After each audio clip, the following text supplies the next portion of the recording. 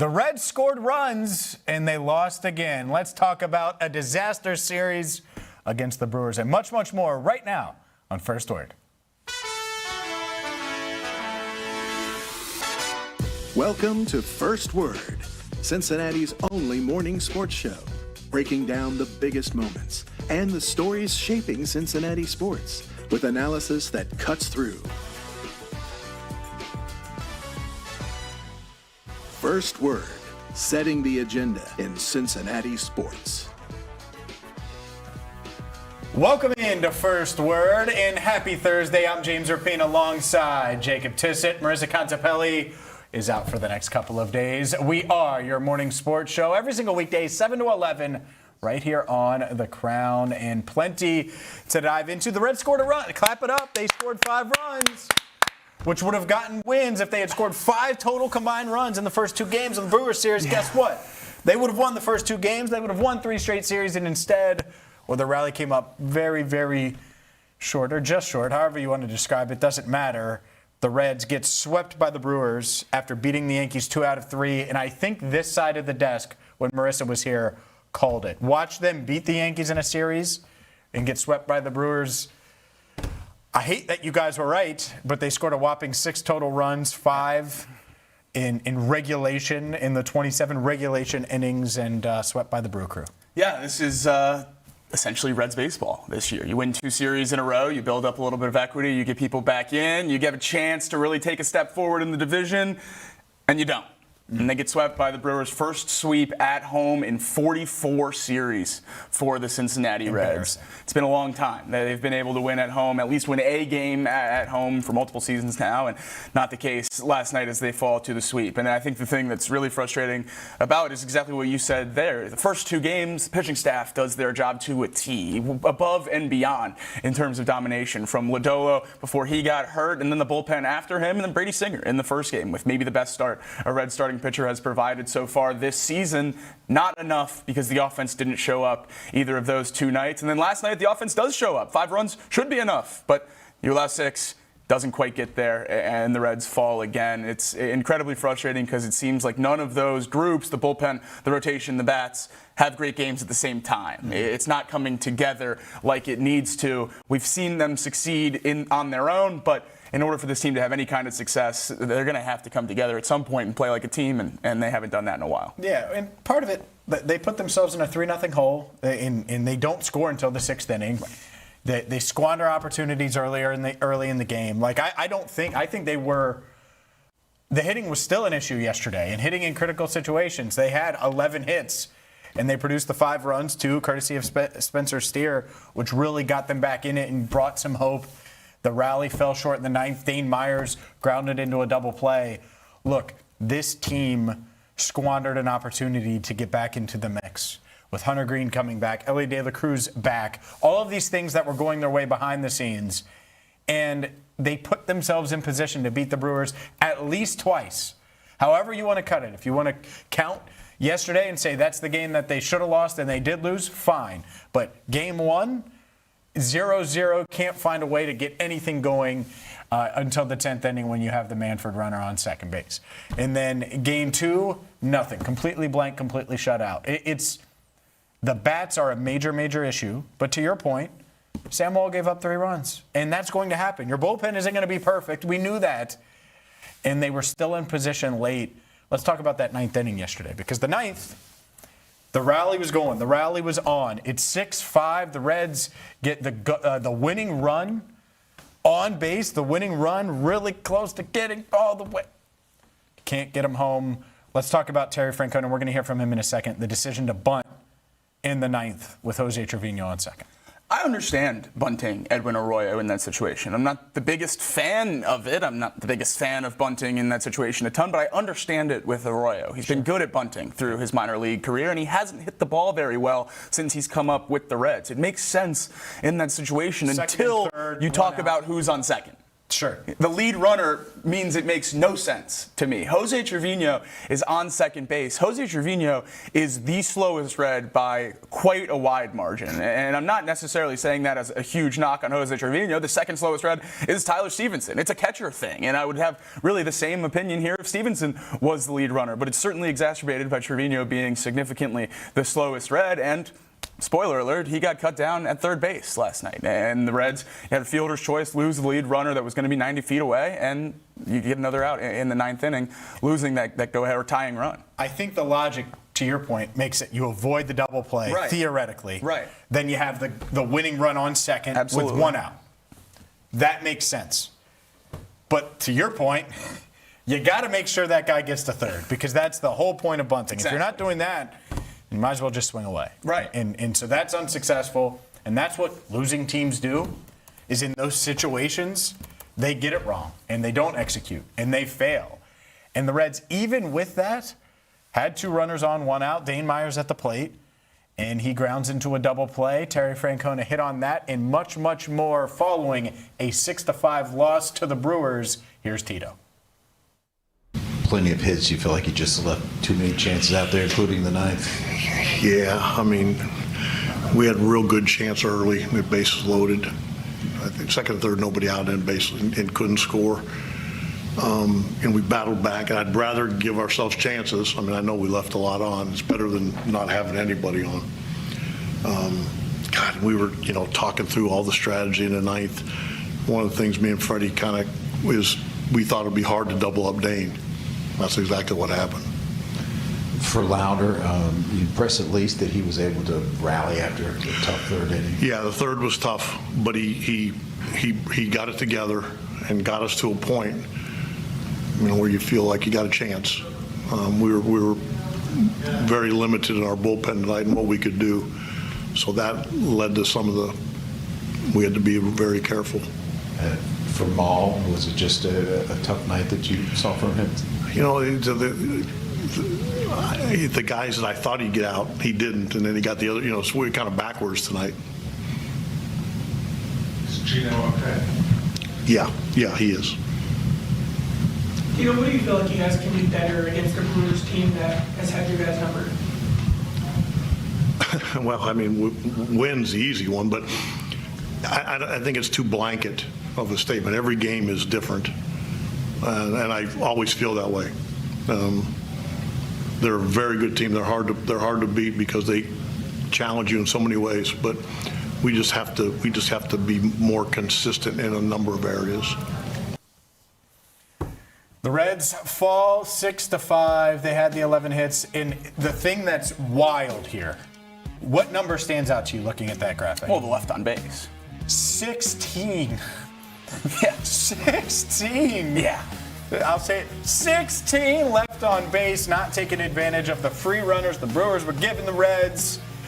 And, well, they get swept. While We Wept is coming up in a bit, but, the Reds get swept by the Brewers. And, man, they just squander an opportunity. And I think in real time, there's no way they should have swept the Brewers. They should have won that series. And the thing that stands out to me, maybe that's why Marisa's off today, 5.5 games back from the wild card spot. Can't sell me on that. 5.5 back from the wild card spot. That might as well be 50 games. Can't sell me on that. My rule's been 5 the whole time. So as long as you put that half on there, no longer it's a big half. Half is everything. It's a big half. But I think that you're absolutely right there. And the thing about this team right now is it's just there's not enough guys you believe in to contribute on the offensive side of things. And when you look at the lineup and you don't really know why people are hitting where they are, and then you think about it, and there's not necessarily better options a ton of the time. And that's where the frustration comes in with, I think, Dane Myers for a lot of people. And hitting last night where he did, he was hitting third in the lineup, which I think was head-scratching for a lot of people going in when that lineup was posted yesterday, but played all right until the ninth, and he grounded into a double play to effectively, to end the game there. And the thing that really caught me off guard was Francona after the game saying they didn't expect Dane Myers to ground into a double play there. And I understand the sentiment. Why? He's been a good player. Yeah. Dane Myers is quite literally the most likely person to ground into a double play. Over the last 2 seasons, Dane Myers has hit into 16 double plays in under 420 at-bats. There are only 5 people with less at-bats and more double plays in that time frame. 3 of those are primary catchers. And that's exactly what I was just saying about Trevino and Stevenson. Catchers are slower, and they lend themselves to those types of plays. Dean Myers is a center fielder. He's supposed to be one of the better fielders on this team, and speed is supposed to be one of his assets. So the fact that double plays have become this frequent is a huge problem, especially over a sample size as big as the last 2 years. And there was a hesitation on the game-ending double play. There's a little stutter there by the shortstop. Like, he had a chance to beat it out, didn't beat it out. And that's kind of the theme right now. It is there, we just heard from Tito, where's your frustration level, the Jacob Tissot frustration level with Terry Francona? Because you are very much an analytical-based, look at the numbers, dive into baseball savant, do those things. He's known as an awesome Hall of Fame manager for sure. Where are you at right now with Tito? Frustrated. Frustration is continuing to grow. The Reds are now under 500 in the Francona era. Dropped a game below over the last 2 seasons yesterday. 120 and 121 now since Francona took over as manager. And I still think Francona is a great manager, certainly a Hall of Famer. You're absolutely right. I don't think he's the best manager for the modern game of baseball, especially the way the Reds roster is created. I think he would thrive with a team like the Phillies or the Yankees, where you have talent and you just have to push a few buttons here or there to make things work. I think the analytics and things like that have to come into play more often when you need to steal base runners and runs. We talk about this team, this lineup, this roster construction, and how it's not really close to where it needs to be a relative contender in the Central or in the league overall when it comes to October and playoff time. Well, the way you do that is you fight the splits. You pull pinch hitters here and there. You steal and you're aggressive on the bases. You play small ball when it makes sense. You have to be creative to create the runs and the base runners for a team like the Reds when you don't have the star power in the lineup to consistently produce those big-time plays. And I don't necessarily know that Francona's there. I think the loyalty has been a big thing with him since he got here. We saw that through the 40 games to start the season that TJ Friedl was leading off and playing center field before he got sent down. Now, I think there's some stubbornness to move to a lot of these young guys and see what they can do. And I think that might be, fed into a little bit by the struggles a lot of those high prospects have had since they came up here, and that's completely fair. But it's not like these other stars have been, or stars is certainly a stretch. It's not like these other veterans have been performing at a super high level to justify them continuing to have daily spots. So my frustration is certainly growing with Terry Francona, but at the end of the day, the Reds roster and the Reds lineup is not good enough to compete. So it's certainly not fair to put all the blame on a manager in a situation like this. No, it's tough because the margin for error isn't there, to your point. And I think this is how I would approach it, is you're trying to push the right buttons. And when you're doing that and there's pressure to do that, and 8 out of the 10 could be wrong buttons where you're going to get it wrong more than you're going to get it right. At the same time, Chris Valaika taking heat. Yeah. Okay, fine. Well, how much is it Valaika versus how much is it that not enough talent? And I think it's a very Bengals side of it right now, where the Lou Anarumo defense and getting out Golden in, but they didn't add talent. Like, it's a very similar conversation in that way. One guy that has talent, that's had an up and down season, that's battled through it, is Rhett Lauder. And look, he pitched 5 2/3 innings, gave up the 3 runs. It's always a couple of pitches for him that kind of changes things. Here's Rhett after yesterday's loss. In all that, it was a tough third inning for you, but at least you got past that and you got semi-deep into the game. Was that encouraging for you? Yeah, I feel like it was a good bounce back and kind of stayed on the attack, even despite that. And kind of overall, I felt like I filled up the zone pretty good. It's just got to keep the ball in the yard there and give us a better chance. Can you take us through those back-to-back at-bats, the Contreras and Bowers there in the third? Yeah, kind of just left the sinker to Contreras a little bit over the plate. It got in a little bit up, kind of more up than I wanted it. But, and then, yeah, I guess you could say the same, little middle for the changeup to him. So, wish you could have him back, but just stay on the attack from there. How hard has this stretch of games been the last few weeks for you guys? Yeah, it's tough. We just got to keep playing hard and, keep staying in it like we did tonight, but one of them will go our way. But ultimately, we can't feel sorry for ourselves because of this stretch or anything. Good baseball could be right around the corner, and we just got to keep showing up every single day and playing hard and never give up. I mean, that's how I see every outing, and I think that's how we should approach it as a team. Get punched in the face, and then you just got to get back up. And this game, there's just way too many games to just give up. Do you feel like you're kind of getting back to where you're comfortable, where you are, where you should be? Yeah, I mean, I feel good. I feel like I'm doing things that I wasn't doing earlier in the year, and even like right before I got hurt. Some of the process stuff, I feel like I'm doing a better job of, but ultimately you need to win games and keep runs off the board. But I mean, I'm just going to go out there and do what I can control and fill up the zone, got ahead, but keep the ball in the yard, keep runs off the board, and give us a better chance to win. The Reds, well, they had a chance. They had their chances against the Brewers. That's all you can ask for, and they blew it. That's the bottom line. They blew it. They are, well, a long ways back, even 5.5 back in the wild card race. We will continue the Reds conversation and dive into a bunch of craziness when it comes to Caitlin Clark and much, much more. While You Slept is next, right here on First Word.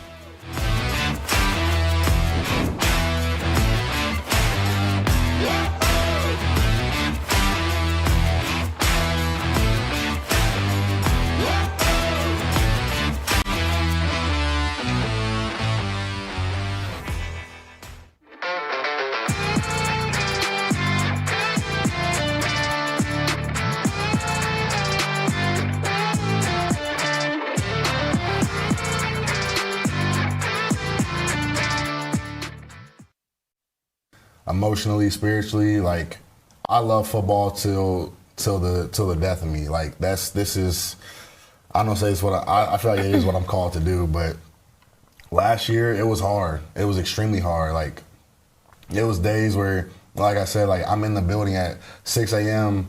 drawing up plays, preparing for the Miami Dolphins because they have a really complex offense. I'm just like, dang, I cannot figure this out. Because they do a lot of stuff with their fullbacks, and like I said, I've never seen a fullback in my life up until last year. So last year was the hardest year of my life. But thinking about where I am right now, it's like I said, it's night and day. But I'm so confident because of what I went through last year, and I would go home last year. I'm just dang, this is tough. But I'm trying to be a leader. I'm obviously not trying to show that to the guys, because I love playing football. I love where I am. I love being in Cincinnati. I love the guys that I get to go to work with. But it was a long year, and I just try to show up every single day with the right mindset and be the leader that I was brought here to be. And but it was a tough year. But thinking about this year, oh my gosh, I literally. I have a smile on my face the whole time I'm in the building. And that's gonna. I know it's easy to say in June, but I'm gonna have that until February. Truly, I'm so confident this year, so much more confident. So it's gonna be fun. Still have a long way to go, but we're trending in the right direction.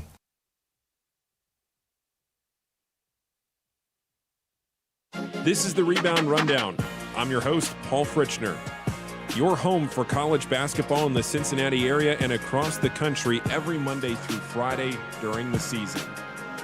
Previews, recaps, breakdowns, interviews, and more. You can find it all right here. Your one-stop shop for a quick dose of college hoops on your morning commute. Make sure to subscribe on YouTube and wherever you get your podcasts. Every morning, Cincinnati wakes up and gets to work. Companies are built, deals are made, restaurants open, ideas become careers, and every day the people behind it all sit down at the working lunch. Founders, CEOs, entrepreneurs, community leaders, the people building Cincinnati. The Working Lunch with Jack Crumley, weekdays, noon to 1, only on The Crown.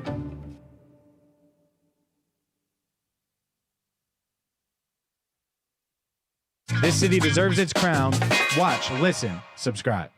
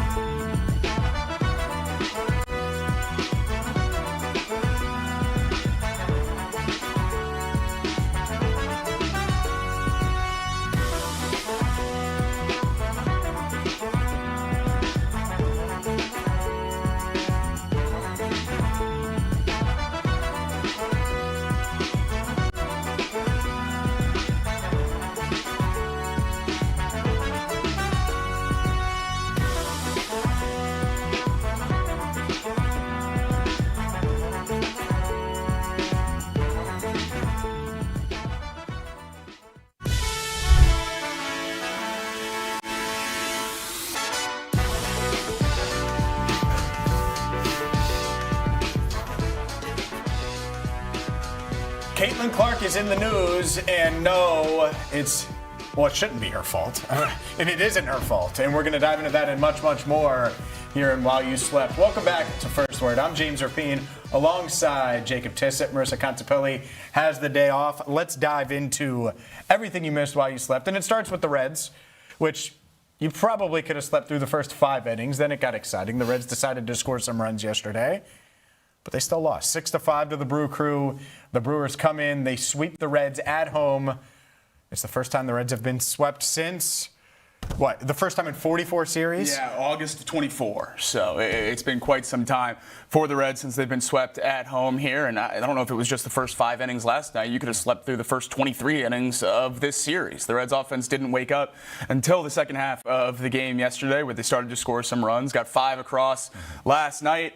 And that was 4 more than they got across in the first 2 games. And that's where the frustration lies, is the offense finally shows up. If you want to call 5 runs, the offense showing up. And the pitching staff allows 6. So the Reds unable to get a victory in this series when 2 runs would have at least forced the other 2 games to go a little longer. And that's the thing with this Reds team, is you never know what it's going to be. You don't know if it's going to be the bullpen. You don't know if it's going to be the offense disappearing. You don't know if it's going to be a starter giving you 3 innings. But whatever it is, there's usually something with this team. And over the last month and a half, it's all shown its ugly head. No doubt about it. I mean, when they get elite starting pitching or the bullpen pitches well, the hitting doesn't show up.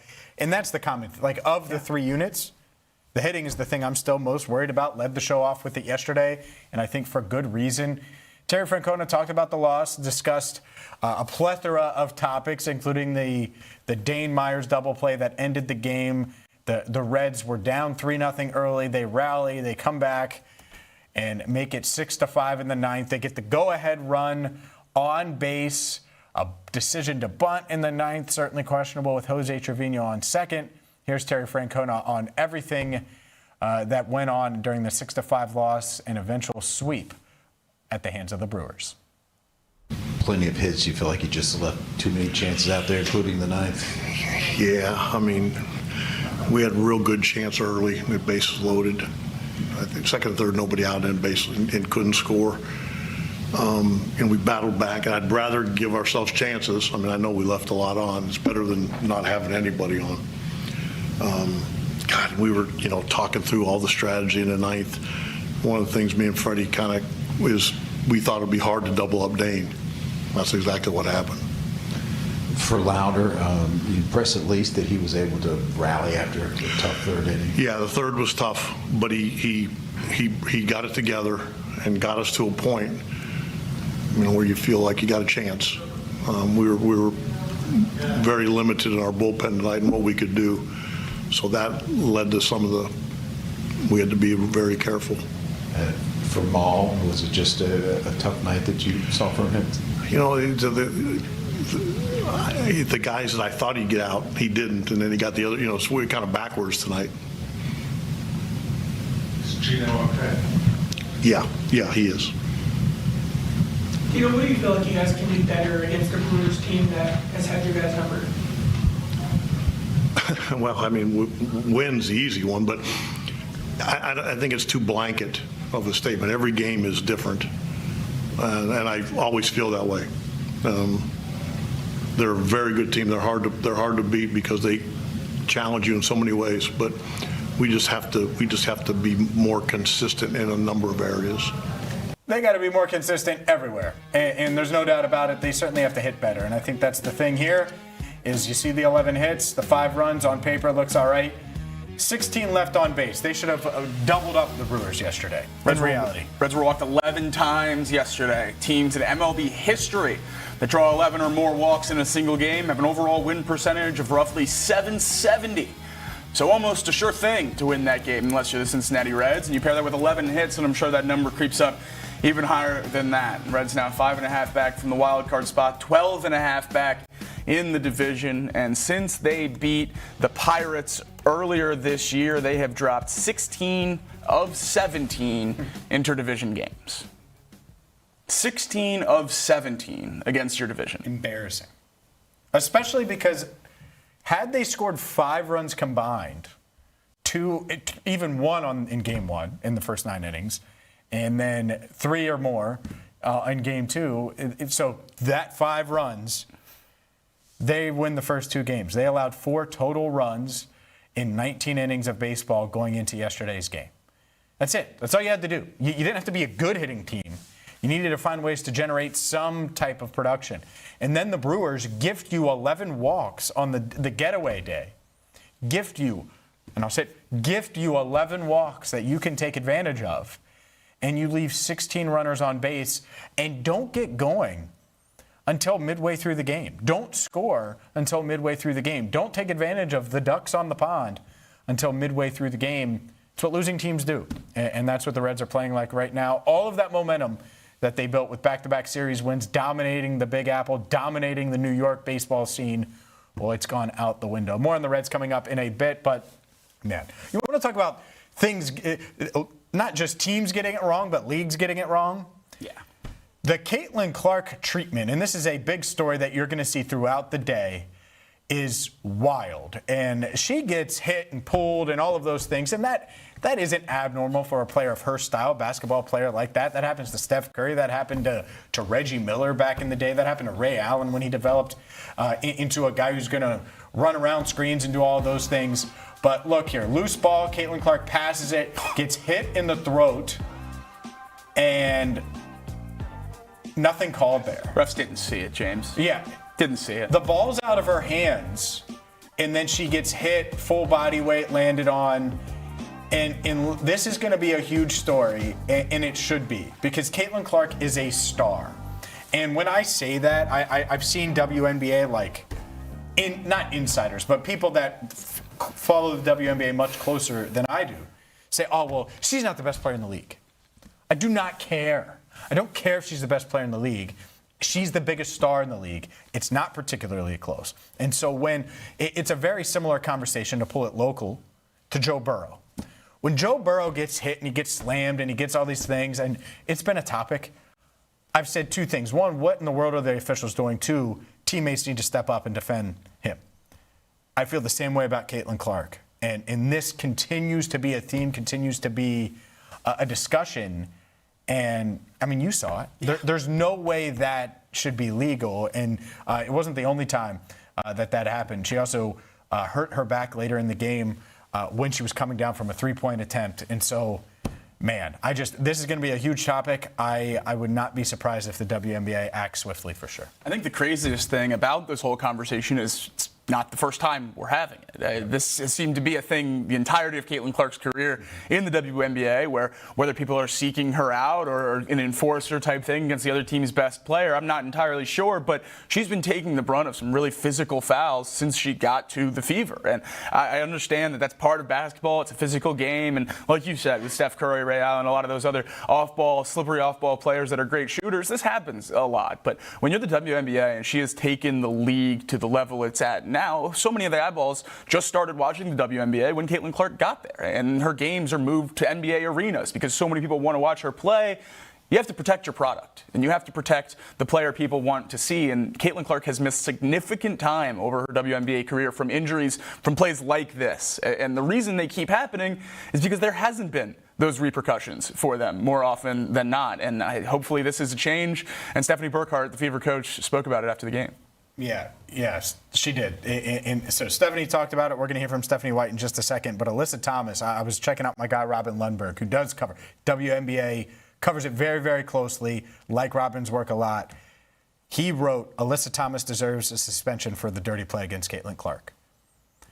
You have to set an example if you're this league, because Caitlin Clark is a star. For example, my second cousin is like a 15-year-old basketball player who's been idolizing Caitlin Clark for like 7 years.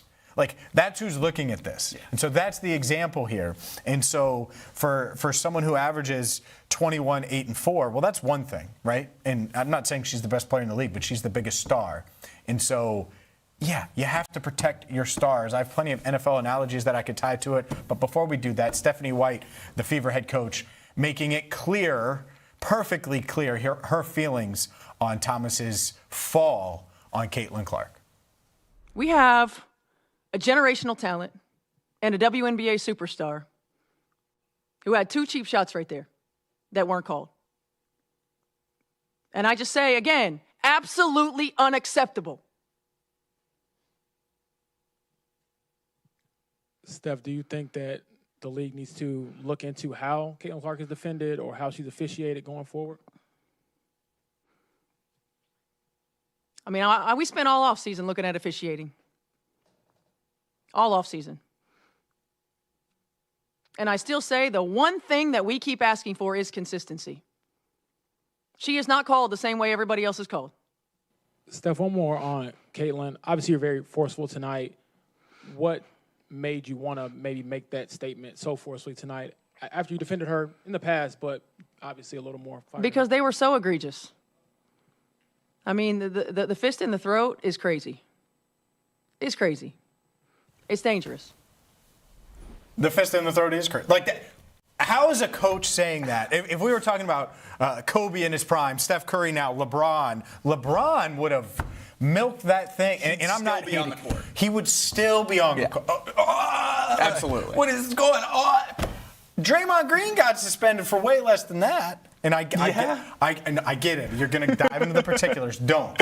The point is, your biggest star, I was thinking about it this morning. This would be like, you don't remember this. You definitely remember Michael Vick in general.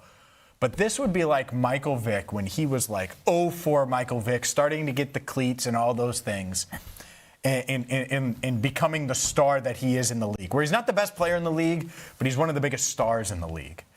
And Michael Strahan just absolutely going out of his way to have a dirty play, putting his entire body weight on, like doing that. Like I was trying to think of an analogy, and there's not a perfect one.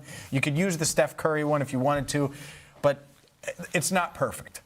But the point is, Caitlin Clark is a huge star, and there's no way this should happen and continue to happen, and she gets beat up, and she has been hurt, and all of those things. It's going to hurt the game.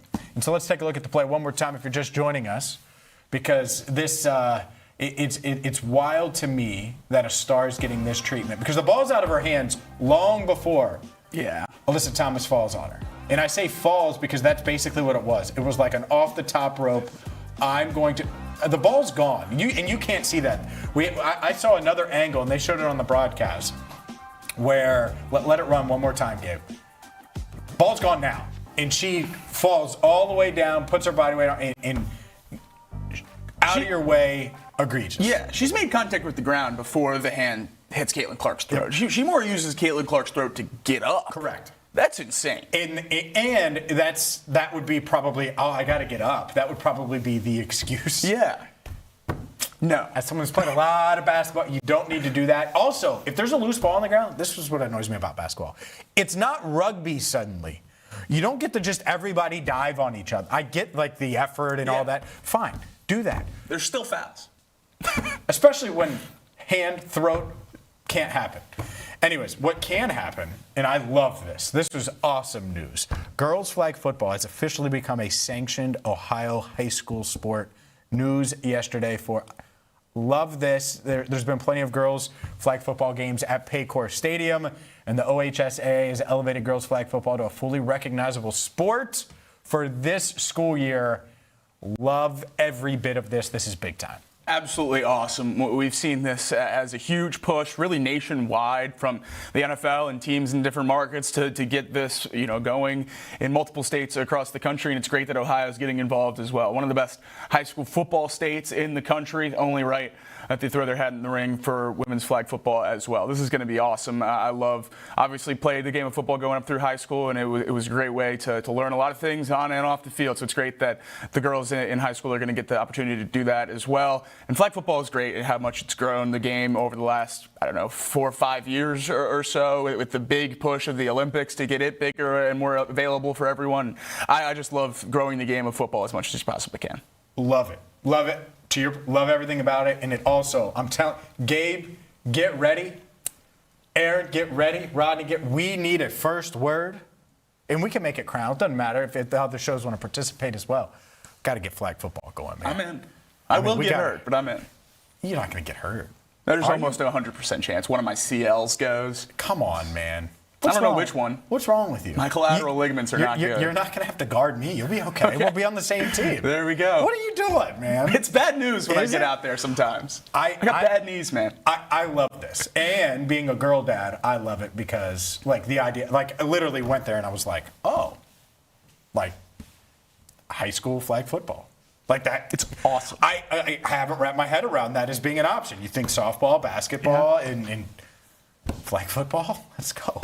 Guess what? Doesn't matter how good she gets, not going to be able to cover me. I have a feeling there's a Coach James in your future. You get a whistle and a clipboard on the coach flag football coach sideline? / player. Can we do both? In the backyard. In the backyard, player manager, as Gabe says. Yes. Yeah, I love that. We have plenty to get to. We'll dive back into the Reds coming up in a bit. We also have some Bengals. And a Bengals topic that you're thinking in the back of your mind, well, we're going to bring it to the front of your mind next, right here on First Word.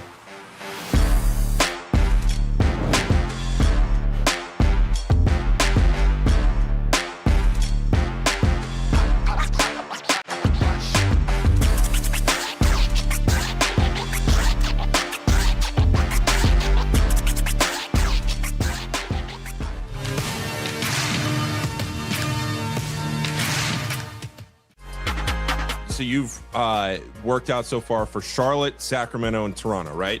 Those are the 3 you've done. So Charlotte, Sacramento, Toronto. Take us through what a workout looks like, right? You post your jersey, post the practice jersey, you say another one, and you have the opportunity to go work out in front of those teams. But, you know, what does that workout look like? What do these teams want to see out of you?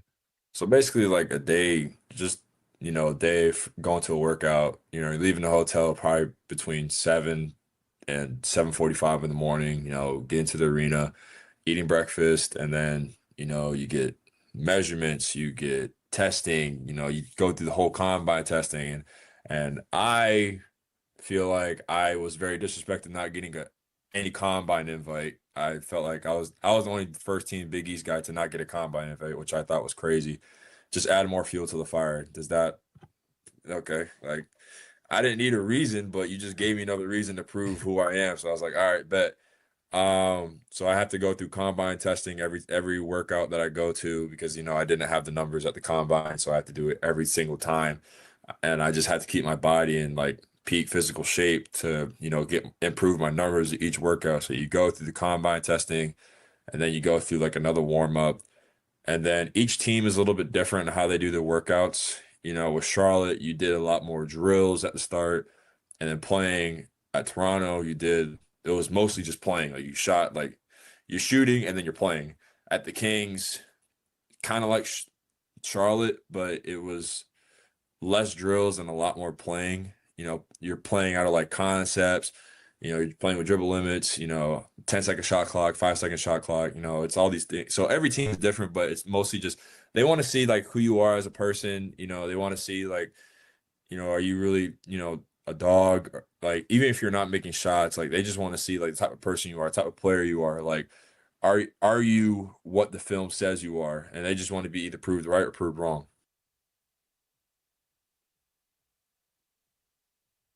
I think it's too big of a deal. I'm going to raise my hand. All right. Permission to speak. Did he or did he not get excited when Joe was putting that extra work in on Monday? Oh, it was great. The happiest I think I've seen him like all week. For 45 minutes of extra. It was awesome. Right now, you can just tell. He could have put the normal amount of work in the next 2 days. Just if I'm looking at it for if argument's Joe sake, wanted to throw the next 2 days, he would throw the next 2 days. But he clearly wanted to throw more because he stayed after and threw. And he did. And he threw yesterday. Joe wants to work. He can throw. I'm just saying. I'm sure he will throw over the next 6 Do you weeks. think Joe really wanted to cancel minicamp early? No, probably not. But I would imagine that he's fine with it, or it wouldn't have been canceled. Oh, you think? I don't know about that. I don't think Zach's like, hey. Not just. This is a hard thing to not have a conversation with anyone on the team about, though, right? Sure, like vibes-wise, we got everything we need to get done, that stuff. That's what I mean. Oh, sure. Not asking for permission. Correct. Yeah. Well, yeah. I was going to say that didn't happen. Please. Yeah. No, I'm not saying that. But it's a collaborative conversation between the players that have been deemed the leaders of the team. I would hope that for any organization across any professional league, honestly, at this point, if you're giving these guys captain's patches on their jerseys, they should have meetings and conversations about this kind of stuff. So I would imagine that there was at least some kind of collaboration there to come to this conclusion, and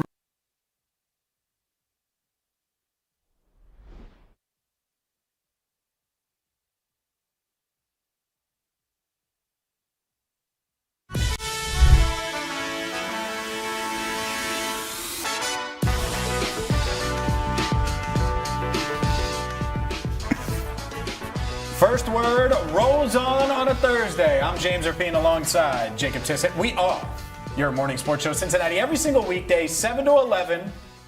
Always open. Right here on The Crown. And we are certainly missing Marisa Contipelli after that. Always open with a question mark. Maybe if you're in coverage, there wouldn't be a question. Me, yeah, you're right. There'd be a question. If you're running the route, locking up. 50-50 ball. Call me T. I'm good. I'm not going to call you T. I'm not going to call you T one bit. But you are a former defensive lineman, and so it's a good time to bring up defensive linemen. Yes. And I think that this is something that has been on your mind, Bengals fans, really from the day it happened, but certainly after watching him this offseason. So I'm going to pose the question to you in the live chat on YouTube. So if you're watching live, make sure you chime in. I will read your responses here. But I'm going to ask you, because Trey Hendrickson signed with the Baltimore Ravens. And he signed with the Baltimore Ravens like 12 hours after they punted Max Crosby back to Vegas. Yeah. After they bounced back. We're not making this trade. We're not comfortable with it because we know we can get Trey Hendrickson. And they got Trey Hendrickson, and they think that Trey Hendrickson is going to help solve their pass rush issues. And yet I think that there are Bengals fans that will see him in a Ravens uniform and strictly say, oh, this is the washed version of Trey Hendrickson. This is the well past this prime Trey Hendrickson. This is the guy that is going to cost the Ravens. I'm not saying that, to be clear. I do have thoughts, though. But first, Jacob Tissot, your thoughts. Is Trey washed when you see these photos? Can I say it? You can say whatever you want. He looks washed in the photos. I mean, this is Brooklyn Nets, Kevin Garnett. This is Tennessee Titans, Julio Jones. Ravens, DeAndre Hopkins, if you will. It's just that end of the career jersey guy that it just doesn't look right. And maybe that's partially because he was playing for the Bengals in so many big games against the Ravens. It's still not quite clicking for me that he's in Baltimore. It's going to be weird to see him suit up there week one. But Seahawks TO. All of these, before my time, but absolutely a Seahawks TO comp there. Celtics Shaq, Cavs Shaq, Suns Shaq. All the Shaqs. Yeah, I mean, he's in that group for me when I see these pictures. And Magic Patrick Ewing. Magic Patrick Ewing is a great shout. Yeah, that's a big one for sure. But I think Trey is getting there, and maybe that can obviously be quelled with any kind of significant production this year, which I think he certainly still has some juice off the edge. We'll get into some stat predictions later. But when I saw those pictures, it really shocked me how washed I thought he looked going into next year. Gabe, can we pull up the picture one more time? Because I have a question, and it's not necessarily about Trey. What are those numbers, Ravens? Yeah. Those numbers look like some weird AI-generated... Like, what is that? Yeah. They tweak those, and they don't look good. I was much higher on the Ravens uniforms after release than I have been through the new pictures. Like, those don't look good. I don't love the numbers font. I don't love the collar. I think it looks kind of weird. So I wonder, is it Trey looks washed, or is it the Ravens uniforms stink? Could be. And it might be that. It might just be stinky uniforms. Certainly plays into it. Ravens, if it ain't broke, don't fix it. I think the Ravens had some pretty good uniforms, and they changed them to these. We'll see how they go. It doesn't feel like they match the helmet. No. The helmet feels off now. You keep I like the helmet. The older era helmet with the incredibly modern looking jerseys. I don't think it meshes well. I do think they're all black jerseys with that all black helmet are one of the coolest alternates in the league, but that's not what we're looking at here. And these purples are certainly a lot worse than the old purples, and I think that's playing into the Trey Hendrickson image as well. But couldn't find the clip yesterday, but there's some pass rush clips of Trey as well that's playing into this thing. I think they were deleted. They have been. That's why I couldn't find it. Yeah, I tried to find it I knew where to look. I tried to find it too. How many sacks does Trey get this year? Because it's one thing to say, he looks weird in the Ravens uniform. The Ravens uniform stink. He looks washed because he's past 30 and he's in a new uniform and we're not used to it and it's abnormal. But I think we both think Trey's still talented. No question. If he was on the Bengals, we'd be like, he's going to get sacks. So how many sacks do you think he gets for Baltimore? 7.5, 8. That's much lower than you were 2 months ago. Single digits? Single digits. Yeah. Lock it up? Lock it up. Single digit sacks. Gabe, I hope you're rolling. Single digit sacks for Trey Hendrickson this year. Wow. Man. Yeah, Aaron, clip it. Clip it, Aaron. Single digit sacks for Trey. She looked up like, what? I'm just kidding, Aaron. It's not a big deal. Single digit. Yeah. Okay. When we were talking about what Trey Hendrickson was going to get in Baltimore, it was before they changed a lot of their defensive line. I mean, Nnamdi Madubuike was still having neck surgery and not back yet. He's one of the best pass rushing interior D linemen in the league. I think Hendrickson. Trey? I think he's going to be a more rotational player than he was here. And I think he's going to be a great pass rusher there. I just don't think Trey's going to be on the field a whole bunch as the main edge rusher there. So I think the sack production will go down. Yeah. That's interesting. All right, single digit.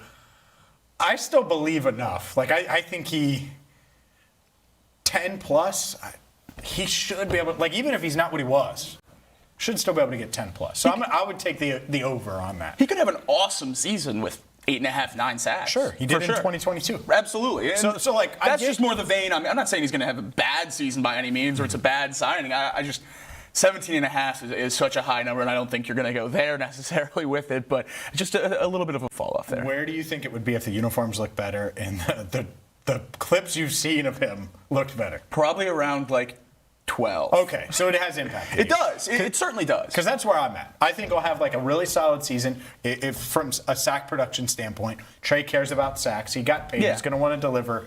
And I think he'll get a decent amount of sacks. It won't be 17. Right. 12?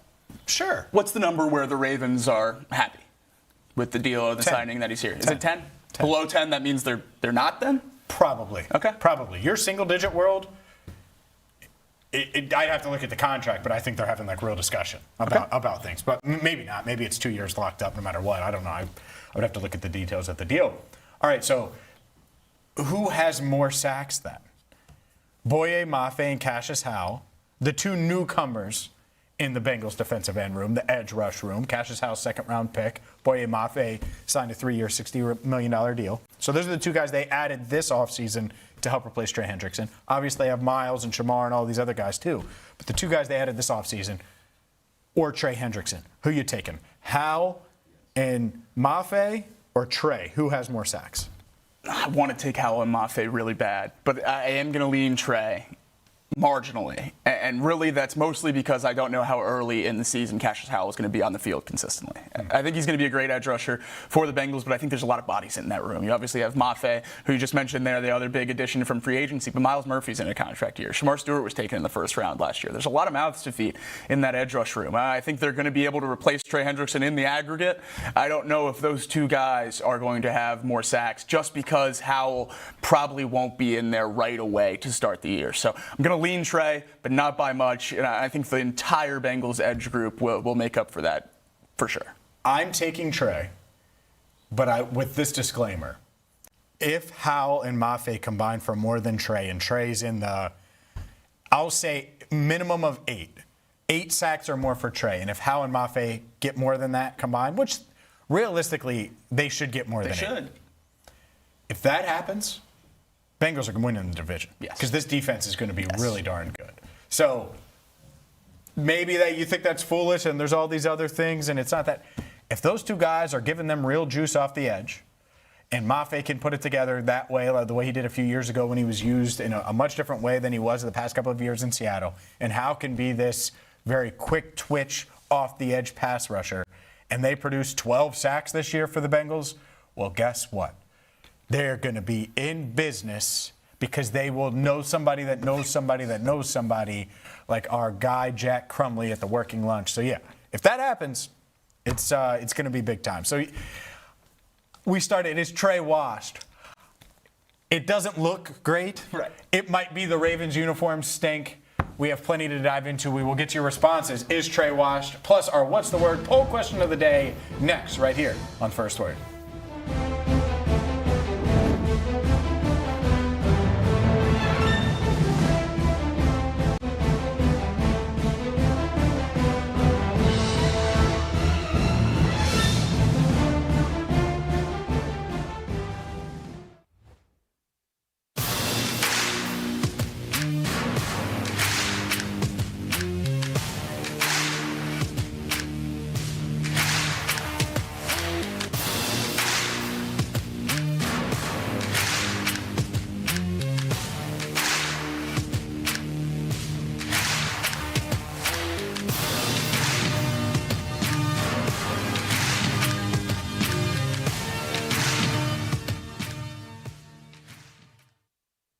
about us, and then First Word talked about him.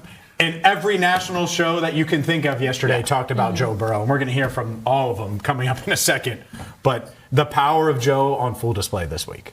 Yeah, absolutely. And this is the goal. And this is what changes when you have a quarterback like this and a team like the Bengals. You get talked about differently. And that's what the frustration's been over the last 3 years, is that the Bengals should have been better and should have been striving for higher goals than they were in the last couple of years. And now there's a roster that matches that. And that's where a lot of the excitement comes from Joe and the rest of the locker room as well, is I finally feel like, especially from the offensive side of the ball, they have a defense to match now. And they can compete for a championship. And you can really feel the excitement. And it's not just Joe, even though his quotes are what we hold on to the most, probably. Everyone continually says how excited they are about this team, and I think we should all feel the same way. We should. And when Joe Burrow speaks, everyone is listening. And I love how Joe said in his presser that he wants the Bengals to be in the conversation. He wants everyone talking about this team nationally. Much different kind of tone and feel that we heard out of Burrow this week. Yeah, no doubt about it. And I think when he says something that is a bit different, because you're right, he's a star quarterback.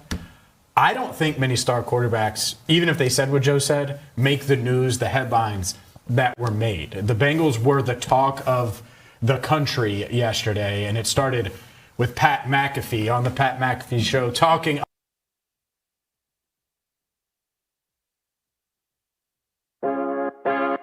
Hi, my name is Natalie Jones, just your typical 40-year-old Cincinnati girl. Although, no, I'm not married or divorced. I don't have any kids, and I don't live in the neighborhood I grew up in, which is the West Side, by the way. But what I do have is a lot of freaking time, and I've been using it well. So come along with me on this grand adventure, because I've been trying all the new around town that you need to know about. This is Nat Tries That.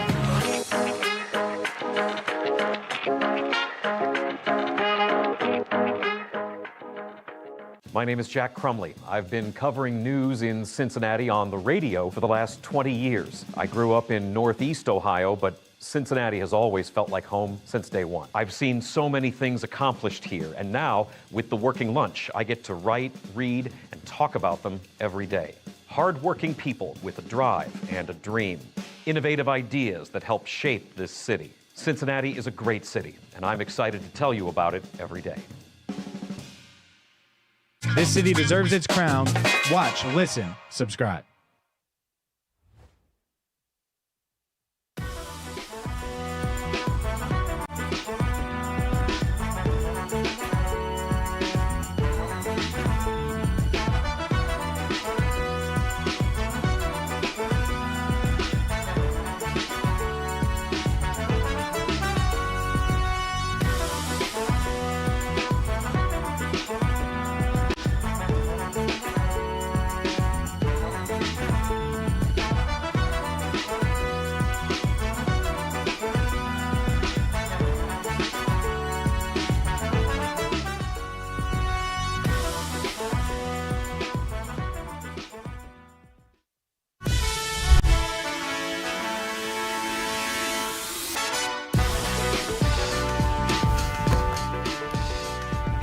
Let's take a look at the What's the Word poll question of the day coming up in just a second. But a reminder, you can catch us live on YouTube, where plenty of you have. Also on the Rock Entertainment Sports Network, streaming live on X at First Word Cincy, live on Facebook. And of course, if you miss a show, doesn't matter. We got you covered. Spotify, Apple, Google. And it's not just us. It's the Working Lunch with Jack Crumley every single weekday, noon to 1. The Nat Jones Show and Rebound Rundown with Paul Fritchner, wherever you get your podcast and on YouTube. Let's dive into today's poll question, and it involves the Reds, and it involves Elly De La Cruz. Did the Reds make the right decision when they sent Will Benson down and in place of Elly when they activated him from the injured list? And let's take a look at those results here on First Word, where I got to be honest, there's a lot of back and forth with this poll question. Yeah. And there we go. All right, so 42.6% of you say yes, it was the right move. 40.7% say no, it should have been McClain. We have more on Matt McClain coming up and how the Reds plan on using him moving forward. 9.3% no, it should have been Arroyo. And 7.4% say other. We'll dive into those comments later. Was this the right move? I think so. And my question the whole time was going to be how they were going to use Edwin Arroyo, because Matt McClain I'm a pretty big Matt McClain fan on all things, even at this point compared to a lot of the rest of the Reds fan base. And I still didn't think he should be the everyday second baseman at this point. It's important to give Edwin Arroyo at bats and keep him in the game. So the first game Ellie was up, Edwin started at second, and I thought that was a great move. McClain last night, so those questions are still arising. But Will Benson barely played before he got sent down, so made sense that he was the move for Ellie. Yep, no doubt about it. We'll dive into that poll question in depth, get to some of your responses later in the show. But up next, is it make or break? A lot of people are going to be playing and coaching for their jobs. According to one former NFL star, we will react to his comments about the Bengals next, right here on First Word.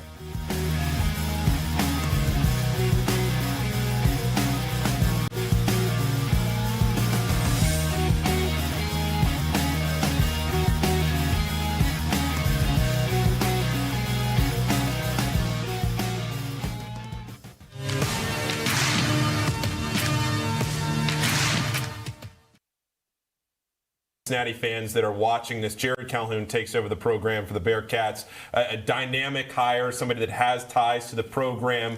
What are your thoughts on Cincinnati going back to the well, getting a Cincinnati guy, and how much he can change that program? Well, I think he's changing it already. I expect Cincinnati basketball to be back on the map. I expect them to be an NCAA tournament program again. And you just look at what he's done in the transfer portal, going all over, bringing a couple of guys with him from Utah State that'll certainly be helpful.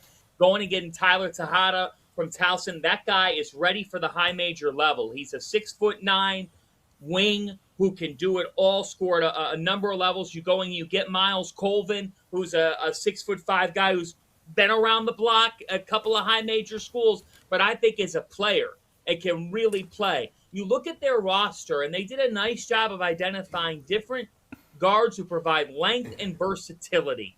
And when you hire Jared Calhoun, it instantly, I think, just changes the complexion of your program because you get one of your guys, he gets the program, he understands the area, and he understands he's a grinder, man. You know, he really is. You do it at Youngstown State, Utah State, you've got something cooking. And I think when you look at what they did with their roster, they did a really nice job. But I can't, to me, the crosstown shootout is about to have new life in Cincinnati.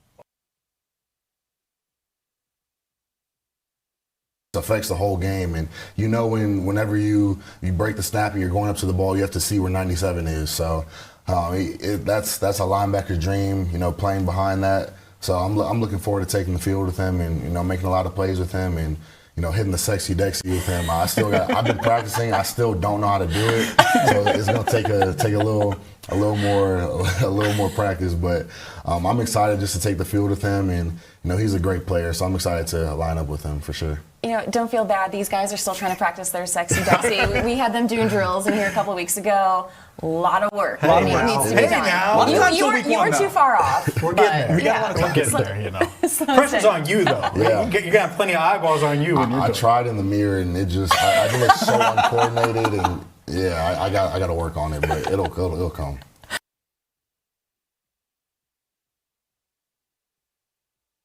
On the radio here in Cincinnati. Cincinnati has always felt like home. Right here on the Crown Network. Out and about in Cincinnati, bringing you these stories that you need to hear in the Queen City.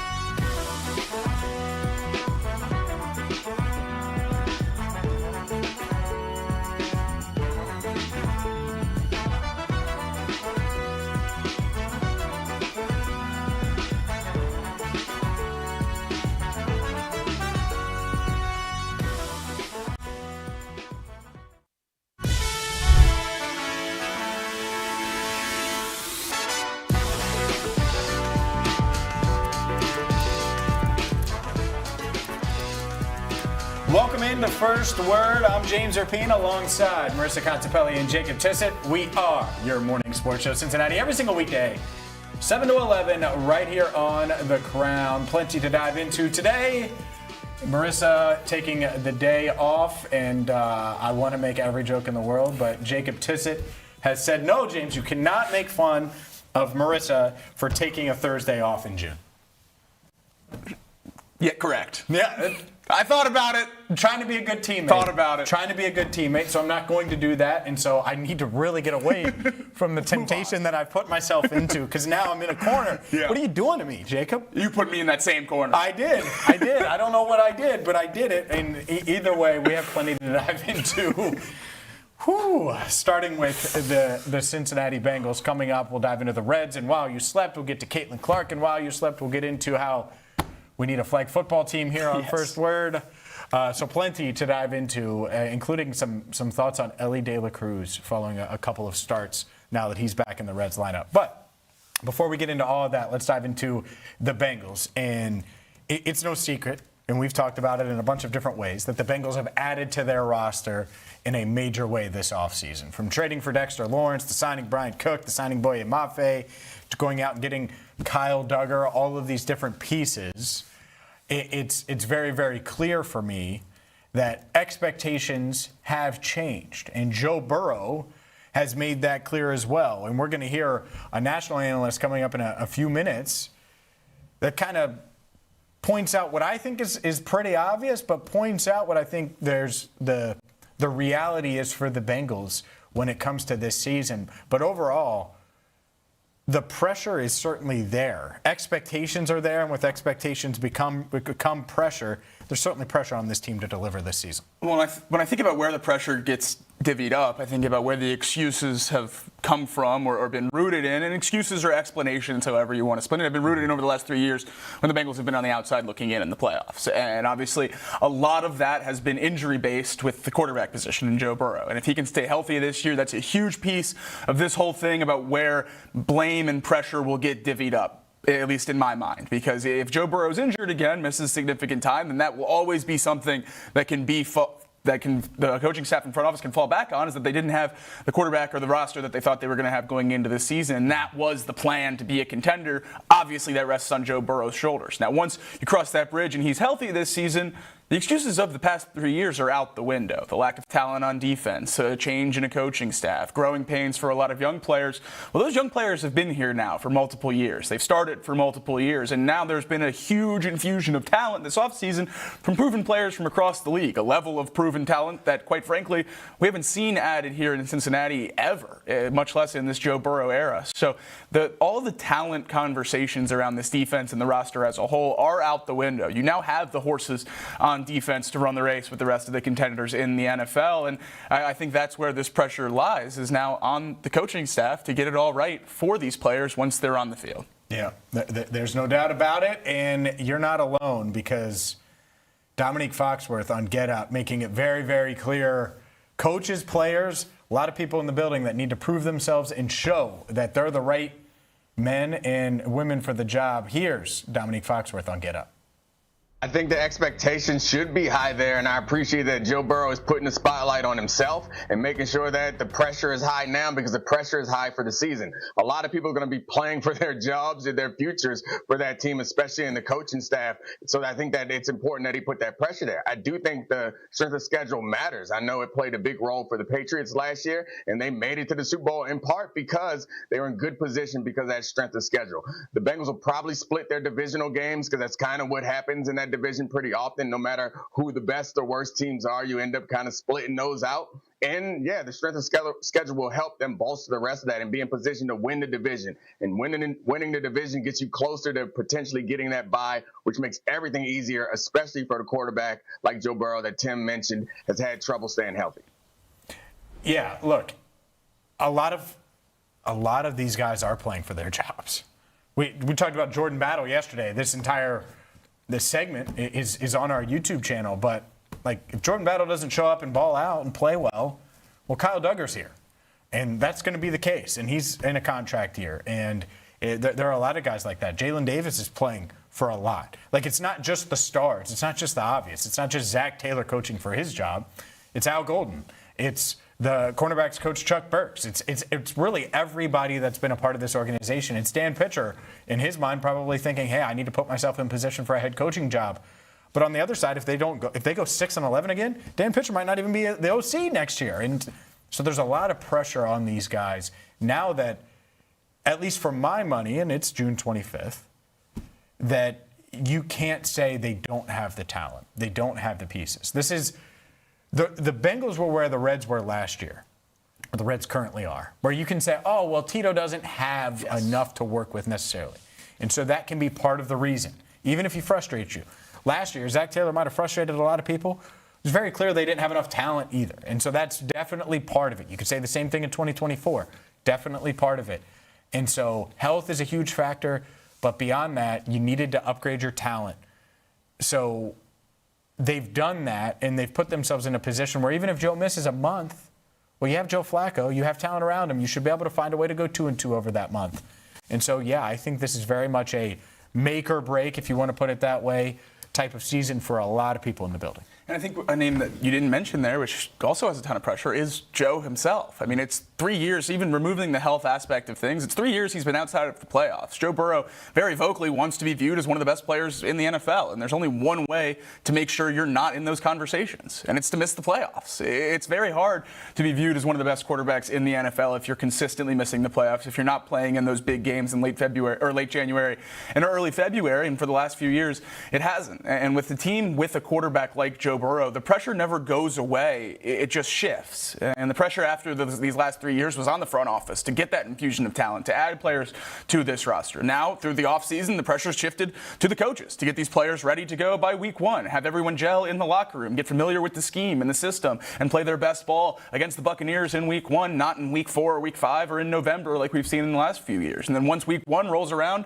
the pressure shifts to the players. You have to execute that game plan. You have to go put your best foot forward, and you have to stay healthy and on the field and play your best ball. And I think that's the exciting thing right now is, at least in June, this is the best job that first group has done so far in getting the roster where it needs to be, getting the talent to where it needs to be. And now the pressure shifts to the coaches before it shifts to the players, and hopefully they keep winning with flying colors here. And that's the thing with this Bengals team this offseason that took a huge step, was it was so far outside of anything his organization has done before, which was the only chance to really shift this pressure. There were so many needs on defense. You had to take big swings to remove that talent point from the conversation about the defense. Well, when you go out a Brian Cook and a Boye Mafe and a Jonathan Allen and a Dexter Lawrence, that's a lot of talent to add to a defense in one offseason. So that talking point goes away, and now you can focus on just playing football, which is something I imagine these guys have wanted to focus on for the last 3 years when there's been injuries and other talking points clouding this team. Yeah, we're going to hear from Joe Burrow later in the show, but I think it's very much for Joe, certainly for the coaching staff, all right, now we can do our job. Yes. Now we can show them. And that's an awesome place to be in. Hey, now the lights are going to be on and we got to work really hard, but we know we're going to have a real chance. And not we have Joe Burrow, count us out at your own risk chance. Like a real chance, hey, we have dogs that we can lean on, consistency on the back end of the defense, a guy in Dexter Lawrence that completely transforms how opposing offenses have to deal with your defense. Like, there's layers to it, and belief is a powerful thing. And they haven't, not that they've never, I was trying to explain this to a few different people over the past few weeks. And I feel like they've always believed, like, hey, on Sunday, on Thursday, on Monday night, we can go out there and win. But when you look around and you're like, dog, awesome player, proven vet, guy who's really hungry to get a ring, and those are all on defense now, like real leaders, real legitimate pieces, not young guys you're hoping can do enough to stay around or prove themselves. That is a powerful, powerful thing. And I think that's it, is the Bengals, not that they didn't believe they could, but now they look at it and they're like, well, we should. And it's a very different line between the two. And so those expectations, I think they have that for themselves as well. And part of that is the moves that they've made. Well, we've seen those expectations shift just from Joe Burrow's press conferences over this offseason. And over the last couple seasons, the point has been pretty consistently, I need to be perfect in order to win these games or make any kind of run in the playoffs. Now, the Buffalo game is a perfect absolutely. Well, there's a ton of examples over the last 3 years. He's the best quarterback on the field with Josh Allen for 3.5 quarters. And if you don't score a touchdown every drive, can't win a game. And now that shifts this year to what he's saying about expectations about this team. Joe Burrow, go win a Super Bowl. It's not the division. It's not make it back to the playoffs. It's not win one game. It's not get back into these conversations as a contender. It's go win. And I think that's just a product of looking around the locker room and seeing those guys and comparing it to the 2019 LSU team and the pressure that was on that team after Joe's first year in Baton Rouge didn't go quite the way as planned. It's pretty similar here in terms of you have all of these guys that should be winning, should be at or near that mountaintop, and for the last 3 seasons they haven't been. Now you have a lot more guys that have been added with that same goal. Obviously, Boy Mafe, Brian Cook, past champions as well, but Jonathan Allen, Dexter Lawrence, a lot of these guys are fighting for their first one after long, productive careers. So adding them to this locker room, leaders and really good players throughout their career with the same goals as the other guys that are stars in this locker room, I think is a great way to just light that flame and really push everyone forward into this season and give the best effort for the Cincinnati Bengals. Yeah, it's fun, it's exciting, and I totally agree with Dominic Foxworth. There are a lot of players and coaches coaching and playing for their job, and guess what? If you feel like you have a chance and you're in position to succeed, that's how you want it. That's how you want it. That's what you ask for. And you feel that each and every day. Plenty to dive into when it comes to the Cincinnati Bengals. We'll also dive into Ellie De La Cruz coming up. But up next, we got to get to the Reds. They lost again. Plus, Caitlin Clark, what are you doing, WNBA? That and more while you slept is next right here on First Word.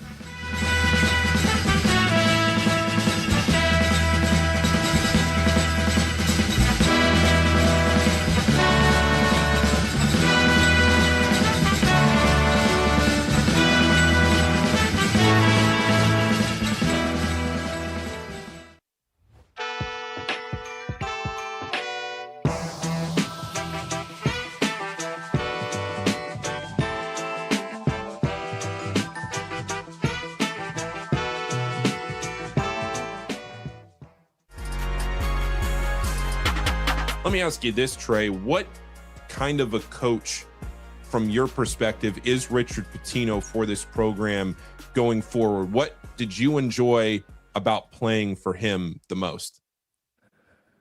I think the most important thing, I think, this is very important if you want to play for a coach that's serious. I think he's going to keep it real 100% of the time. It doesn't matter who's the highest paid guy. It doesn't matter who averages the most. If you're not doing what you need to do, you will not see the court. And he keeps it as real as that. He will cuss you out. He'll tell you you're being lazy. He'll call you a bunch of things that I can't say on here. Like he's not afraid to, belittle you, but then bring you back up. Like he'll belittle you and then he'll bring you right back up. Like he'll be like, you need to stop. I remember this play. I remember this play like it was yesterday. I messed up a coverage with Jovan. He was hedging and I said switch, which wasn't the right thing. And he chewed me out. He's like, "Are you confused? What are you doing? Are you confused? Like, what are we doing?" That's the PG version, by the way.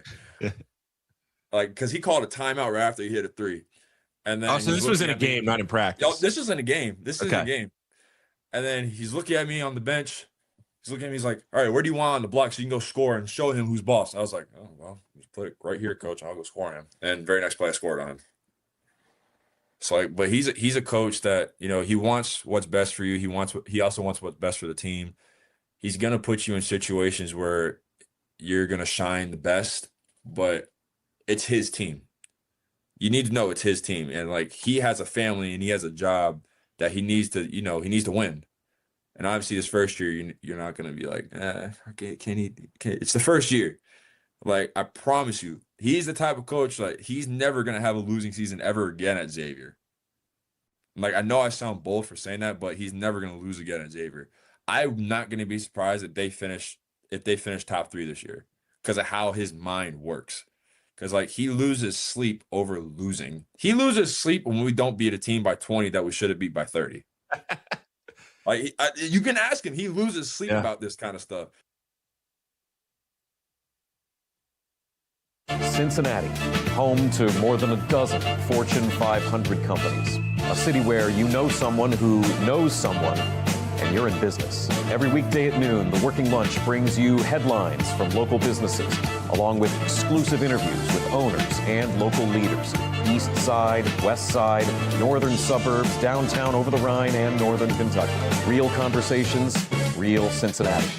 The Working Lunch with Jack Crumley. Weekdays at noon, only on The Crown. This city deserves its crown. Watch, listen, subscribe.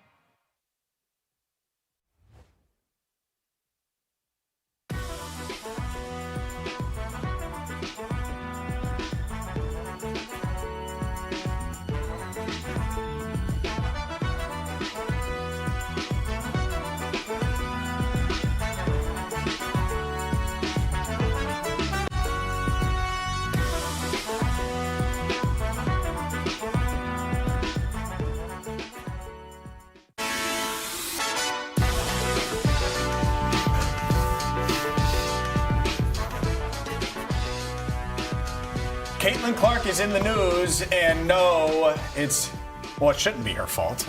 And it isn't her fault. And we're going to dive into that and much, much more here in While You Slept. Welcome back to First Word. I'm James Rapien, alongside Jacob Tissot. Marisa Contipelli has the day off. Let's dive into everything you missed while you slept. And it starts with the Reds, which you probably could have slept through the first 5 innings. Then it got exciting. The Reds decided to score some runs yesterday, but they still lost 6-5 to the Brew Crew. The Brewers come in, they sweep the Reds at home. It's the first time the Reds have been swept since, the first time in 44 series? Yeah, August of 24. So it's been quite some time for the Reds since they've been swept at home here. And I don't know if it was just the first 5 innings last night. You could have slept through the first 23 innings of this series. The Reds offense didn't wake up until the second half of the game yesterday, where they started to score some runs. Got 5 across last night.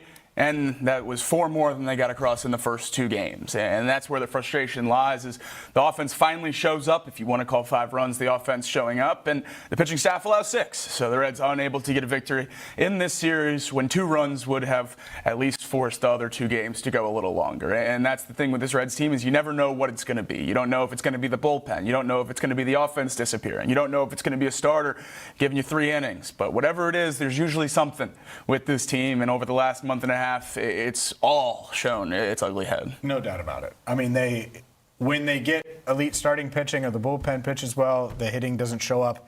And that's the comment. Like, of the 3 units, the hitting is the thing I'm still most worried about. Led the show off with it yesterday, and I think for good reason. Terry Francona talked about the loss, discussed a plethora of topics, including the Dane Myers double play that ended the game. The Reds were down 3-0 early. They rally, they come back and make it 6-5 in the 9th. They get the go-ahead run on base. A decision to bunt in the 9th, certainly questionable with Jose Trevino on second. Here's Terry Francona on everything that went on during the 6-5 loss and eventual sweep at the hands of the Brewers. Plenty of hits. You feel like you just left too many chances out there, including the 9th. Yeah, I mean, we had a real good chance early. The bases loaded. I think second and third, nobody out in base and couldn't score. And we battled back. And I'd rather give ourselves chances. I mean, I know we left a lot on. It's better than not having anybody on. God, we were, talking through all the strategy in the 9th. One of the things me and Freddie kind of was, we thought it'd be hard to double up Dane. That's exactly what happened. For Lauder, you impressed at least that he was able to rally after a tough 3rd inning. Yeah, the 3rd was tough, but he got it together and got us to a point, where you feel like you got a chance. We were very limited in our bullpen tonight and what we could do, so that led to we had to be very careful. For Maul, was it just a tough night that you saw from him? The guys that I thought he'd get out, he didn't, and then he got the other, so we were kind of backwards tonight. Is Gino okay? Yeah, he is. What do you feel like you guys can do better against a Brewers team that has had your guys numbered? Well, I mean, win's the easy one, but I think it's too blanket. of a statement. Every game is different, and I always feel that way. They're a very good team. They're hard to beat because they challenge you in so many ways. But we just have to be more consistent in a number of areas. They got to be more consistent everywhere, and there's no doubt about it. They certainly have to hit better, and I think that's the thing here. Is you see the 11 hits, the 5 runs on paper looks all right.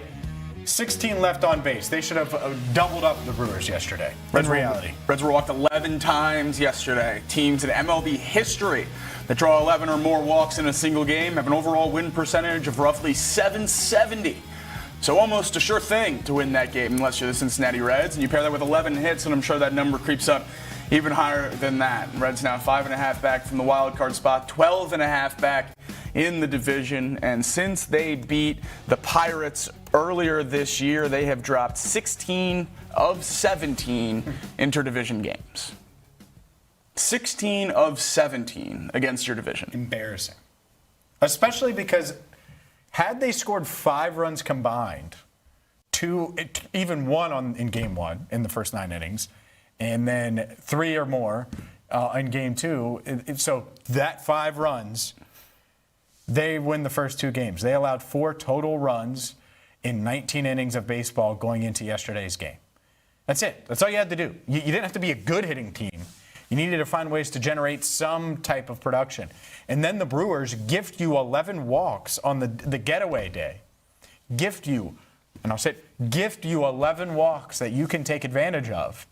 And you leave 16 runners on base and don't get going until midway through the game. Don't score until midway through the game. Don't take advantage of the ducks on the pond until midway through the game. It's what losing teams do. And that's what the Reds are playing like right now. All of that momentum that they built with back-to-back series wins, dominating the Big Apple, dominating the New York baseball scene, well, it's gone out the window. More on the Reds coming up in a bit, but, man, you want to talk about things, not just teams getting it wrong, but leagues getting it wrong? Yeah. The Caitlin Clark treatment, and this is a big story that you're going to see throughout the day, is wild. And she gets hit and pulled and all of those things, and that isn't abnormal for a player of her style, basketball player like that. That happens to Steph Curry. That happened to Reggie Miller back in the day. That happened to Ray Allen when he developed into a guy who's going to run around screens and do all of those things. But look here, loose ball, Caitlin Clark passes it, gets hit in the throat, and nothing called there. Refs didn't see it, James. Yeah. Didn't see it. The ball's out of her hands, and then she gets hit, full body weight landed on. And this is going to be a huge story, and it should be, because Caitlin Clark is a star. And when I say that, I've seen WNBA, not insiders, but people that follow the WNBA much closer than I do, say, oh, well, she's not the best player in the league. I do not care. I don't care if she's the best player in the league. She's the biggest star in the league. It's not particularly close. And so when it's a very similar conversation, to pull it local, to Joe Burrow. When Joe Burrow gets hit and he gets slammed and he gets all these things, and it's been a topic, I've said 2 things. 1, what in the world are the officials doing? 2, teammates need to step up and defend him. I feel the same way about Caitlin Clark. And this continues to be a theme, continues to be a discussion. And, I mean, you saw it. There's no way that should be legal. And it wasn't the only time that happened. She also hurt her back later in the game when she was coming down from a 3-point attempt. And so, man, this is going to be a huge topic. I would not be surprised if the WNBA acts swiftly for sure. I think the craziest thing about this whole conversation is it's not the first time we're having it. This has seemed to be a thing the entirety of Caitlin Clark's career in the WNBA, where whether people are seeking her out or an enforcer type thing against the other team's best player, I'm not entirely sure, but she's been taking the brunt of some really physical fouls since she got to the Fever. And I understand that that's part of basketball. It's a physical game. And like you said, with Steph Curry, Ray Allen, a lot of those other slippery off-ball players that are great shooters, this happens a lot. But when you're the WNBA and she has taken the league to the level it's at now, so many of the eyeballs just started watching the WNBA when Caitlin Clark got there, and her games are moved to NBA arenas because so many people want to watch her play. You have to protect your product, and you have to protect the player people want to see. And Caitlin Clark has missed significant time over her WNBA career from injuries, from plays like this. And the reason they keep happening is because there hasn't been those repercussions for them more often than not. And hopefully this is a change. And Stephanie Burkhart, the Fever coach, spoke about it after the game. Yeah, yes, she did. And so Stephanie talked about it. We're going to hear from Stephanie White in just a second. But Alyssa Thomas, I was checking out my guy Robin Lundberg, who does cover WNBA, covers it very, very closely, like Robin's work a lot. He wrote, Alyssa Thomas deserves a suspension for the dirty play against Caitlin Clark. You have to set an example if you're this league, because Caitlin Clark is a star. For example, my second cousin is like a 15-year-old basketball player who's been idolizing Caitlin Clark for like 7 years. Like, that's who's looking at this. Yeah. And so that's the example here. And so for someone who averages 21, 8, and 4, well, that's one thing, right? And I'm not saying she's the best player in the league, but she's the biggest star. And so, yeah, you have to protect your stars. I have plenty of NFL analogies that I could tie to it. But before we do that, Stephanie White, the Fever head coach, making it clear, perfectly clear, her feelings on Thomas's fall on Caitlin Clark. We have a generational talent and a WNBA superstar who had 2 cheap shots right there that weren't called. And I just say, again, absolutely unacceptable. Steph, do you think that the league needs to look into how Caitlin Clark is defended or how she's officiated going forward? I mean, we spent all offseason looking at officiating. All offseason. And I still say the one thing that we keep asking for is consistency. She is not called the same way everybody else is called. Steph, one more on Caitlin. Obviously, you're very forceful tonight. What made you want to maybe make that statement so forcefully tonight after you defended her in the past, but obviously a little more fire? Because they were so egregious. I mean, the fist in the throat is crazy. It's crazy. It's dangerous. The fist in the throat is crazy. Like that. How is a coach saying that? If we were talking about Kobe in his prime, Steph Curry now, LeBron would have milked that thing. And I'm not be on the court. He would still be on the court. Absolutely. What is going on?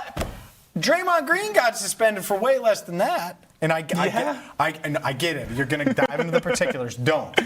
The point is, your biggest star, I was thinking about it this morning. This would be like, you don't remember this. You definitely remember Michael Vick in general. But this would be like Michael Vick when he was like 04 Michael Vick, starting to get the cleats and all those things, and becoming the star that he is in the league. Where he's not the best player in the league, but he's one of the biggest stars in the league. And Michael Strahan just absolutely going out of his way to have a dirty play, putting his entire body weight on, like doing that. Like, I was trying to think of an analogy, and there's not a perfect one. You could use the Steph Curry one if you wanted to, but it's not perfect. But the point is, Caitlin Clark is a huge star, and there's no way this should happen and continue to happen, and she gets beat up, and she has been hurt, and all of those things. It's going to hurt the game. And so let's take a look at the play one more time if you're just joining us, because this it's wild to me that a star is getting this treatment, because the ball's out of her hands long before Alyssa Thomas falls on her. And I say falls because that's basically what it was. It was like an off-the-top rope, the ball's gone. And you can't see that. I saw another angle, and they showed it on the broadcast, where, let it run one more time, Gabe. Ball's gone now. And she falls all the way down, puts her body weight on, and out of your way, egregious. Yeah, she's made contact with the ground before the hand hits Caitlin Clark's throat. Yep. She more uses Caitlin Clark's throat to get up. Correct. That's insane. And that would be probably, I got to get up. That would probably be the excuse. Yeah. No. As someone who's played a lot of basketball, you don't need to do that. Also, if there's a loose ball on the ground, this is what annoys me about basketball. It's not rugby suddenly. You don't get to just everybody dive on each other. I get like the effort and all that. Fine, do that. There's still fouls. Especially when hand, throat can't happen. Anyways, what can happen, and I love this. This was awesome news. Girls flag football has officially become a sanctioned Ohio high school sport. News yesterday for Love this. There's been plenty of girls flag football games at Paycor Stadium, and the OHSAA has elevated girls flag football to a fully recognizable sport for this school year. Love every bit of this. This is big time. Absolutely awesome. We've seen this as a huge push, really nationwide, from the NFL and teams in different markets to get this, going in multiple states across the country. And it's great that Ohio is getting involved as well. One of the best high school football states in the country. Only right that they throw their hat in the ring for women's flag football as well. This is going to be awesome. I obviously played the game of football going up through high school, and it was a great way to learn a lot of things on and off the field. So it's great that the girls in high school are going to get the opportunity to do that as well. And flag football is great and how much it's grown the game over the last, 4 or 5 years or so, with the big push of the Olympics to get it bigger and more available for everyone. I just love growing the game of football as much as you possibly can. Love it. Love it. Love everything about it. And it also, I'm telling Gabe, get ready. Aaron, get ready. Rodney, we need a first word. And we can make it crown. It doesn't matter if the other shows want to participate as well. Got to get flag football going, man. I'm in. I will get hurt, but I'm in. You're not going to get hurt. There's almost a 100% chance one of my CLs goes. Come on, man. I don't know which one. What's wrong with you? My collateral ligaments are not good. You're not going to have to guard me. You'll be okay. We'll be on the same team. There we go. What are you doing, man? It's bad news when I get out there sometimes. I got bad knees, man. I love this. And being a girl dad, I love it because, the idea, I literally went there and I was like, oh, high school flag football. Like that. It's awesome. I haven't wrapped my head around that as being an option. You think softball, basketball, and flag football? Let's go. Guess what? Doesn't matter how good she gets. Not going to be able to cover me. I have a feeling there's a Coach James in your future. You get a whistle and a clipboard on the coach flag football sideline. Player. Can we do both? Woo. In the backyard. In the backyard, player manager, as Gabe says. Yes. Yeah, I love that. We have plenty to get to. We'll dive back into the Reds coming up in a bit. We also have some Bengals. And a Bengals topic that you're thinking in the back of your mind, well, we're going to bring it to the front of your mind next, right here on First Word.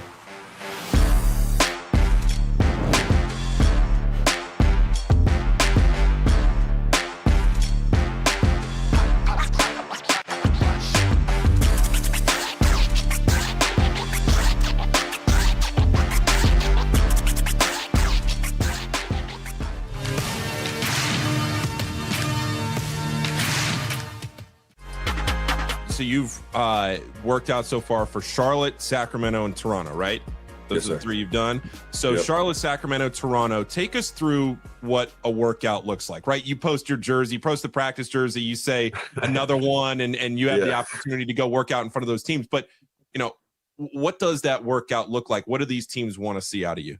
So basically a day, just, a day going to a workout, you're leaving the hotel probably between 7 and 7:45 in the morning, get into the arena, eating breakfast, and then, you get measurements, you get testing, you go through the whole combine testing. And I feel like I was very disrespected not getting any combine invite. I felt like I was the only first team Big East guy to not get a combine invite, which I thought was crazy. Just add more fuel to the fire. Okay. I didn't need a reason, but you just gave me another reason to prove who I am. So I was like, all right, bet. So I have to go through combine testing every workout that I go to because, I didn't have the numbers at the combine. So I had to do it every single time. And I just had to keep my body in peak physical shape to, improve my numbers each workout. So you go through the combine testing and then you go through another warm up. And then each team is a little bit different in how they do their workouts. With Charlotte, you did a lot more drills at the start, and then playing at Toronto, it was mostly just playing. You shot, you're shooting and then you're playing. At the Kings, kind of like Charlotte, but it was less drills and a lot more playing. You're playing out of concepts. You're playing with dribble limits, 10-second shot clock, 5-second shot clock, it's all these things. So every team is different, but it's mostly just they want to see who you are as a person. They want to see are you really, a dog? Even if you're not making shots, they just want to see the type of person you are, type of player you are. Are you what the film says you are? And they just want to be either proved right or proved wrong.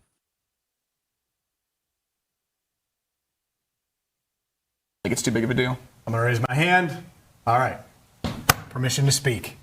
Did he or did he not get excited when Joe was putting that extra work in on Monday? Oh, it was great. The happiest I think I've seen him like all week. For 45 minutes of extra. It was awesome. Right now, you can just tell. He could have put the normal amount of work in the next 2 days. Just if I'm looking at it for If argument's Joe sake, wanted to throw the next 2 days, he would throw the next 2 days. But he clearly wanted to throw more because he stayed after and threw. And he did. And he threw yesterday. Joe wants to work. He can throw. I'm just saying. I'm sure he will throw over the next 6 Do you think weeks. Joe really wanted to cancel minicamp early? No, probably not. But I would imagine that he's fine with it, or it wouldn't have been canceled. Oh, you think? I don't know about that. I don't think Zach's like, hey. Not just. I just. This is a hard thing to not have a conversation with anyone on the team about, though, right? Sure, like vibes-wise, we got everything we need to get done. That stuff. That's what I mean. Oh, sure. Not asking for permission. Correct. Yeah. Well, yeah. I was gonna say that didn't happen. Please. Yeah. No, I'm not saying that. But it's a collaborative conversation between the players that have been deemed the leaders of the team. I would hope that for any organization across any professional league, honestly, at this point, if you're giving these guys captain's patches on their jerseys, they should have meetings and conversations about this kind of stuff. So I would imagine that there was at least some kind of collaboration there to come to this conclusion, and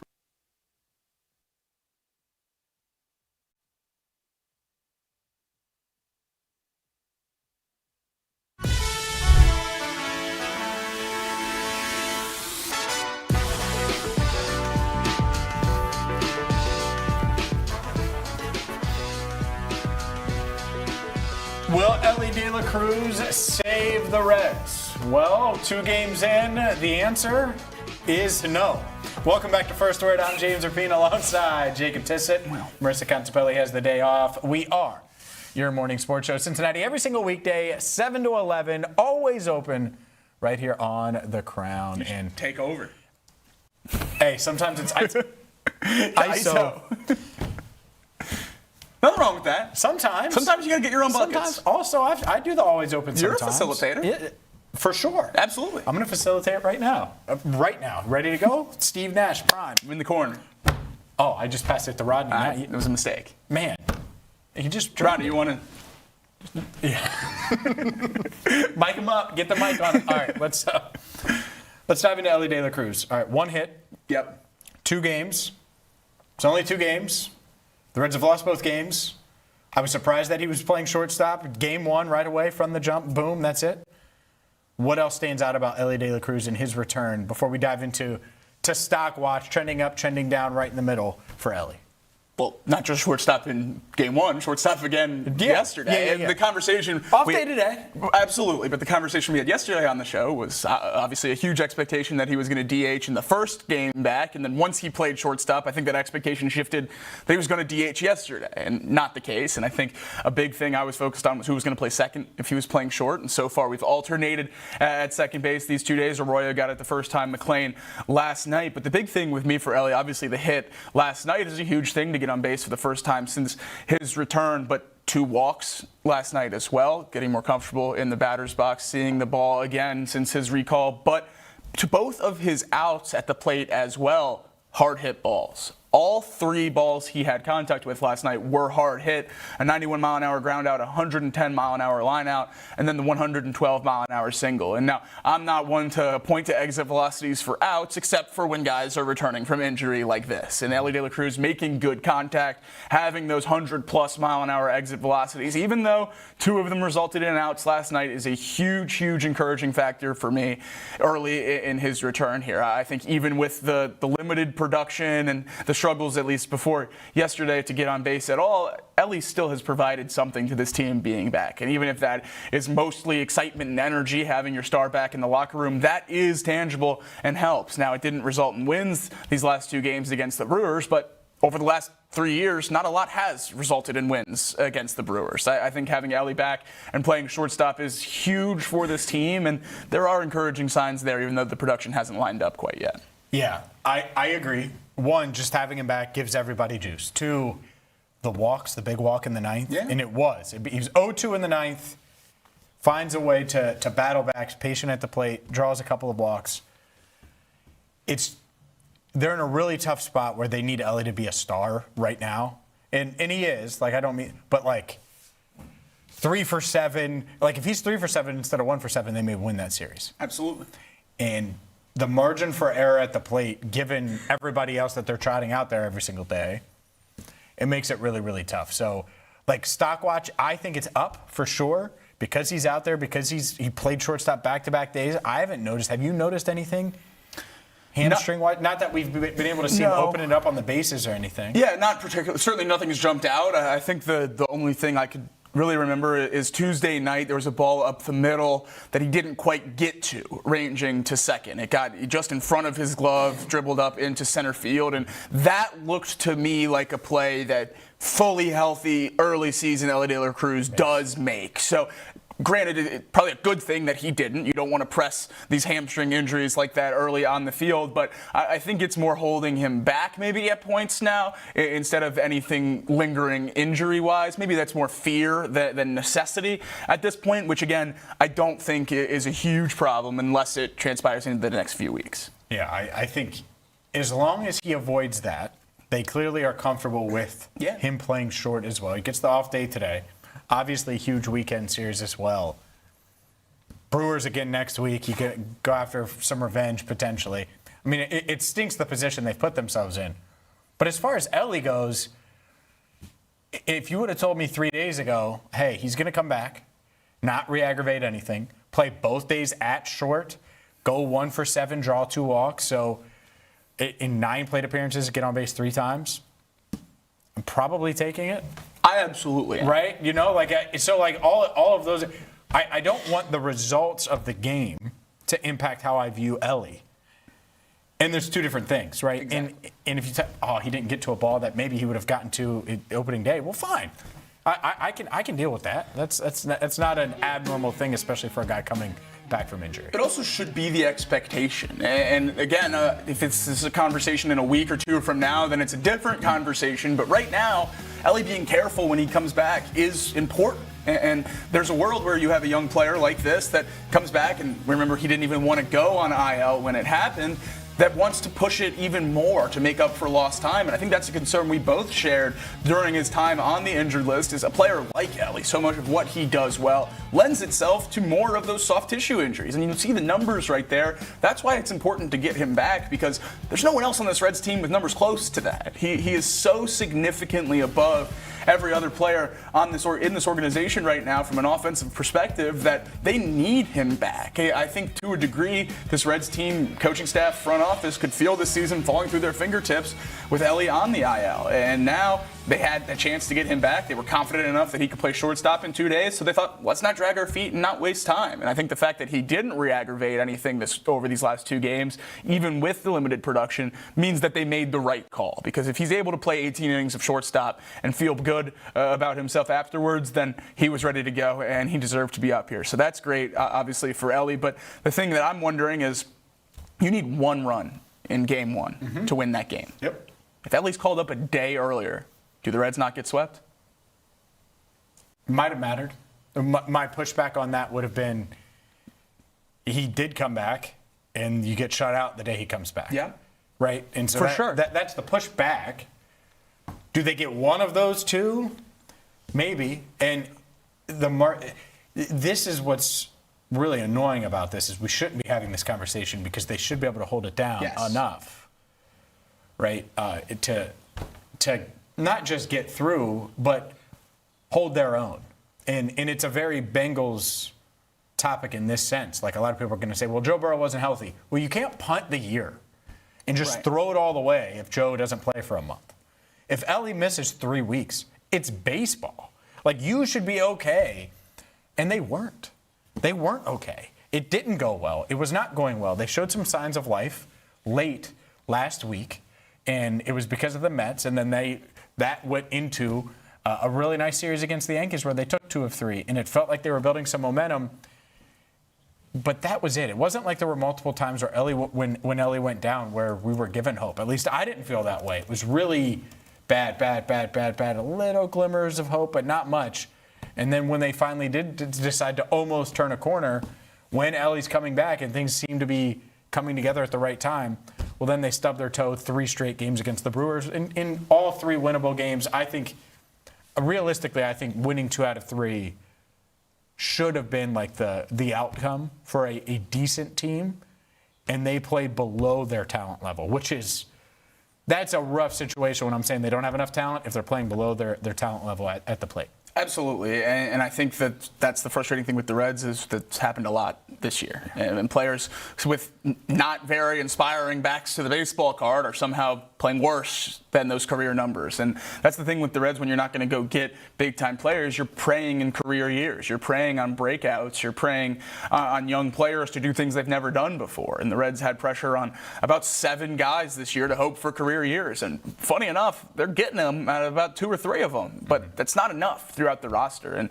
when you don't give yourself any real wiggle room to lose an Ellie or to have a down month from a South Stewart, then when those happen, the team unravels and the season starts to fall apart. And I think that's the thing that we saw with Ellie right here. We had the conversation here in the office when Ellie got hurt, and there's 2 options that what can happen in the middle infield when Ellie's out. And one is a great option and one is not nearly as fun. And the 2 options were that Edwin Arroyo comes in and hits the crap out of the ball and everything translates from Louisville to the majors and he's a great glove at second and Matt McClain starts to break out a little bit at shortstop and you have a really great problem to have when Ellie De La Cruz comes back. Well, the other side of that coin is Edwin's bat struggles, and he's not as good at second. McClain is still McClain when Ellie comes back, and now you don't really know what to do, and you're one savior in AAA, and now that you've seen him, you lose that hope of him being the savior, at least offensively early in his career. Well, now we're here, Ellie's back, and we're certainly on that second option there in terms of Arroyo's offensive struggles. McClain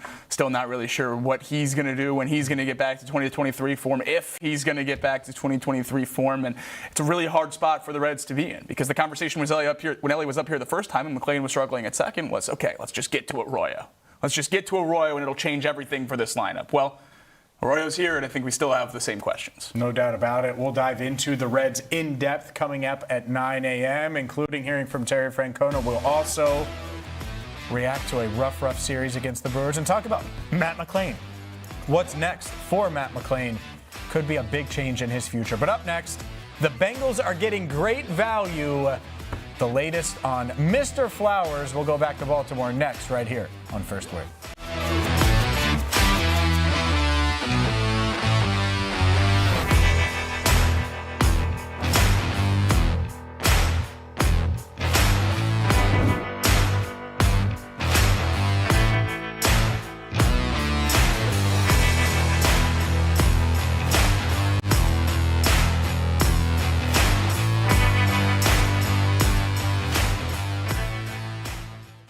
This city has always had something to prove.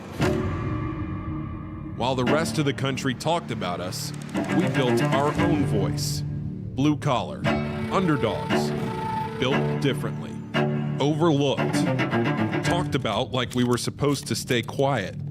But that was never who we were, because this city doesn't wait for permission. And neither do we.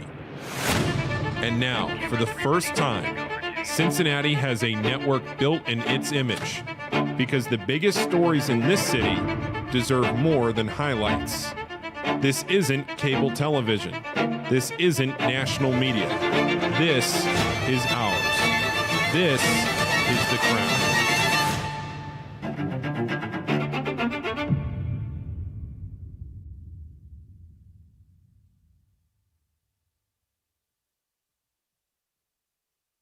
Hi, my name is Natalie Jones, a Cincinnati native, and I have been in media for about 10 years now. Formerly on the radio here in Cincinnati, I grew my love and obsession with finding all things fun in Cincinnati and have now made it my life. I'm originally from the West Side here, and then I've pretty much been a downtown girl ever since college. But I did leave for 7 years, and during that time, I really grew and harnessed and cut my teeth doing stand-up comedy in Los Angeles, learning how to ski in Colorado, and now I'm back here in Cincinnati, driven by curiosity and grounded by family.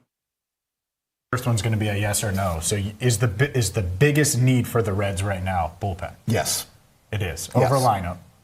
Over lineup? Yes. Absolutely. Okay. No doubt. All right. There you go. There's one. 2, should they be buyers at the deadline? They're 15 and 27 since May 1. They're 35 and 38 on the year. As I like to do, James, I'm going to answer this conditionally. Conditionally? If they're going to be serious and be buyers to be buyers and go all in, yeah, they should be buyers. all in. Well, James, you've got 3 wild card spots. We saw what happened last year. They remind me every day. They're only 3 games out. Them and everybody else in that out. But that's the way they are. They're not going to catch the Milwaukee Brewers. Realistically, they're 11 out. They are. But there have been Reds teams in the past that have made a run. I mean, we go back to the 70s. 79 Reds were 10 games. I know I love to go back to the 70s. The 70s. You know, yeah, with your music and your takes. Let's yes, go. I do. But anyway, the Reds have the ability to make up a lot of ground if there weren't 4 teams in front of them. But they're not going to.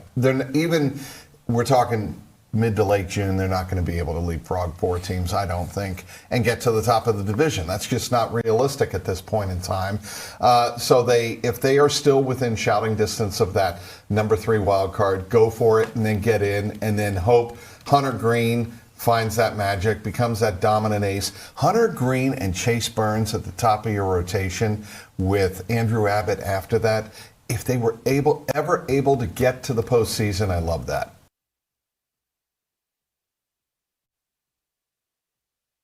I'm Paul Fritchner. I'm a 2019 graduate of Xavier University, and I've been covering college basketball for 10 years here in the Cincinnati area. I'm the host of the Rebound Rundown, a daily college basketball podcast during the season and a weekly show in the off-season covering everything you need to know about your favorite team. And if you're not a fan of a team here in Cincinnati, I have you covered from the national perspective as well. Follow it on YouTube and wherever you get your podcasts.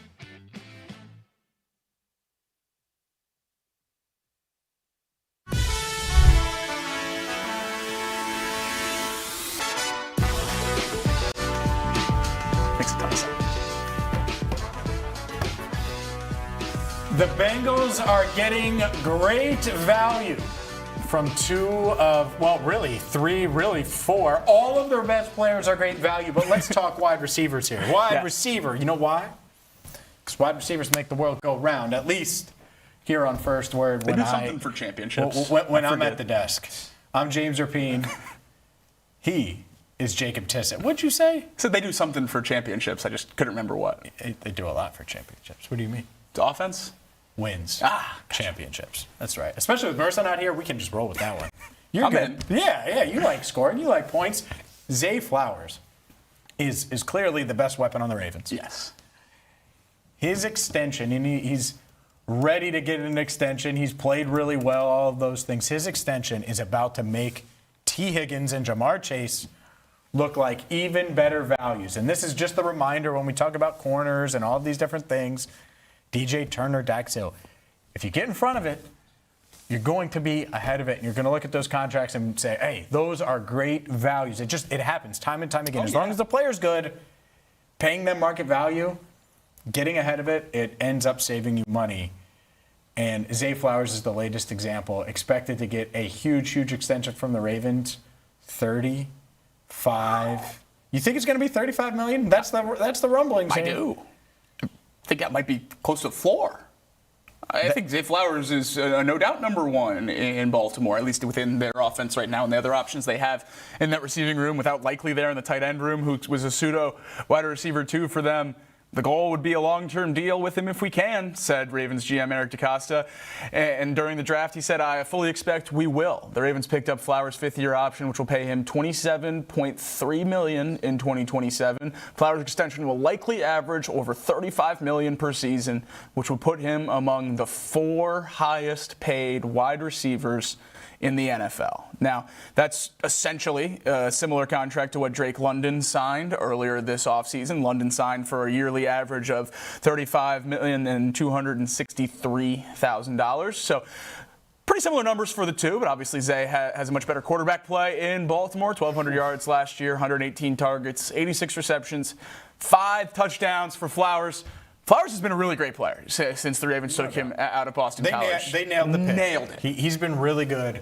$35 million would give him, he'd be making $6 million more than T. Yeah. Who do you want, T or Zay? T. I think it's close, but one is 6'4", 225, and like an awesome jump baller. The other one's my height. Right.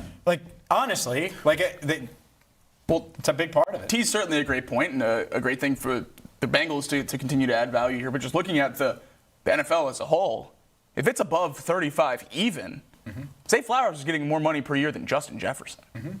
That is insane to me. But that's if you get ahead of it. The Vikings got ahead of it. I know. You do that, and you're going to get value. And I think this is that reminder. It's why the Ravens will do if they do 35. It's why they're going to. I mean, they're paying him nearly 28 this year. Highest fifth-year option in that draft class by a wide margin. Because he's been so productive. Yep. And because he's worked out. And it's a great thing to have. And guess what? That Amarius Mims fifth-year option, it's not going to be cheap either if he's a Pro Bowler this year with all the snaps and all the playing time that he's obviously taking in and playing well. But when you take a player in the first round, this is the dream. Yeah. The dream is to be like, how are we going to pay this guy? In the Ravens, it's just a reminder, when they pay Zay Flowers, assuming they do, that the Bengals are getting great value by paying 2 top wide receivers in the NFL. We'll dive more into the Bengals coming up in a bit, but up next, the Reds lose again. That's next on First Wave.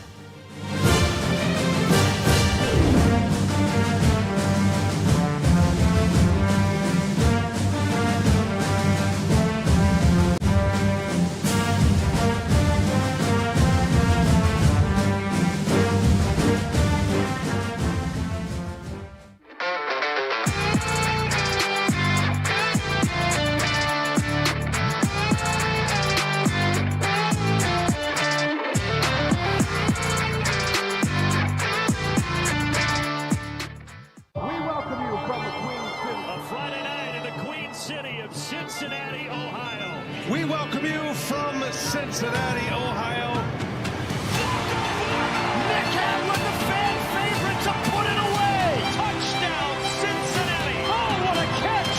Cincinnati can't score. What a possession. And look who scores and the Reds win.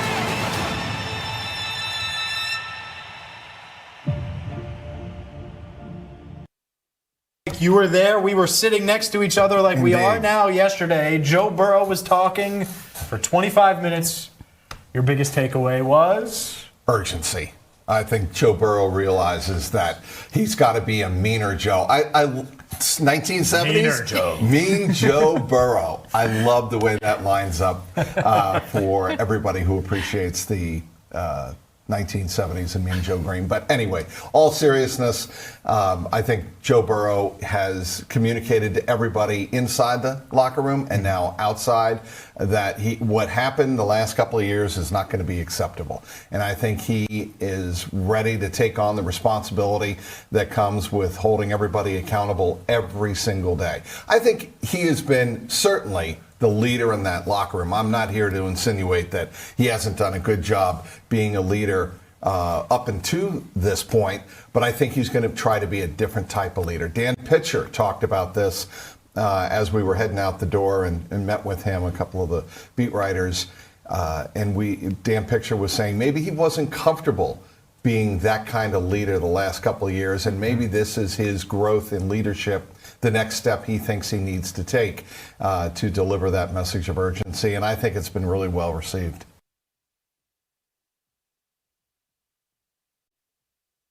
Cincinnati, home to more than a dozen Fortune 500 companies. A city where you know someone who knows someone, and you're in business. Every weekday at noon, The Working Lunch brings you headlines from local businesses, along with exclusive interviews with owners and local leaders. East Side, West Side, northern suburbs, downtown over the Rhine, and northern Kentucky. Real conversations, real Cincinnati. The Working Lunch with Jack Crumley. Weekdays at noon, only on The Crown. On the radio here in Cincinnati. Cincinnati has always felt like home. Right here on the Crown Network. Out and about in Cincinnati, bringing you these stories that you need to hear in the Queen City.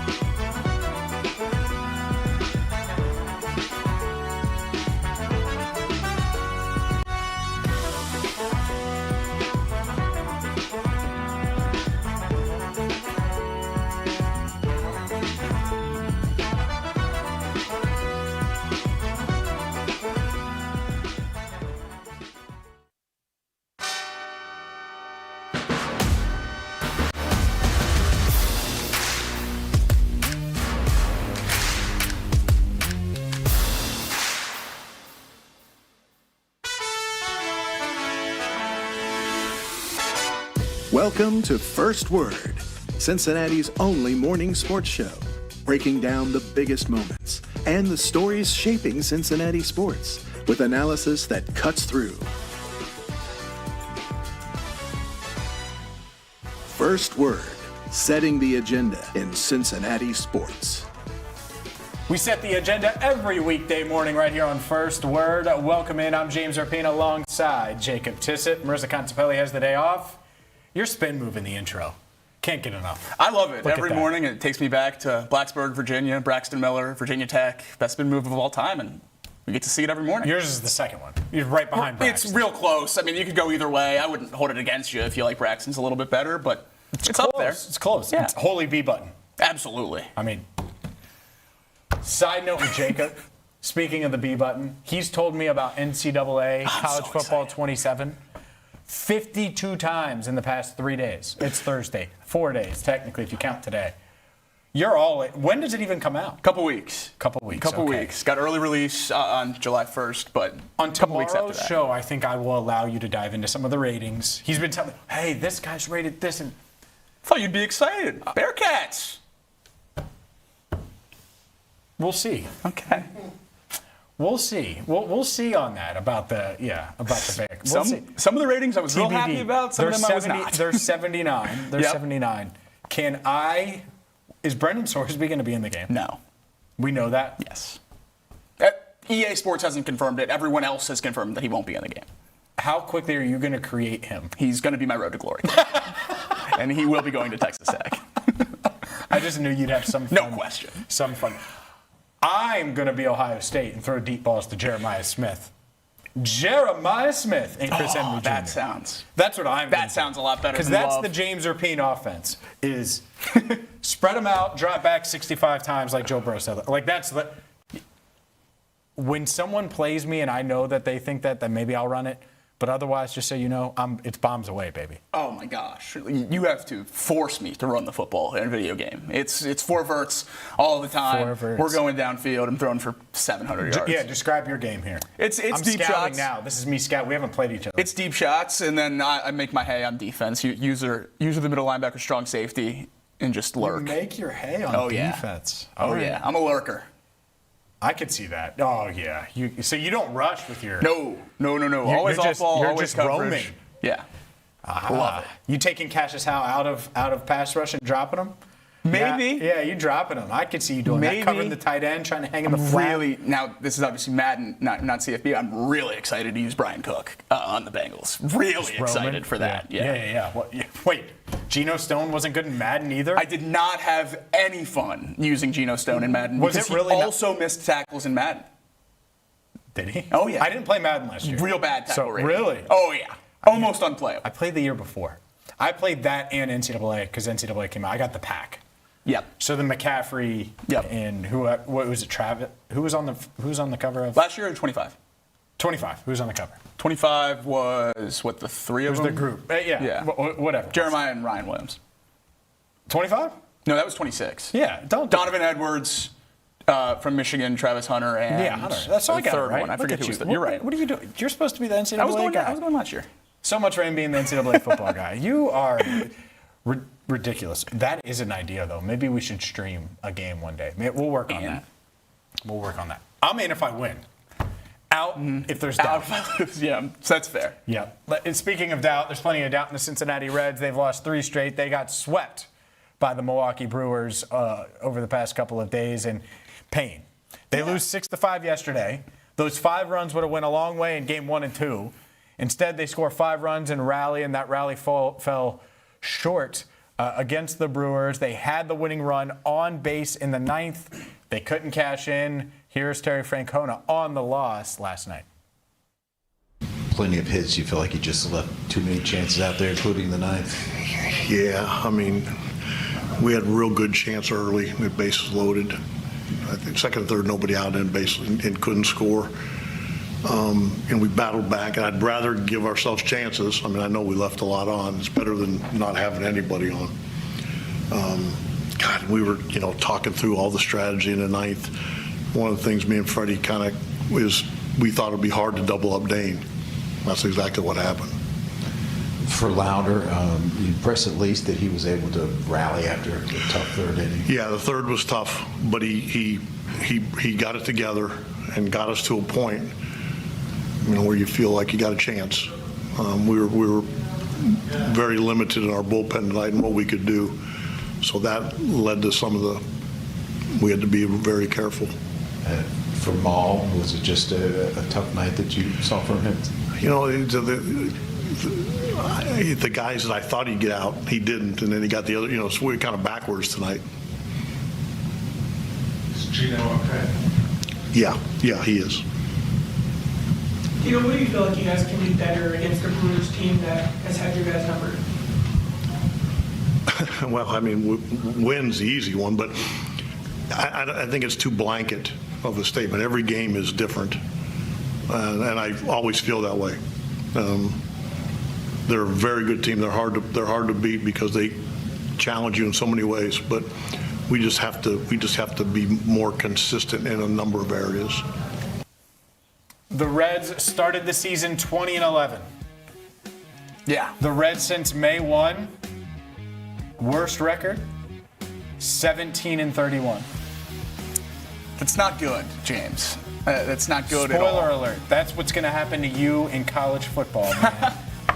I don't quite think so. I'm more on the 20-11 crowd, but certainly hasn't been a good month for the Reds, and it's not just the record. Yesterday, the Reds dipped below the Rockies for the number 30 spot on team WAR. Pitching, batting combined, the Reds have the lowest team WAR in baseball. Now 12.5 games back in the Central, 5.5 back in the wild card spot, and this team feels a long way away from being competitive. And it was just health for the last few weeks, or at least we hope it was just health for the last few weeks. But now as this team nears getting healthy, doesn't seem like that is the fix. And I think there's been a lot of focus on the ninth inning, the bunt, the lack of a successful bunt, Trevino as the lead runner. But I think something that's flying under the radar a little bit because of the score at the time is the seventh inning with Sam Moll. And the question I would have is why is Sam Moll in the game to face Andrew Vaughn? Andrew Vaughn is a player with over 470 average against left-handed pitching, around 240 against righties. Sam Moll in the beginning of the seventh inning got an out on the first batter he faced, then a triple, intentional walk, and another walk. Seems like an easy chance to pull Sam Moll. You let him face Andrew Vaughn. You get the double that scores the 3 runs, bumps the Brewers up to a 6-1 lead. Reds can never get over top of that. Antone comes in right after that double, strikes out Sal Frelick after a pop out to the pitcher, gets out of the inning. So I have to wonder if this game yesterday goes a different way if lefty Sam Moll isn't facing the Brewers' lefty killer in Andrew Vaughn. Yeah, and that's where it really gets away because they rallied. They hung tight, they rallied. Steer hits the 2-run home run, and they had the winning run right there on base, ready to go. I was feeling, because I was already preparing and thinking, all right, well, they're going to get swept, all those things. And then I'm like, you know what? Maybe they do rally. Maybe they win this game. Going to the off day, you feel pretty good. It's 1 out of 3. It's not great, but they handle business and find a way to get one. And then the bunt happens with Arroyo, and Trevino gets thrown out, and then the double play ball. And that's it. What do you do there? You have runners on first and second, no outs. You're bunting Arroyo. You have an issue with that. And then, obviously, instant double play potential with Ellie De La Cruz getting walked right after. Yeah, would love if Arroyo didn't bunt it back to the pitcher, and then maybe you could see if it actually worked. But I think it's an uphill battle here to have a successful bunt to move Jose Trevino to third, having him as the lead runner there with first percentile sprint speed in the league. On second base, you're going to try to bunt him over to third. He gets cut down right away. I just don't think that really has a chance of working. And if you're not comfortable with Arroyo swinging the bat, someone else needs to take the at-bat. Yeah, just pinch hit. Maybe that's the answer. Because I agree with the idea, let's advance the runners to second and third. At the same time, if Trevino can't run, and it's you running with me on your back. Thank you for including that last part. I knew it would get you. Then there's got to be another option. Exactly. And you can't have cinder block feet on base. And I'm not even calling Trevino that, just in general, like baseball 101. If you have a slow guy at second, you're trying to advance him, well, maybe a bunt won't do that. And In the majors, the play is going to be at third if you can have the play at third and get the lead runner, because a sacrifice fly would tie the game, and you're trying to avoid that. So I totally get the logic of wanting to advance the runners, avoid the double play, all of those things. But it has to work, and it doesn't. And it's just an example of one of the little things where if you didn't watch the game, you don't think about it. It's like, oh, well, the Reds couldn't get the big hit. Well, that's part of it. They also couldn't execute a bunt with runners on first and second, down 6-5 in the ninth, no outs. Right. And if they do, then it's second and third. Maybe Ellie walks, maybe he doesn't. And even if Ellie does walk, then the double play ball from Dane Myers, guess what? At least it's tied and you're going into to extras. Well, potentially, I guess. It would change who knows? Everything changes, though. And so that's the tough part is you have the out there at third, cut down the lead runner, and it changed the whole scope of the inning, and obviously it ended with the Dane Myers double play. Yeah, you could look at a few pivot points in the series that decided these games and really over the season as a whole. But the thing I keep coming back to is it seems like every single opportunity that the Reds have to swing a game in their favor, swing a series in their favor, get some momentum after a month, they don't. And those opportunities keep presenting themselves. And part of that is because of the great original month of the season when they were 20-11 and built up so much equity, both in the fan base and in the standings, to have a little bit of wiggle room. But you're seeing it catch up on the standings graphic we flash up every day. It was 3.5 for almost 2 weeks as the Reds sat outside the wild card. Then it got to 4, and now we saw today it's at 5.5. At some point, the other teams that are going to be in the playoffs are going to start winning games. The Reds can't just sit here and tread water forever and hope that someone else hands them a playoff spot like the New York Mets did last year. The Reds have to handle it themselves and seize an opportunity if they ever want to have success with Ellie De La Cruz here in a Reds uniform. And I think the frustration is that the lineup is not a huge shock at this point. You go through 2 games with an inability to get consistent base runners or runs at all, and it's not a huge surprise. It's frustrating, don't get me wrong, it's disappointing, but I don't know how surprising it is. And that should be surprising, to go the first 5 innings of back-to-back games against a division rival without getting a base runner to start a series. And then you come back and you get 5 runs, but they don't come till the 7th, and it's not enough to get over the hump. This team just doesn't have enough to compete with teams that are championship contenders. And the Milwaukee Brewers are championship contenders. They've been a 90-plus win team, NL Central favorite for the last 3 seasons. And over that time, they've dominated the Reds. And that's the thing that we've seen as a conversation point through May when the Reds were really struggling. I kept hoping they would separate themselves from the bottom of the league. Separate yourselves from the Marlins and the Rockies and all those teams that I hoped they weren't in the conversation with. Well, they've done the exact opposite. They've separated themselves from the Cardinals and the Brewers and the Cubs and these teams that are in the middle of the pack competing for the wild card spots, and the Reds are now clearly a tier below after this weekend. Yep. They certainly are, and that's the unfortunate part of it. It's where the Reds are. It's where they find themselves, and just when it felt like there would be some hope after back-to-back series wins over New York, well, they come back and show us who they are. 5.5 back in the wild card race, which doesn't feel like a race right now for the Reds. We have plenty to dive into. We will talk a little bit more Reds, but it is an off day for the Reds, so we'll switch gears and we will talk Bengals next, right here on First Word.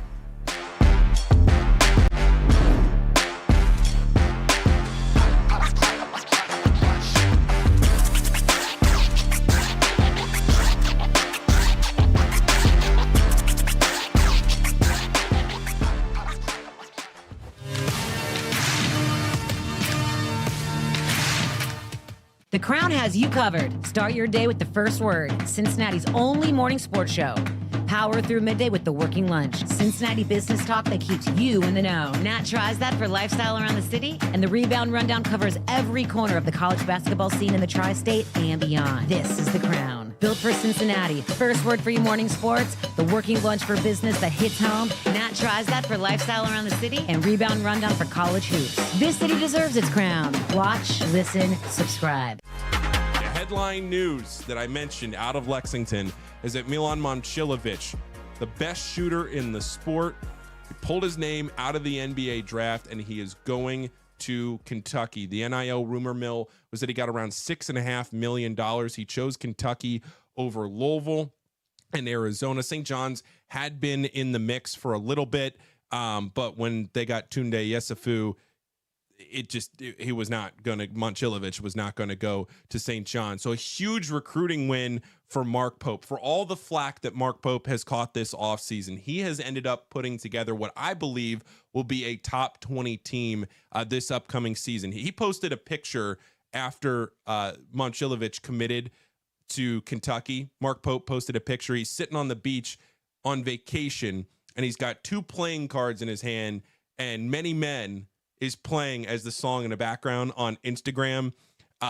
If you back up this season with a successful season, if you back that picture up with a successful season, that'll be a fun picture to look back on, back when Milan Momcilovic commits to Kentucky. The highest sought after recruit in the portal, pretty much widely regarded as the best shooter in the sport. Shot almost 50% from 3 this past season. And Kentucky is the only school in the country to land 3 transfers rated 95 or higher in Momcilovic, Alex Wilkins, and Zoom Diallo. Kyle Tucker of 24/7 Sports, he pointed out that Kentucky landed the number 1 power forward in Momcilovic, the number 7 point guard in Zoom Diallo, the number 7 combo guard in Alex Wilkins, and the number 19 center in Frank Kepnong. You're looking at a starting lineup right now at Kentucky of Zoom Diallo, Alex Wilkins, Cam Williams, Milan Momcilovic, and then Malachi Moreno, who came back to school. That is a pretty high-level team, given what we were talking about with Kentucky about a month ago.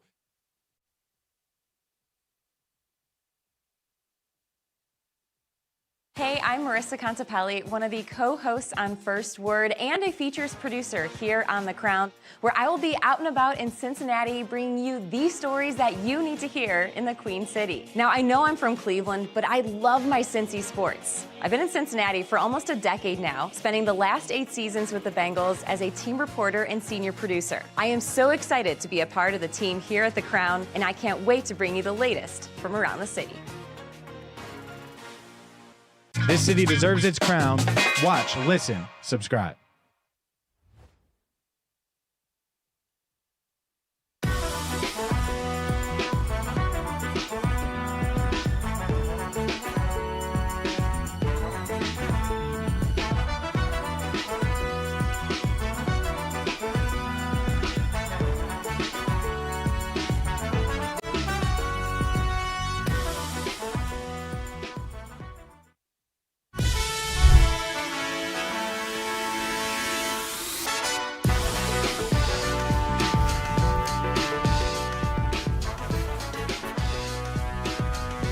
Welcome back to First Word. I'm James Rapien alongside Jacob Tissot and Marisa Contipelli. We are your morning sports show, Cincinnati, every single weekday, 7 to 11. Always open. Man, the hesitation there, just brutal. Brutal by Tissot there. I'm calling you Triscuit next segment.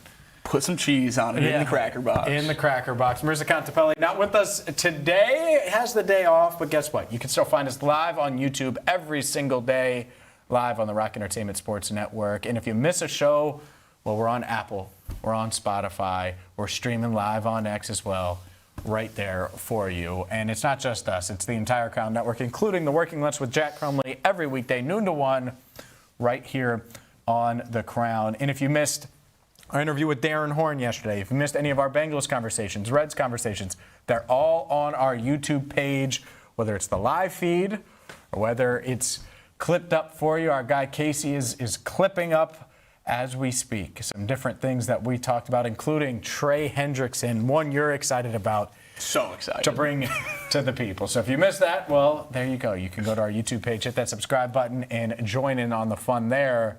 But things I'm excited about, I'm excited for quarterback. And I'm excited for a Bengals quarterback to be featured on Quarterback for another year. This time it's not Joe Burrow. Instead, it's Joe Flacco, and all of the excitement, intrigue around him being acquired by the Bengals ahead of their Week 6 matchup against the Packers. I hope they highlight that a ton. The benching when Burrow comes back. People like me that said he should have started against the Patriots when Flacco made his final start last season before Burrow returned. All of those things I hope they're highlighted in Quarterback. Netflix released a trailer for Quarterback yesterday. Check this out, some Flacco fun. When I actually stop and think about what I'm doing for work, it's quite crazy. I used to look up and watch NFL football and dream about being one of the 32. There's no higher level than this. It reminds you, man, am I lucky. Clock winding down. What's up? Buying time in the end zone. Caught. Pull up. I'm very proud of what I did my rookie year. I like that. Rookie of the year. Moving to the NFC Championship for the. But we want to win a Super Bowl. I've played for almost 30 years. If Dad goes off, I'm going to crash out. What do you mean? I benched him. Whatever. It is what it is. Into the end zone. I played for this since I was a kid. I'm going to make sure I take full advantage of it. Baker Mayfield. He's been the most valuable player in the league through the first 5 weeks. Carry a chip on my shoulder because I've been doubted so many times. Candy for baby. I'm always worried that he's going to get hurt. For the touchdown. Again, you have to let Baker be Baker. I'm on record pace today. Let's go do it again. Every time we pull up. There we go. Talk to me nice. I control what I control. I mean, you just got to go with it. Can't give up. The success going to come. We expect to win. We don't need to celebrate. You're not always in charge of how things go, just like that. Major quarterback trade in the middle of the season, which... It's a very cutthroat business. Oh, okay, come on. Excuse me. From there, it was like, okay, how fast can I rehab? Deep, and you know we roll a clean when we... Quarterback's the tone setter. If your quarterback's soft, your team gonna be soft.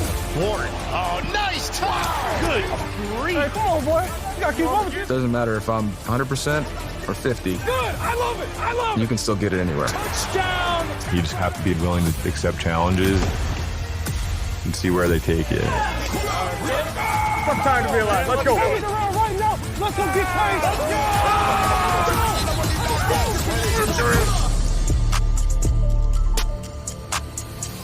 Your dad got benched. All the pressure's on you, bro.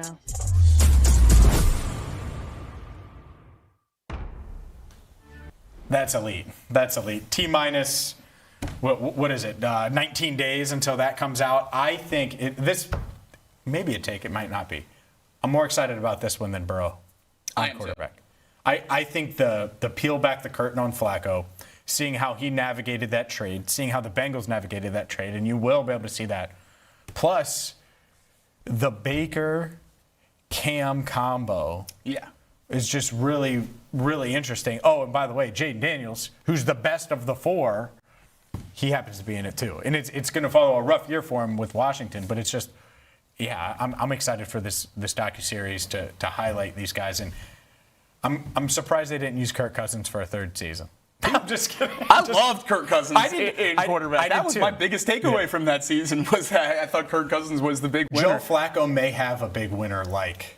It's exactly my thought process here. I think he can be that role. I think these shows, as great as it was to see Joe Burrow in it and learn a little bit more about his life outside of football and watch the 2024 season unfold through his eyes, it was great to see. And I'll always welcome some extra Joe Burrow content in the offseason. But I don't think the show is built for superstars like that. I think the way that you can really win in shows like this is the way Kirk Cousins did. I think his fan base grew immensely because of the way he handled the hardships in a really challenging season for himself. And talking about his family and everything along those lines, I think people could relate to him off the football field, which helped him grow his fan base. And I think Joe Flacco is going to have a lot of the same things in this season. You're going to see him get traded from Cleveland to the Bengals and then start a game just a few days later. You're going to see him lose games where he plays good enough to win and seemingly lead the Bengals to a playoff spot, and then the defense lets it fall through their fingers like the Jets and the Bears game. I think this is going to be awesome to watch Joe Flacco go through the season as a Bengal, start, play well, get benched for Burrow when he returns. I couldn't be more excited for this. I think it's the most exciting quarterback cast as a whole going into a season that we've had yet in terms of this series. And I think if you told me to do the top 3 storylines in the NFL last year, I'd want to see. I think all 3 are in here. Jaden Daniels, after his rookie year, really struggling last year. Would love to see how he handles that early in his career. I think Joe Flacco's trade, obviously, one of the biggest talking points of the quarterback position all season long. But then I think the other one that's great in here is Baker Mayfield. I think his personality is awesome to watch, but they mentioned it there in the trailer. He was the MVP of the league through the first 5 weeks of the season. He was the betting favorite across the board on that front, and the offense was booming in Tampa. And then it really fell apart as the injuries started to take control of the offense and Baker himself. So those three obviously are going to be great storylines to follow. And then Cam Ward, his rookie season, how that all worked out, I think is going to be awesome. So I'm really, really excited for this season. And I do think Flacco is probably my early favorite to be the big winner out of this group. Interesting. Yeah, I think so. I think Baker could be. His personality is just so easy to root for. Because if you peel back and he can have the Kirk Cousins like human side, then people are going to root for Baker. For sure. Right? I think Cam and Jaden, they're both young enough to where I don't think that they'll be able to take that. But if you have the family element, that's going to be the key for Joe, who could eat in a restaurant by himself on quarterback. We'd be interested. The Flacco fun is it's a very real thing. Probably the most underrated move of the offseason is bringing back Joe Flacco. No question. No question. It gets glossed over like crazy. So that's probably that. But yeah, for me, I look at it and I'm like, more insight on Flacco. Maybe we get some on like T. Jamar. Get a little Burrow when it comes to him returning. Flacco's reaction to that, all of those things. Like, that's where I get really interested, is navigating that.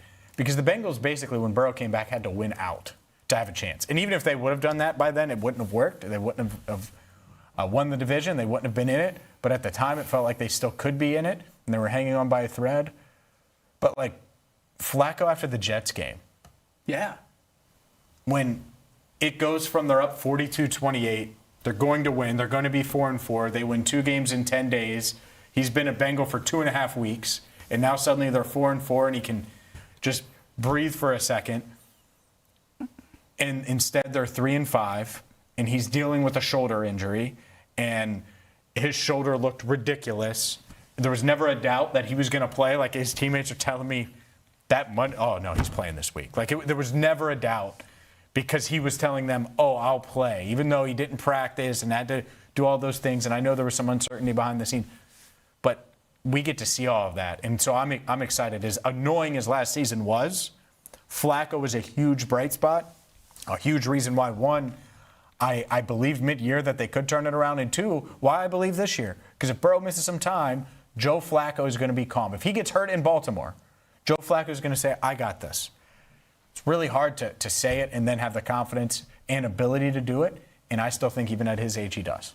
I think the reason nobody really talks about the Joe Flacco retention this offseason as a huge win is because the way it becomes a huge win is if something none of us want to happen happens, and it's an injured Joe Burrow. Now, it's great to have Flacco on the bench, and I think he's going to provide a lot to the locker room anyway, but the way that really provides value to this team is if Burrow misses 3-4 weeks, and Flacco can get you some wins there. So I think just trying to get a Burrow injury out of everyone's mind this offseason has been a big reason why that continues to be overlooked. But having that ability is certainly huge. And I also think as much as the veteran leadership can help in other position groups, we kind of ignore it from the Joe Burrow side of things because he's so established and so great when he is on the field. I think Flacco can help Joe Burrow become an even better quarterback in this league. Just from the things that Flacco does well, the things that led Flacco to be a Super Bowl champion and an MVP, stuff that Burrow is aspiring to do this season. So I think Joe Flacco is going to be a huge help, not just to the young guys in that building, but a guy who used to be a young guy who isn't a young guy anymore. Joe Burrow still attacking another echelon of what it means to be one of the best quarterbacks in the NFL. Yeah, for sure. And so we will see. I look forward to that. We have some breaking news. Some big breaking news. Casey, get ready, because we got some breaking NBA news that Jacob Tissot is going to be excited about. We will react to that. Talk a little bit about the NBA draft, which included a UC Bearcat getting picked, and a Miami Redhawk is going to replace the second best player ever. We'll dive into that next, right here on First Word.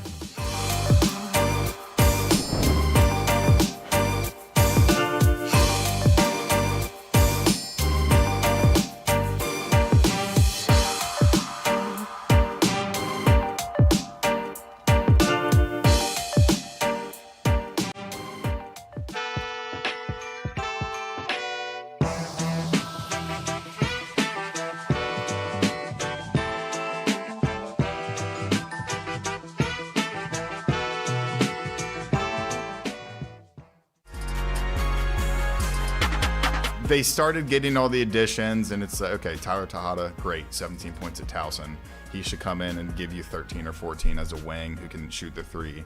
But the piece was missing of who's going to run the offense, like who's going to be the lead guard. So when it came down to Tylen Riley, when you're looking at that, okay, he's committing this day, who else is left in the portal if you don't get him? So they kind of threw all their chips in, and they're able to get a guy who gets to the line a ton.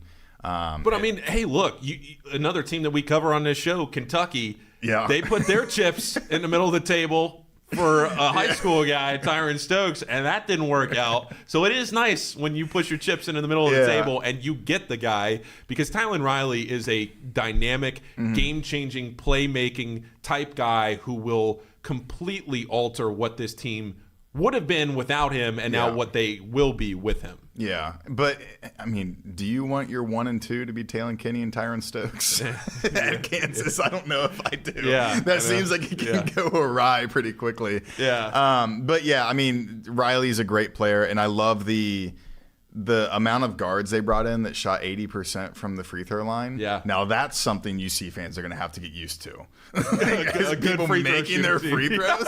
Are you kidding me? You have Sean Abayev come in and he's shooting like 50% from the line through 15 games. And it's like, what? I think they're actually cursed. But that is going to be a big part of their offense. And that's one of my biggest gripes with Wes Miller last year is he had Day Thomas who made 90% of his free throws, and he averaged like 1.5 free throws a game. Yeah. It's like, get downhill, get to the line, and make that be a part of your offense. That just wasn't something that I thought Wes ever wanted to be a part of his offense.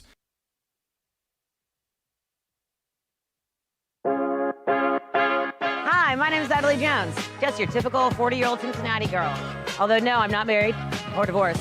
I don't have any kids, and I don't live in the neighborhood I grew up in, which is the West Side, by the way. But what I do have is a lot of freaking time, and I've been using it well. So come along with me on this grand adventure, because I've been trying all the new around town that you need to know about. This is Nat Tries That.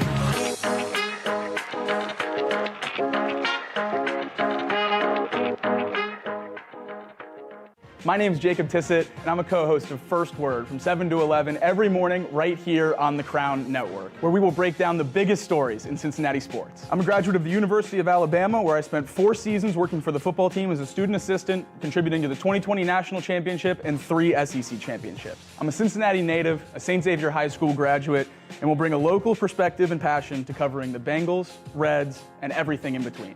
I'm excited to have you join us on First Word. This city deserves its crown. Watch, listen, subscribe.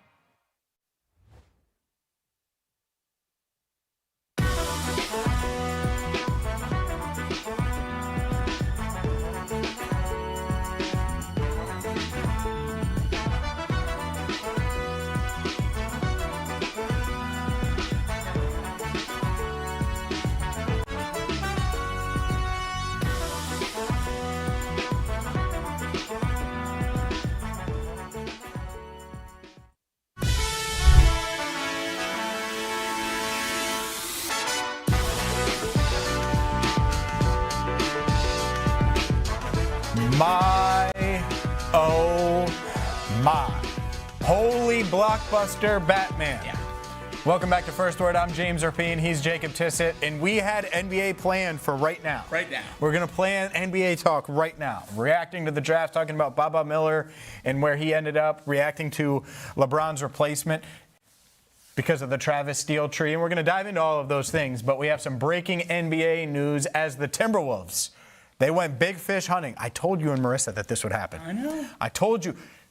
The Timberwolves clearly on edge with Anthony Edwards, wanting to get over the top with Anthony Edwards, and they make a big move to help Anthony Edwards. LaMelo Ball is going to the Minnesota Timberwolves, this courtesy of Shams Charania.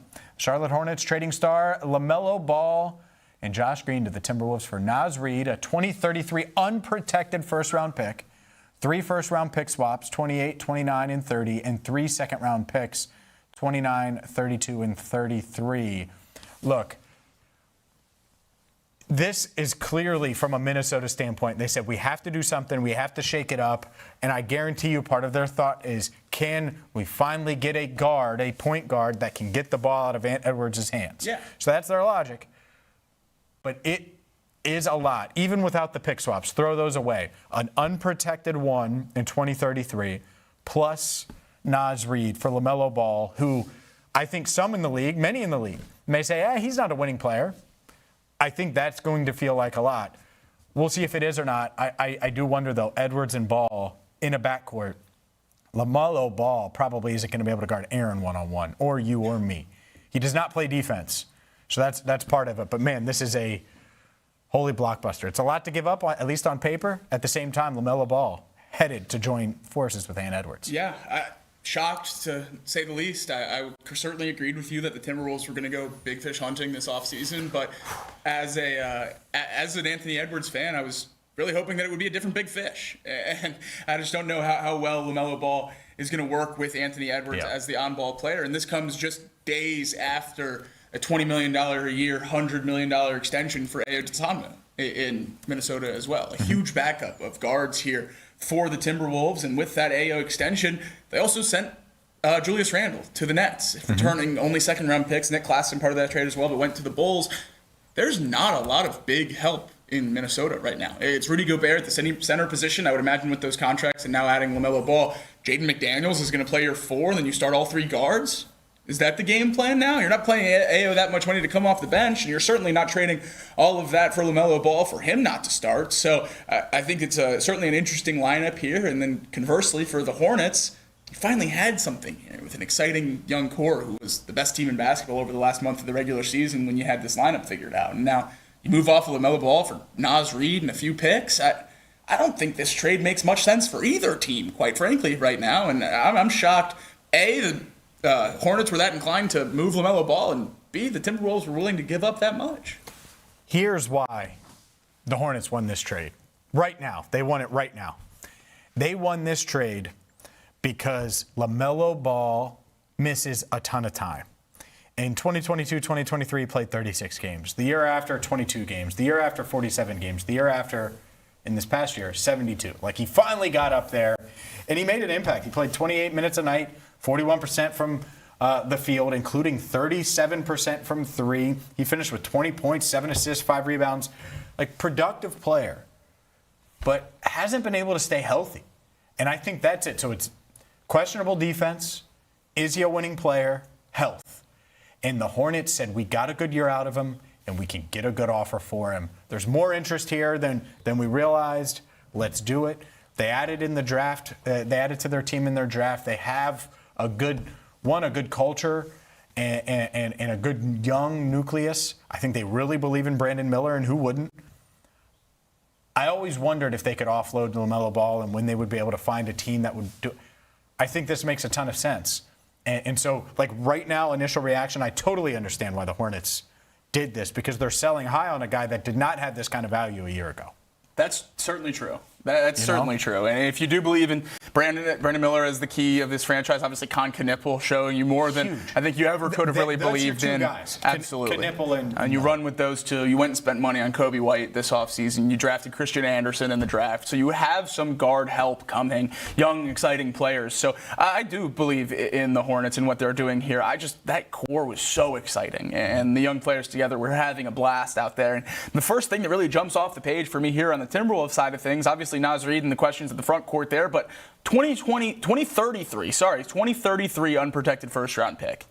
What do you think the chances are Anthony Edwards is playing for the Timberwolves in the 2032 season? Or LaMelo Ball? There's a chance, but it has to go. This has to work. This has to go really well. For both of those guys to be there, they'll have had to have won a championship. I agree. So if you're the Timberwolves, you're trading a pick to build a team right now that I guess you believe is a championship contender. I certainly don't, looking at this roster right now. But now that pick is unprotected years down the line when feasibly none of this exciting core will even be on the team to determine where it lies in the draft. I think a couple of things. One, you're telling yourself, we're going to do whatever we can to keep Ant. So that's probably top of mind. And Timberwolves have had a lot of success keeping stars in Minnesota. That's why they do. They kept Kevin way longer, though. But that was some twisted loyalty more than anything else. No doubt. Yeah. No doubt. But you look at their history, and this is what they do. Like the Marbury, Kevin Garnett, and then they go get this guy, and they go, like they tried. They went that route. Sprewell in the Timberwolves, like that. That's something that happened to try to keep Garnett, and that's what these teams do. That's what these organizations do, and I think that's it. They felt the pressure. They looked around the league. I'm sure they called on Jaylen Brown. Yeah. I'm sure they did, and they went with the big element there. On the surface, I understand this. There needs to be more. And Ant Edwards is awesome and could end up being the best player on the planet. Like, that's still a realistic possibility for him to become that. And so that needs to happen. And maybe getting the ball out of his hands some, where he doesn't have to play point guard and he can be Kobe. Maybe that's the logic. Can LaMelo play with Ant? Like, can LaMelo facilitate? Not just get assists. That's different. Assist numbers and actually facilitating the offense, running the offense, two far different things. Like being a point guard. Can he do that? Can he limit his turnovers? Can he play winning basketball? I think that's a very real question that he's going to have to answer. If those things happen, like, can this work out? Like, I see the path to it working out. I think LaMelo is a lot of fun. I think he can be efficient if he plays a bit smarter, and playing alongside Anthony Edwards, a superstar. It's the best player he's ever played with, by far. No question. So could Ant get the most out of LaMelo, and could LaMelo, in his ability to run point, potentially impact Ant in a positive way? Maybe. But there's no doubt about it, there's a risk. And I do wonder if they're going to try to make another move. Do they go LeBron shopping? Do they do that? I don't know. I doubt LeBron wants to go to Minnesota. Apparently Giannis was open to it. It came out afterwards that Minnesota was the third team Giannis was willing to sign an extension with. It was Celtics and Heat, which were talked about a ton, and obviously it ended up in Minnesota. But his camp put out afterwards that he was open to signing a Minnesota extension. So maybe the allure of Anthony Edwards is bigger than the market is small. Yeah. And that's when it would make sense. Like, if you could have LaMelo and Giannis. Man. Right? But that's not happening. You wouldn't have those picks to trade for LaMelo if you trade him for Giannis. Like, no doubt. Yeah, you wouldn't be able to do all the pick swaps and all of those things. And by the way, I think the Hornets probably take less, but apparently there was a bit of a bidding war for LaMelo's services. Now, what that was, who knows? But I think that the Hornets, this is a very safe play. I get why. Off-ramp. They've had problems with this car, the LaMelo Ball car, staying healthy, staying on the road. They were like, hey, it's a fun car. It's great. But it's been running well, and the market for this car has gone up. So let's get off of this thing now.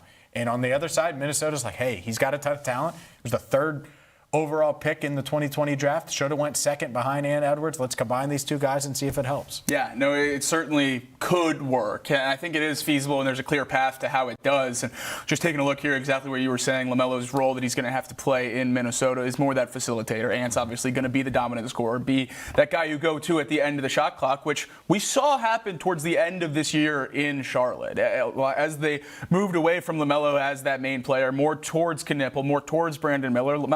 LaMelo even came off the bench a little bit towards the end of the season. But looking at this Hornets roster through the 2026 regular season, removing low leverage situations, LaMelo Ball had the biggest change to offensive rating for the Hornets when on or off the court. He was a plus 13.1 when he was on the court. The Hornets, a 126 offensive rating when LaMelo was on the floor for them this past season in the regular season, which was fifth best in the league when LaMelo was on the court, or would be fifth best in the league if you just go when LaMelo is on the court. And that's something that I really makes me more excited about this trade, because as you saw Khan take all those threes and break records this year, as you saw Brandon Miller continue to grow and be that on-ball threat in Charlotte that got them to the play-in and almost to the playoffs, LaMelo took a back seat as the scorer. Even the assist numbers went down, but that facilitation, that offense as a whole got a lot better. So I do think he's open to that role, and I also think getting traded like this as a former top prospect, big name, top draft pick, kind of is a check to the ego a little bit, and maybe encourages him to want to win a little bit more, to shift into that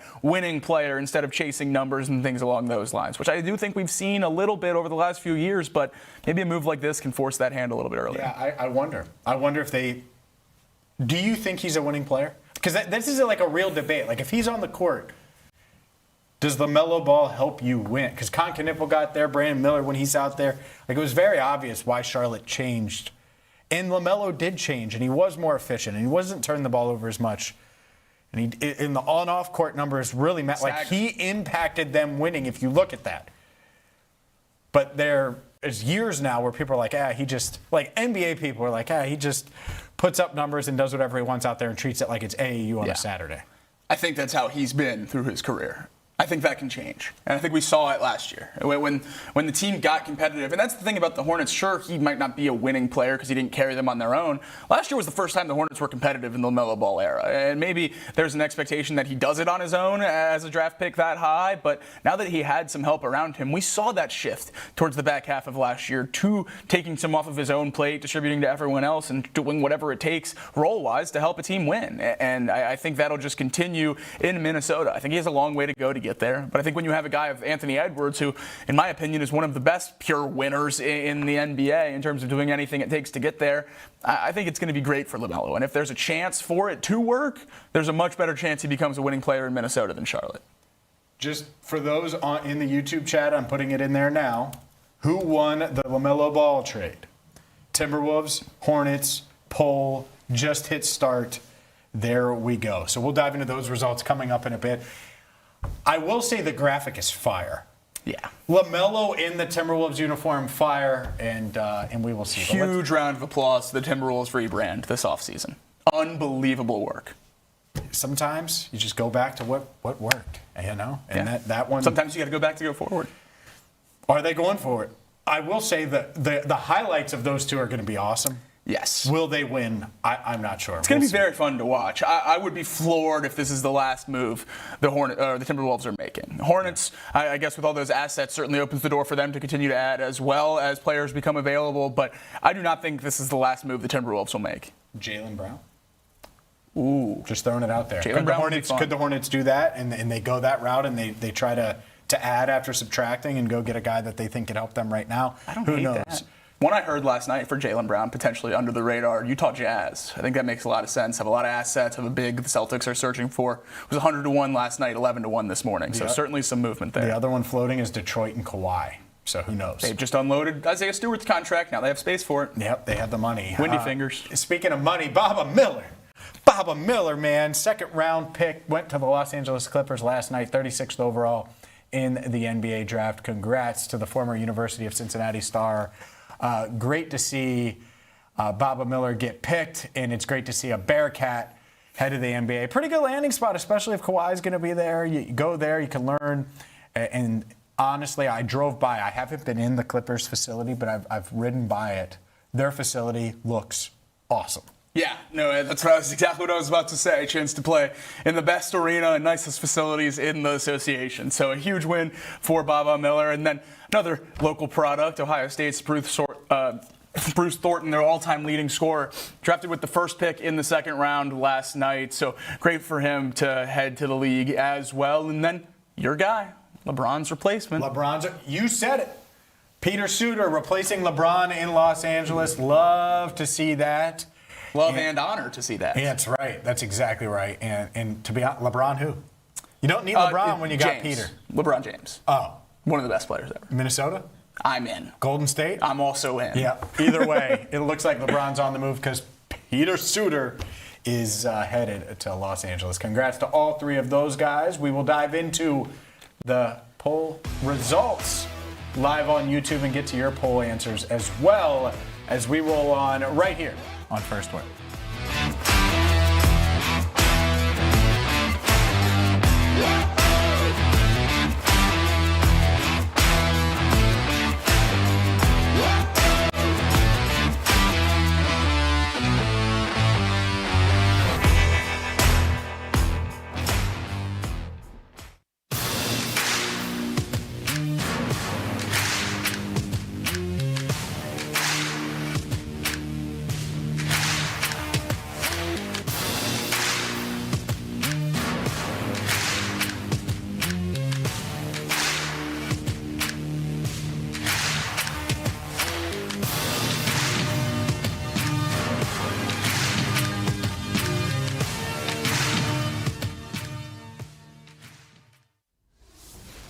Thanks for joining us here on The Crown. I'm Marisa Contipelli, and it is time to put FC Cincinnati goalkeeper Roman Celentano in the hot seat and ask him some rapid-fire questions. And I'm not really sure how these are going to stack up to what you're used to facing over there at TQL. If it's going to be easier, if they're going to be tougher.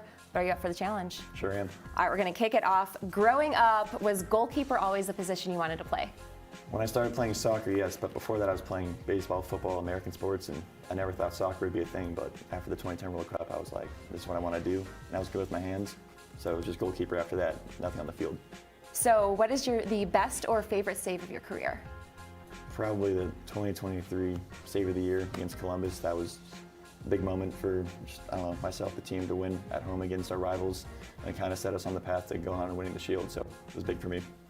Who is the toughest striker that you have faced? It's hard not to say Messi, so I'll go with that. What is the hardest part about being a goalie that fans might not realize?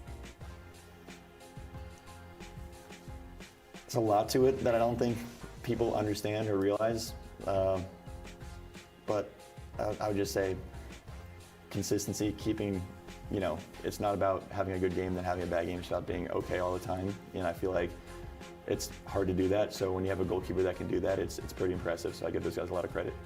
What's more stressful, penalty kicks or going through airport security? Airport security. That was a fast answer on that one. Why? There's no pressure on a penalty. You can only be the hero as a goalie. So I like penalties because it gives you a chance to be the hero, and maybe, I'd like to have some back in my career in MLS, but I don't mind facing them. I get more stressed out in other parts of the game, so that's no problem for me.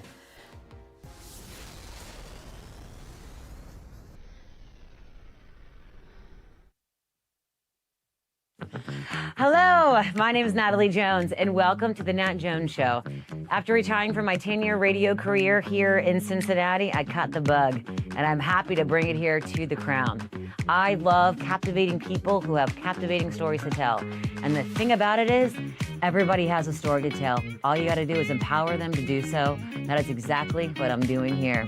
Because life is better when we all stay curious and we all stay connected. Cincinnati means business. And what does that mean for you and your community? The Working Lunch, every weekday at noon, takes you behind the local business scene with local headlines, interviews with owners and local leaders. The Working Lunch with Jack Crumley, only on The Crown. On the radio here in Cincinnati. Cincinnati has always felt like home. Right here on the Crown Network. Out and about in Cincinnati, bringing you the stories that you need to hear in the Queen City.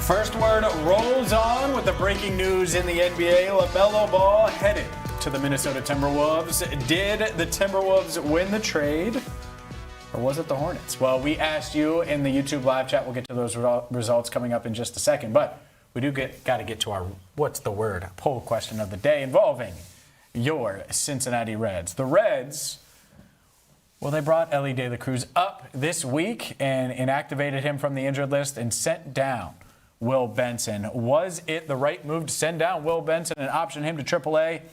42.6% of you say yes, it's the right move. 40.7% say no, it should have been McLean. 9.3% say no, it should have been Arroyo. And 7% said other, and then didn't really have any other options because the Reds didn't have many different options outside of Will Benson other than McLean and Arroyo. Was this the right move? I think it was. I think it was because Will Benson had no place on this roster. And that was shown by the playing time or lack thereof over the last month or so. He simply hadn't played much baseball in the month of June. And when he was playing baseball this year, he wasn't very good. He was hitting around 180, only 3 home runs, and that power was what had kept him in the majors without the average or on base that you would need from an everyday type of player. And Benson had been a good defensive outfielder through this time, which also gave him a good role in this team. But now that you have Noelvi Marte playing center and right, you have Steer, who's out there a lot, Blade has earned a near everyday role.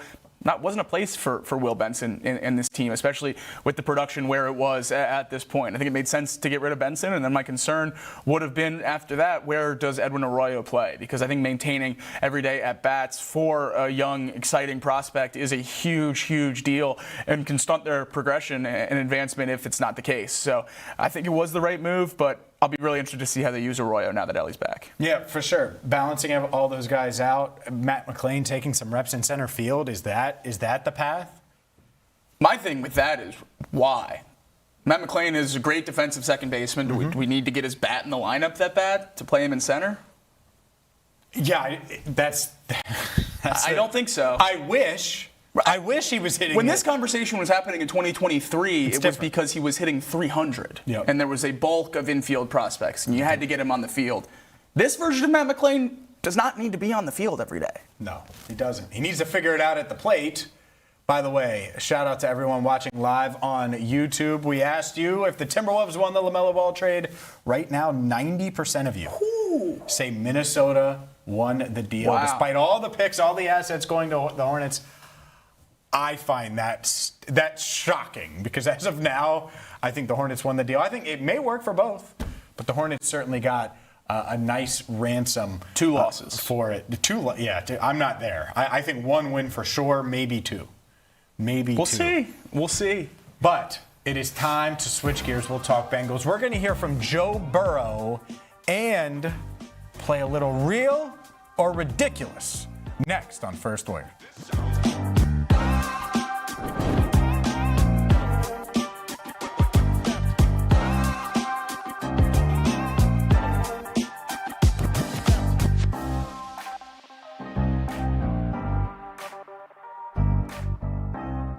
The Crown has you covered. Start your day with First Word, Cincinnati's only morning sports show. Power through midday with the working lunch, Cincinnati business talk that keeps you in the know. Nat tries that for lifestyle around the city, and the Rebound Rundown covers every corner of the college basketball scene in the tri-state and beyond. This is The Crown. First Word for your morning sports, Nat tries that for lifestyle around the city, the working lunch for business that hits home, and Rebound Rundown for college hoops. This city deserves its crown. Watch, listen, subscribe.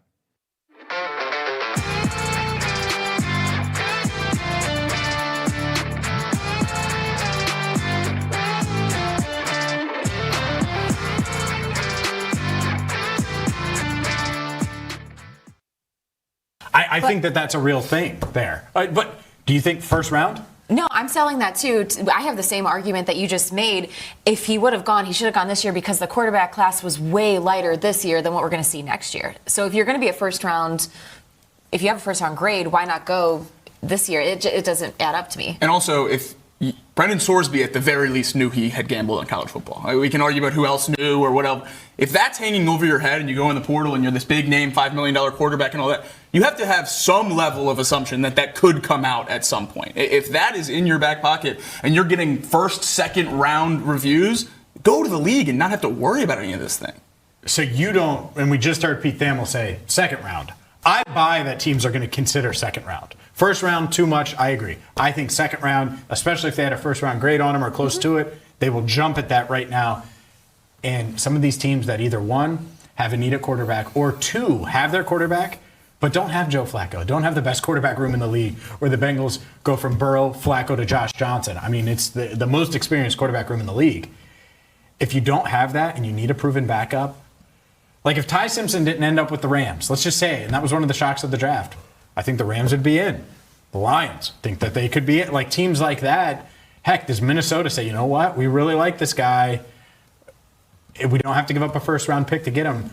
I do buy that day 2 pick very much in play. I think that's going to happen. I think it's going to be a second rounder. There's just too much smoke. Too much.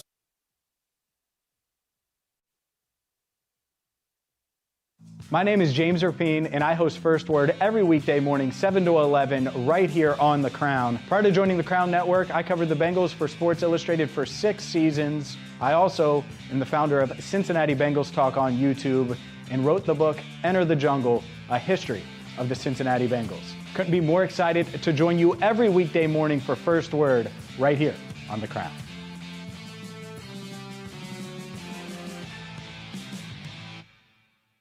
This city deserves its crown. Watch, listen, subscribe.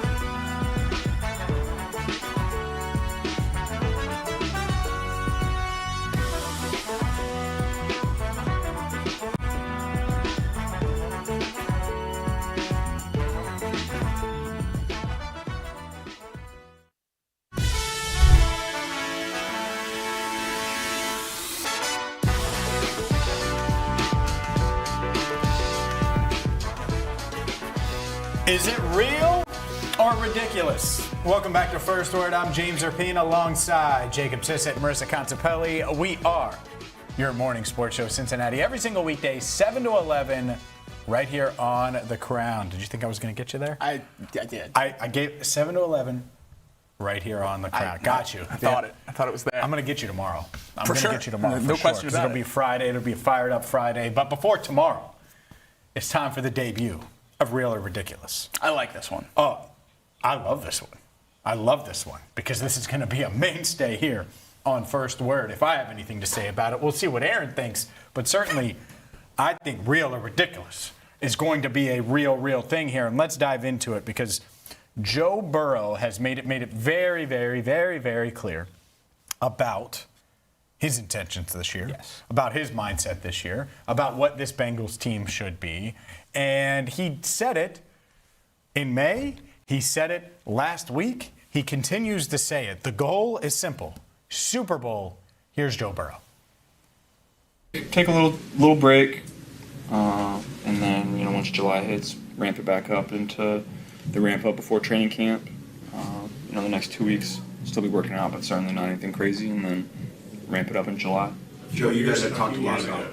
You were asked that, and you were like, it's go time. I remember you said, why dial it back now and take that time? What You live and you learn. Joe Burrow, and this is me, so real or ridiculous? Ridiculous. I gave Gabe the wrong cut there. We all saw it, though. Joe Burrow mentioned in May Super Bowl and Super Bowl contenders and how they plan on winning the Super Bowl. Real or ridiculous that the Bengals feel like they are legitimate Super Bowl contenders going into training camp? I think it's absolutely real, and I don't really know how it wouldn't be. And that's, I think, the frustration we had about a week ago when we talked about a lot of the people in the national media talking about the Bengals and their Super Bowl chances. Just they seemed to think it was ridiculous at some points. Well, the Bengals are Super Bowl contenders anytime Joe Burrow's on the field, and the fact that they've added to the defense to have legitimate talent, and there's a conversation that we had yesterday on the show that this Bengals defense could be potentially top 10 in the league. If that's the case, there's no question in my mind they're Super Bowl contenders and should be in the short list of Super Bowl favorites. I think the Bengals have certainly done enough to be in that conversation. They belong in the top 7 or so at worst, I would say, teams in this league to win a Super Bowl, and puts them squarely in the conversation at the top of the AFC East for sure, or AFC North for sure. AFC standings, no question, in terms of one of the teams that I think can win the Super Bowl. There's not a lot of other players or quarterbacks in this league that are on Joe Burrow's level. We all know that, and now he has a defense and the rest of the roster to match. So I absolutely think the Bengals are square in this mix to win the Super Bowl. I think it's real. Yeah, I agree. I think there's a reason why he talks Super Bowl and why he went out of his way to do that, bring that up.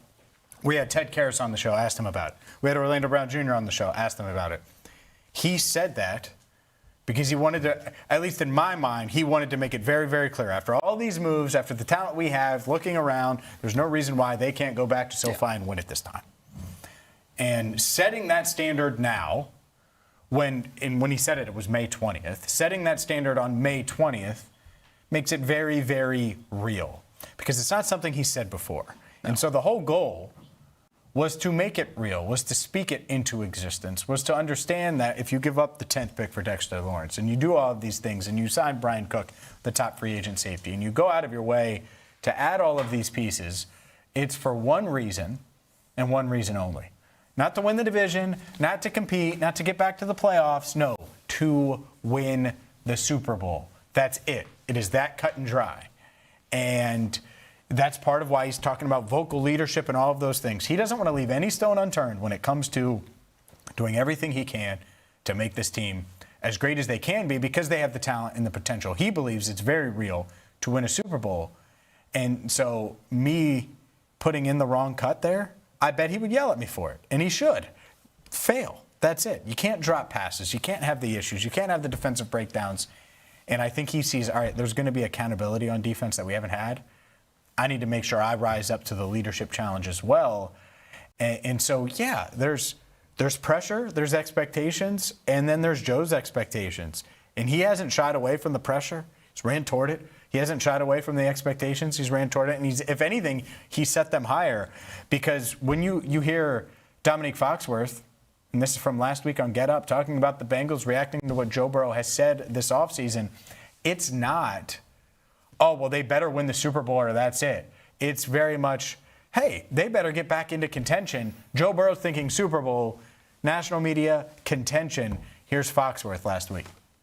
I think the expectations should be high there, and I appreciate that Joe Burrow is putting the spotlight on himself and making sure that the pressure is high now, because the pressure is high for the season. A lot of people are going to be playing for their jobs and their futures for that team, especially in the coaching staff. So I think that it's important that he put that pressure there. I do think the strength of schedule matters. I know it played a big role for the Patriots last year, and they made it to the Super Bowl in part because they were in good position because of that strength of schedule. The Bengals will probably split their divisional games because that's kind of what happens in that division pretty often. No matter who the best or worst teams are, you end up kind of splitting those out. And yeah, the strength of schedule will help them bolster the rest of that and be in position to win the division. And winning the division gets you closer to potentially getting that bye, which makes everything easier, especially for the quarterback like Joe Burrow that Tim mentioned has had trouble staying healthy. Pressure's on, expectations are high, and Joe's are higher, which is a form of leadership. Sets the standard, which I do love. And so real, ridiculous, I think it's very, very real, one, that they think they're Super Bowl contenders. Is it real, though? Like, when you list out the Super Bowl contenders in your head, take your fandom out of it. Yeah. On paper, is this a Super Bowl contender right now? Yes. As constructed? Yes. No question in my mind about it. I think if you have a top 5 defense and a top 5 offense, offense. Everyone calm down. Top 5 offense. Top 5 defense. Top 20, best top 15 defensive defense. tackle and best safety in the league. Yeah. Is that what you're going to do? Yeah. No. But when your offense is as good as the Bengals are, it's the same conversation we've had over the last 3 years where the defense needs to be a legitimate contender. And I think they've well exceeded that this offseason in terms of the additions they made. I think there's a world where without a Dexter Lawrence addition coming over the top, they still did enough to be in contention this year. Maybe not a Super Bowl favorite or in the talks, but to get back to the playoffs, to compete for the North. I think there is a world where without that big time addition, they're still in that conversation, at least here in Cincinnati, and then you can prove some people in the national media wrong when the season rolls around. And now, since you did trade pick 10 for Dexter Lawrence, I think we're no longer talking about maybe a top 20 defense. We're talking about maybe a top 15 defense, which then gives you a world where you could outperform that into a top 10. And if the offense has much less to worry about out there, then absolutely they could be even better than they've been in years past. I think the Bengals are without a doubt a Super Bowl contender and a legitimate one this year. When I look at the AFC Championship winner odds right now, they're 8th in the AFC, which is absolutely ridiculous to me. And I think that's hedging a Joe Burrow injury here in terms of not getting to late January with this Bengals roster. Because when you look at the favorites on a game-by-game basis, this year the Bengals are favored in 15 of 17, which would be the 1 seed in the AFC. So the Vegas is not aligned in how to view the Bengals. So it seems to me like all the national conversation points on this are hedging against a Joe Burrow injury in terms of the conversations on contention. But if you look at game by game, the Bengals are up there with the best teams in the league. Yeah, they should be, and I expect them to be, and I expect them to be very real contenders. And if they are, this is the path. Believing it now, buying in now, believing that they were missing these pieces, they've addressed these holes, that the guys that they haven't brought in, that maybe Marisa talks about signing a Bobby, right? Yeah. Well, fine. But is that the difference? And maybe it ends up being the difference. But right now, they need to believe that they have enough. And on paper, I think that they do, to be right back there. Now, I think the key to it is Joe Burrow being the best Joe that we've seen, Jamar being the best Jamar we've seen. This offense needs to do a ton on its own, on its part. Be better than they've been, be more consistent than they've been, be more explosive than they've been. And that is a huge, huge factor that we're going to dive into coming up in 25 minutes here is where they can get better on offense, because we focused a ton on the defense, and I'm about to right now. Offense is still a huge part of this, and it can't just be health, because the offense has had some up and down moments for sure, even when Joe Burrow's out there. But defensively, can you have the stability on the back end that you need, have one or two of these young players continue to break out, and will Dexter Lawrence be as advertised? Like, starts with Dexter. I went outside in, but Dexter, is he as advertised? Can you be competent on the secondary? If so, if those two things happen, competent secondary, Dexter's awesome, I think the linebackers would be okay enough to where you should be good enough on defense. But that's it. That's the minimal path if you're going to be a real contender that needs to happen. For sure. Absolutely. And I think the exciting thing is you never know how all these new pieces are going to mesh until they're out there on the field against the Bucs in week 1. But at this point through the offseason, everything that anyone could be doing, they've done well, and they've done correctly. Dexter Lawrence, as soon as he's got here, has been in the facility every single day, training, being a great leader. Everyone that we've had in here on the team has talked about how great he is in the locker room and how great he is on the field. A daunting interior defensive lineman who has been an awesome addition to the locker room as well. You have guys like DJ Turner and Dax Hill who are here for minicamp while they're negotiating contracts, going into contract years. Here you have Joe Burrow, who's here after an incredibly eventful summer. You have Jamar Chase, who waited a while, but minicamp rolled around and he was here as well. The whole gang was in the locker room ready to go, ready to be on the same page as soon as minicamp rolled around. That tells me that they're locked in the same way Joe Burrow is, working for that common goal and doing anything that it's required to get there, and maybe even going above and beyond in some different pieces. So it wasn't just Dexter Lawrence we talked about yesterday, having that boxer mentality going through this time before training camp, going to keep working all the way through. Joe Burrow going to take some time off, but I'm sure he's going to keep working as well. These guys are going to be so ready to go by the time training camp rolls around. How many quotes did we hear from Joe Burrow and other guys right at the end of minicamp that they wish they could have rolled this right into training camp because the vibes were so good? I think this is such an outlier of an offseason for the Bengals from a front office and additions perspective that it has reignited the locker room to go out there and really go for it again this year. For sure. And the fact that they restructured Joe Burrow's contract, gave themselves more cap space, more flexibility. Maybe they do add to the roster. At some point, we'll dive into that. You played the schedule game yesterday. You and I are pretty bullish on this team being much better than they've been. We will see if they are real Super Bowl contenders this year. But there's a development in the AFC North. We have to dive into that and explain why T and Jamar, well, they're great values. We'll do that before we talk Bengals offense. And I think we're going to talk a little Caitlin Clark this hour as well. Yes, there's some craziness going on in the WNBA involving Caitlin Clark. We'll do all of that between now and 11 right here on First Word.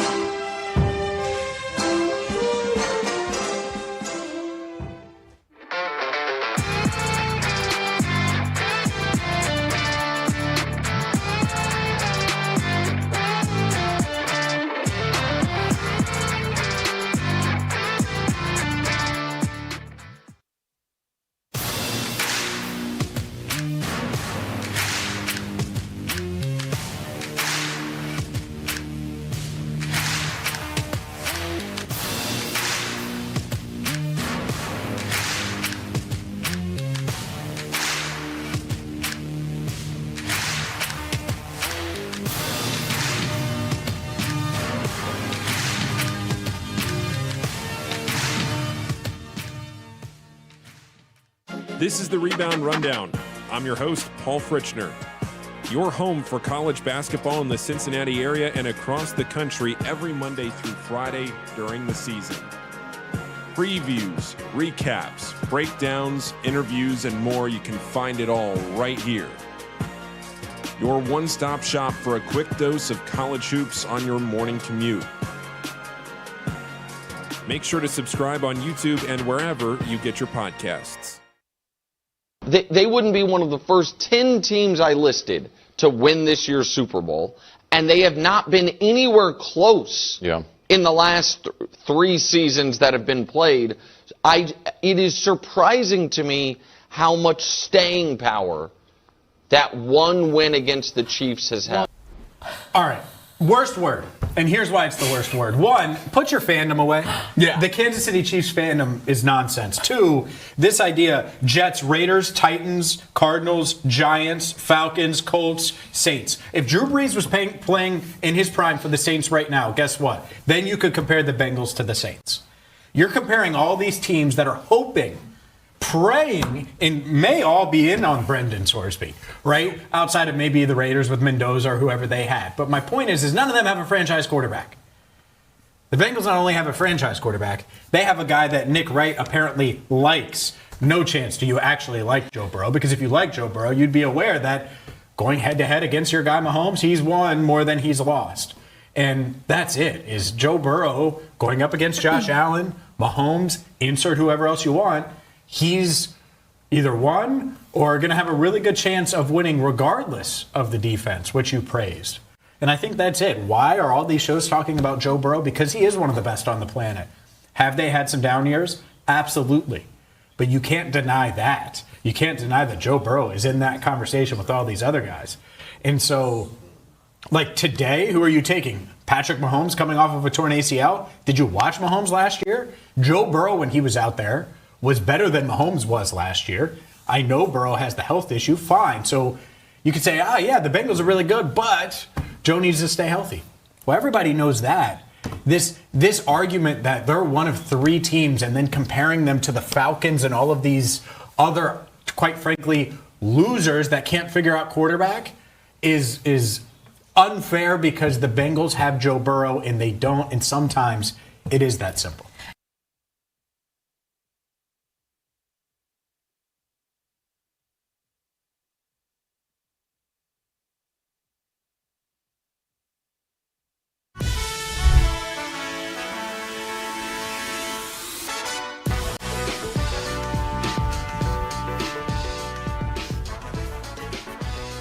Will the Bengals offense improve in a key area? We'll dive into that coming up in just a few minutes here on First Word. I'm James Rapien alongside Jacob Tissot. Marisa Contipelli has the day off. In the Bengals, well, no one doubts that they have plenty of talent on offense. Will they take a big step forward? We will dive into that. You'll hear from Joe Burrow coming up in just a second on the offense, if I got it right. But before we do that, Zay Flowers of the Ravens had 1,200-plus yards last year, 86 catches, 5 touchdowns, was a really productive player.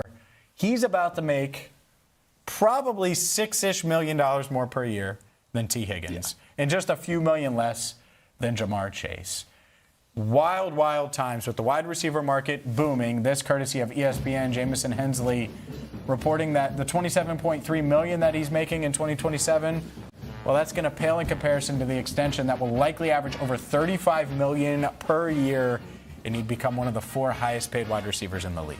Yeah, sandwich Zay Flowers right between CeeDee Lamb and Justin Jefferson. That's the conversation he's a part of, correct? No, not quite. But still a great player. 1,200 yards last season, 118 targets, 86 catches, 5 touchdowns. No question the number 1 receiver in Baltimore, and those numbers will probably take another step next year with Isaiah Likely gone, who was a big piece of that passing game in Baltimore as well, and a new system offensively with Declan Doyle coming from the Bears over there as well. A little bit more pass happy. Saw that with Rome Odunze, Luther Burden having great years last year with Caleb Williams in Chicago. So maybe an explosion for Zay Flowers in a contract year, which would be great for Zay. Maybe not for the Ravens. I think it's always funny when number ones, no matter where you are in the discussion, if you're a number 1, you reset the market more often than not. And we saw that most, blatantly with the quarterback position a few years ago, really leading up to the Joe Burrow extension, when Tua Tagovailoa broke the record, and then Dak broke the record, and then Herbert broke the record, and then Burrow broke the record. And now it seems like that has shifted to the wide receiver position, where every single number 1 extension just breaks the record. And there has to be a bubble at some point in the wide receiver market. We're seeing these contracts grow to an absurd rate at this point, and there's so many receivers getting these massive contracts across the league. And I don't know what that point is. I don't think Zay Flowers is a huge issue with it. He's certainly deserving of a big-time contract. But just looking at the other receivers getting paid in that $35, $40 million range, in my mind, Zay Flowers is a clear tier below those receivers. Yeah, I agree. There's also going to always be the market evolution where the guy who's on that next tier, like George Pickens, I know you believe in his talent. I do. You're a big George Pickens guy. Should he get $35 million? I would be more comfortable giving it to him than Zay. I would not. Okay. I don't worry about Zay's attitude, mindset, how he carries himself, how he's going to impact the team if he doesn't get the ball. All those things. all things that were clearly I worry about an how issue he's going to impact the team if he does get the ball when you fumble on the goal line of an AFC playoff game. Okay, so he had sure, he's still an awesome player. For sure. So, like, I get it. You're trying to push back here. But, like, George Pickens on the field is a much better receiver than Zay. I disagree with that. Really? Yeah. Talent-wise? What define talent? Speed, athleticism, jumping, hands. Like size, but Zay's athletic. Zay's great. No, don't get me wrong. I think Pickens is. He's more unique because of his size. Yeah, for sure. Zay can do a lot, but he's more of a slot type, and so they're just different. Yeah. But, like, to pretend that George Pickens is this, like, Jamar level, like, he's behind Lamb in everything. No question. Okay, well. Yeah, he's the wide receiver 2 there. I'm just saying, like, and Zay would be the 3 in my mind. If George Pickens and T. Higgins are in the same room, it's not George 1. I think it is. No way.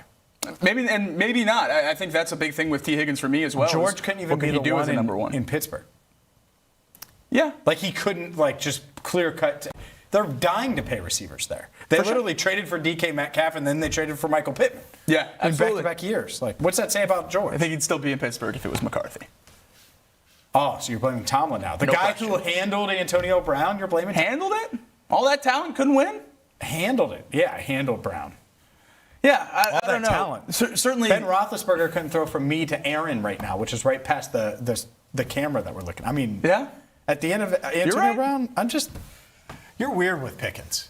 I love Pickens. SEC. You're weird with SEC. No, I didn't really I wasn't a huge Pickens guy until last year, honestly. Yeah, I thought he was exciting really good in last year. Pittsburgh, I had him but in he fantasy last had year. to tap into it a little bit, and I think he did last year. I had him in fantasy last year. I get it. I understand it. Had Zay, too. How did I not win? What went wrong? What is going on? We'll have to reassess. Jaden Daniels. Look at this. So this is, and what's interesting here for Zay, and this is what I would argue too, look at my targets. Yeah. Imagine if I was in Cincinnati. Yeah. Because the thing that stands out to me, he caught all but 32 targets. It's a pretty high clip. So how they're using him, all those things, and that's what they would say. But no, Zay Flowers is awesome. Less yards, less targets, less receptions, all those things than Jamar, no doubt. But this is Jamar's deal. And you look at those numbers. They could have been even less if they would have extended him sooner. But even so, they're getting really, really good value for what they're going to get because Jamar's numbers, those were with 3 different quarterbacks. Yeah. Yeah. Those numbers much, much higher. Those touchdown numbers much, much higher if he wasn't catching passes from 3 different quarterbacks. I don't think there's any doubt about that. But yeah, this is just a reminder of how the market moves and all of those things. And this is how he compares to T. I think he should get more than T. I agree. I don't think he's a better wide receiver. And that's 2 different conversations. Absolutely. Right? T also played with 3 different quarterbacks. I expect him to have that 1,200 yards this year. I expect him to get, if Joe's out there, he gets 120 targets. And the games he missed for T is a huge thing. The sample size here is different in the number of games played. Yeah. No, missed a couple of games. But you look at that. He stayed pretty healthy overall. But this past year, he stayed pretty healthy overall. But, yeah, these contracts, they just go up and up and up. And it's just a reminder, because we still see, Jamar Chase, T. Higgins, they paid both those guys. That's what they get. They couldn't invest in the defense. They should have went out and they should have. The answer was always they could always do both. They went out and traded for Dexter Lawrence. They had T. They had Jamar. Always could do both. And they did it this offseason. And now with the wide receiver contracts going up, T. Higgins going to be a steal. Jamar Chase is going to give you tremendous value because he's going to put up bigger numbers, assuming health, much bigger numbers than Zay Flowers this year. No question. And you're absolutely right about extrapolating those numbers to more targets and more catches for Zay Flowers. I think my concern with Zay Flowers at this point would be the targets last year and the fact that there aren't a bunch of threatening wide receivers in Baltimore that are going to take those targets away. And Zay Flowers was still 18th in the league in targets. He was tied with Kyle Pitts behind almost every single receiver that's making $35+ million in the league this year. And I understand that once you pay those guys, you're more incentivized to get them targets and work the offense through them. I get all that, but I feel like we would have wanted to see it already from Zay, and I think there is a worry for a player like him who is so slot dependent and is determined by a lot of that wiggle and stuff in his game that maybe a huge rise in touches and a huge rise in usage isn't the best for a huge rise in production from Zay Flowers. I think a 1,200 to 1,400 yard season with around 100 catches is probably his peak. And with that, great. I think it's a great player and someone you need on your team to win. I don't know if I'm paying that $35 million. And that's the thing with this conversation. At what point in the wide receiver landscape of the NFL are you not paying your number one? Where do they have to lie in the grand scheme of the wide receivers to require that record-setting contract? $35 million wouldn't be record-setting, but certainly would feel that way for someone with Zay's production so far in his career. So where would you be comfortable letting a receiver walk, requiring this kind of money production-wise? Because I think we're both relatively comfortable paying Zay this number to keep him in Baltimore. Yeah, I just put out there, which wide receiver would you rather pay $35 million to, Zay Flowers or George Pickens? In the live poll, you're not allowed to vote. Oh, I'm voting. Yeah, of course. I've already voted. Oh, I'm voting. Of course I'm voting for George, and I'm going to impact the results.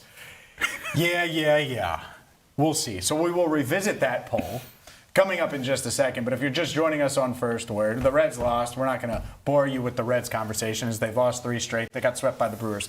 They don't play today, by the way. We'll dive into the World Cup coming up in a bit. We have Caitlin Clark in the craziness that is the Caitlin Clark and how she's officiated coming up in a bit. But let's dive into the Bengals offense here and hear from Joe Burrow. Because if the Bengals offense is going to take a step forward and T. Higgins is going to have 1,200 plus yards and Jamar Chase, we talked about this yesterday, the idea of him getting to 2,000. But if they're going to reach their full potential as an offense, they have to be more explosive. Is the path to that getting under center more? I thought this was some interesting insight from Joe Burrow on their offense, on their approach, and how they've kind of had to change things up throughout the season and their mindset going into 2026. If you're going to be a gun team, you're going to get certain defenses, and teams inherently are going to be more worried about the pass against us and try to take that away because that's what we're great at, and teams know what we like to do and that we're really good at it. So, trying to find ways to be explosive in the run game, and then try to find some things off of that can get us a couple easy explosives. And we're committed to that. Our coaching staff has done a great job this offseason of putting a plan together to try to execute that. So I'm excited to see how it works out, but I'm always ready to drop back 65 times and make it work too. We were heavy under center in 2020, 2021. That worked out well for us, but then we were so explosive that we stopped getting the defenses that the under center runs and the under center play actions were built for, and then we weren't explosive in the run game when we faced those light box defenses. So then we transitioned to a gun team, and our run game became our RPOs and our quick game basically, and the run game was kind of icing on the cake because of that. And that was effective for a couple years.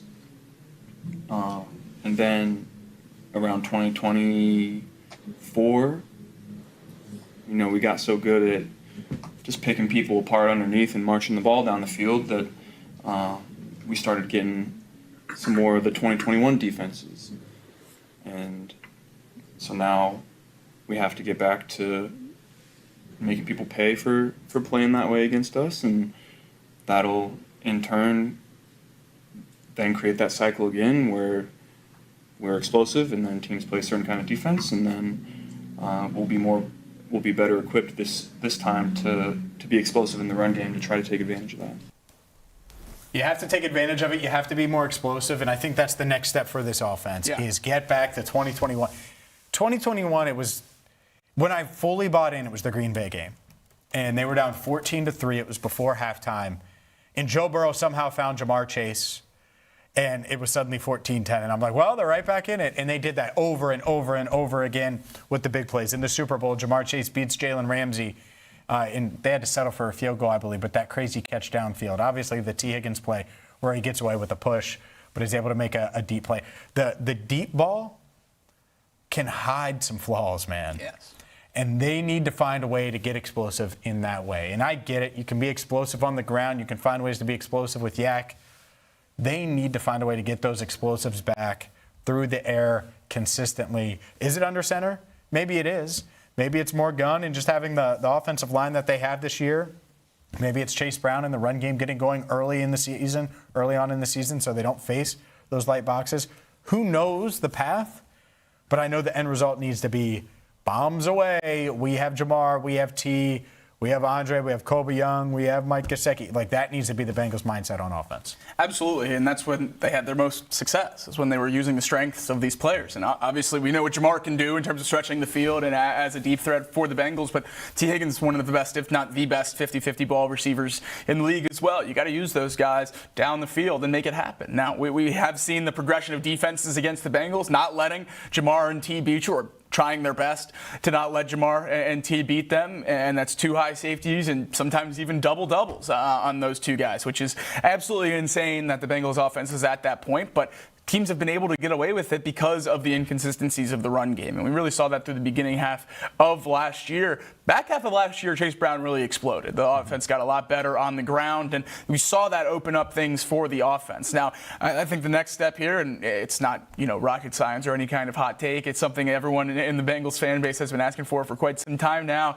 I think play action is where you're leaving a lot of meat on the bone there with this Bengals offense. And part of that comes with the telltale signs of running versus passing that the Bengals have had in their offense over the last few years. It doesn't start and end here, but the Mike Gesicki, Drew Sample tight end room is a huge piece of that. The pass plays when Gesicki's on the field are almost 100%, and conversely the same with runs for Drew Sample. Now, going into this year with Eric All and Jack Andrews and all the exciting tight end options in that room, there's options for more do-it-all tight ends, which would provide that ability to not show your hand in that way, with maybe some more under center. We've seen some clips of that in training camp so far this year, mini camp so far this year, maybe expanding into that realm. Because looking back at 2024, Joe Burrow's last fully healthy season, he was 4th in the league in EPA per play on dropbacks in the entire league that season in 2024, where he was an MVP candidate. He was outside the top 20 in EPA per play on play action passes. That gap is really hard for me to wrap my head around, because that should be making his life easier, unless people aren't believing the Bengals are actually going to run the ball. And I think that comes from needing to be able to establish the run on not run downs, and being able to convince people that, hey, the Bengals are going to be able to beat you on the ground as much as they can in the air, which is going to be a huge step for this offense. But I do believe in Chase Brown and the retention of this offensive line to get that done. And that's part of it is Chase Brown. Part of it could be the play action element. I think that's something we can dive into in a bit more detail on tomorrow's show. Is play action the best way to do it? Or is it, yeah, baby, the Kobe, clear him out, let Joe Burrow cook?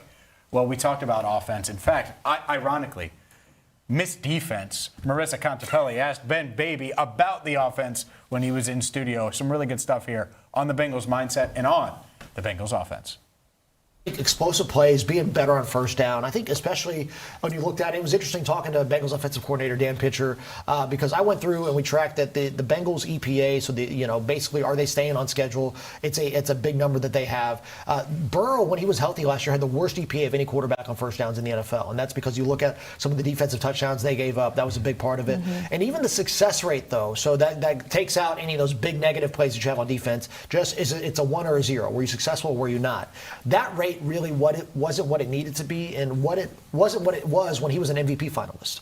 So I think both of those things. You not only need to be more explosive, but just be better on those early downs. Put yourself into second and manageable. Put yourself into third and short. And then find a way. I think this is going to be a big conversation too.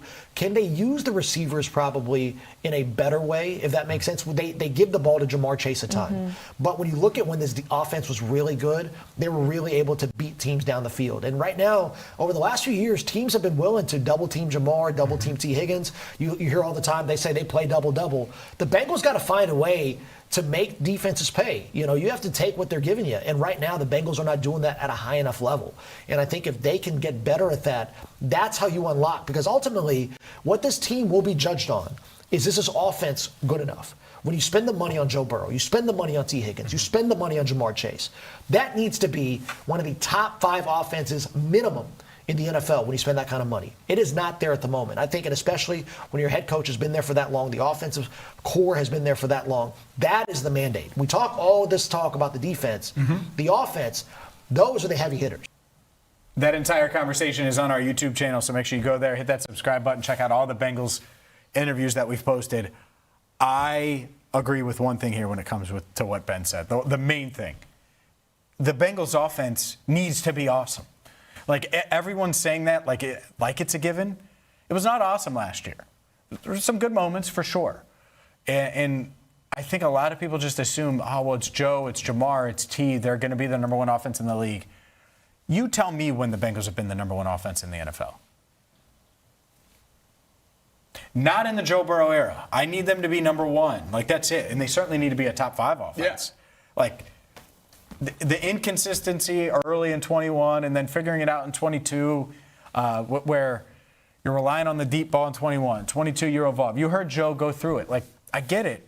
Now's the time where it needs to be maybe not 07 Patriots, 13 Broncos, but 07 Patriots and 13 Broncos. Like, that should be the mindset. That should be the approach where 48 touchdowns for Joe is doable. Doable. So many of the conversations about the defense and where it needs to get to, we're treating the Bengals as if they had been the number one offense over the last 3 or so years. I do think the level of not having to be perfect, not having to score every time, being able to loosen up a little bit on the offensive side of the ball will make them better, even if it hurts the numbers overall, if that makes sense, as a complete unit working together to win football games instead of putting up numbers. In 2024, it felt a lot like numbers, and it was always chasing points and chasing scores. And this year, they're going to have a defense that can do the work for them. They're going to have a run game that's going to be as good as it's been in a long time. And I really do think this Bengals team as a whole is going to be significantly better this year because of that more well-rounded nature of things. Yeah, I hope so.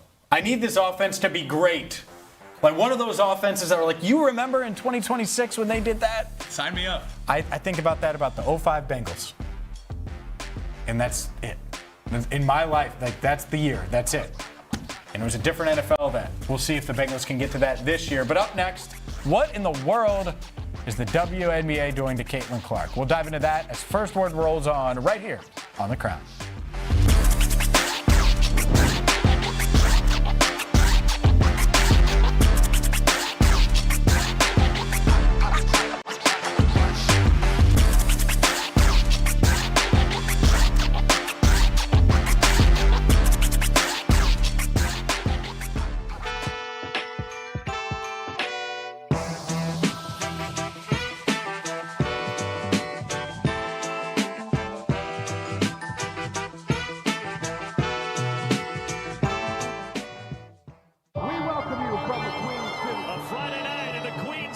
Cincinnati, Ohio. We welcome you from Cincinnati, Ohio. Nick had with the fan favorite to put it away. Touchdown, Cincinnati. Oh, what a catch. Cincinnati can't score. What a possession. And look who scores in the Rams win.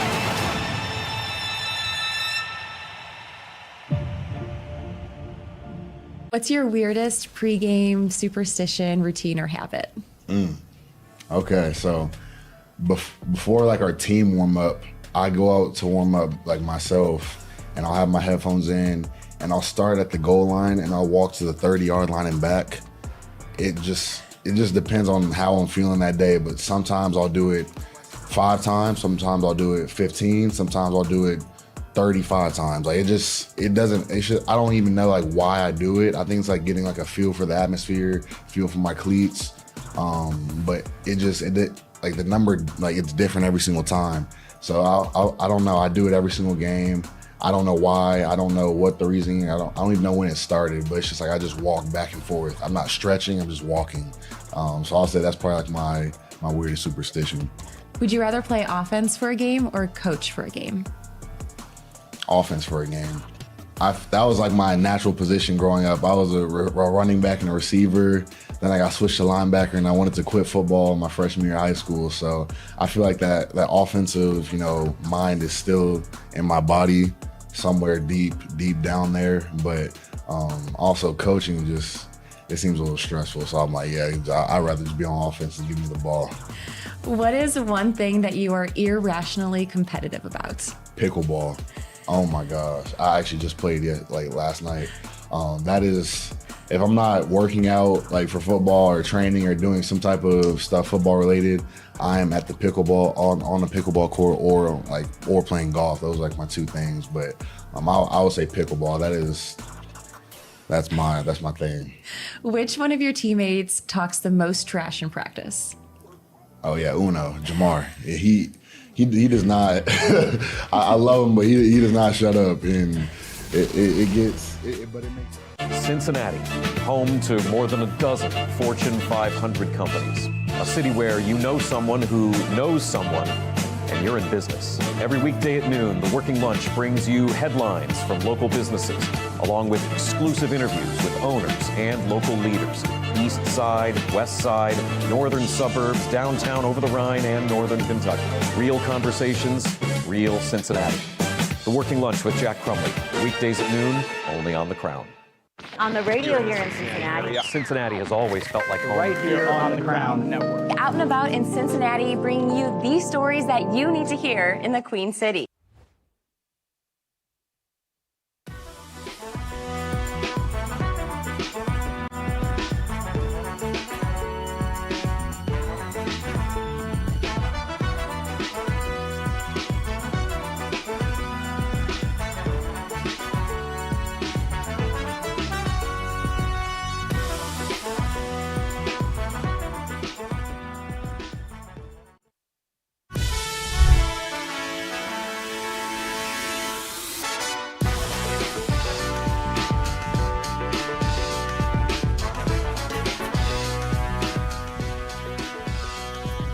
First Word rolls on a Thursday. I'm James Rapien alongside Jacob Tissot, Marisa Contipelli.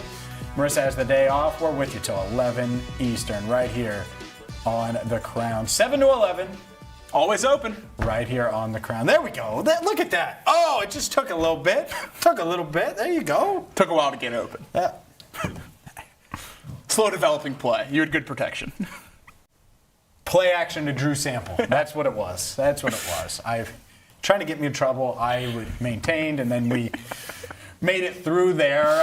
Look, maintaining is what Caitlin Clark is trying to do, because right now she's getting body slammed and elbow dropped and all these things. Did you see this play? This play was ridiculous, and it's the talk of the WNBA right now. It's really the talk of the sports world. Here's Caitlin Clark yesterday getting elbowed, or not elbowed, but a fist right to her neck, gets her throat chop right there. I think is the word. Yeah, there's a lot going on there, but nothing called. No, ref said they didn't see it after the game. We missed that one. Missed the hand/wrist to the throat of the best player in the league. Yeah, in the Mercury won this game 111 to 109, but Alyssa Thomas falling's the wrong word. Dropping herself, like jumping on. But she was already down though. So it's more just like using Clark's neck to get up. Oh no, for sure. It's very much a. But then there's a clear. People are going to love the sound of that desk. Yeah. But well, that's great. Podcast listeners, shout out you. Yeah. But the push up off the neck, that's insane. And really the answer here that's so frustrating to me is the reason why that stuff continues to happen is because it's happened the whole time Caitlin Clark's been in the league, and there's been no repercussions for it. The league has never come down and laid down the law and said, you're not going to do this to the player that has grown our game more than anyone ever has. Caitlin Clark has moved these games from WNBA arenas to NBA arenas. They're selling out the United Center for games in Chicago, the biggest arena in NBA basketball. They're playing almost every single one of their games this year on national television. What Caitlin Clark has done for the WNBA is remarkable, and it's really grown the game and helped everyone in the league get to where they are now with the new CBA, the higher max contracts, all of these things, partially at least, because of what Caitlin Clark has done since she got there in terms of getting the eyes on the league. And she's missed significant time now over the last few seasons because of injuries from plays like this. Dirty plays, late fouls, stuff that has no place in the game of basketball, targeting her in the game. Now, certainly she struggled this year a little bit on the numbers front of things, but that hasn't hurt her star power at all. Still people tuning in, buying tickets, buying jerseys, all this stuff to watch Caitlin Clark, and the league doesn't seem to have any intention of protecting her. Yeah, that's the frustrating part. And it's not just us that's frustrating. Biggest star in the league. I would suspend Alyssa Thomas. I would make an example of it. I would also, if I'm Stephanie White, the head coach of the Fever, I would make sure that my team knew, hey, green light. Do not let people or any player do what Alyssa Thomas did to Caitlin Clark. And it wasn't just this play. There was also one where she was coming down for a three and couldn't come down properly, hurt her back at the end of the game. She's dealt with injuries. She's one of the best players in the game, 21, 8, and 5 on the year. That's what she's averaging. You got to protect her. Stephanie White made that very, very clear afterward. Here's the Fever head coach. We have a generational talent and a WNBA superstar who had 2 cheap shots right there that weren't called.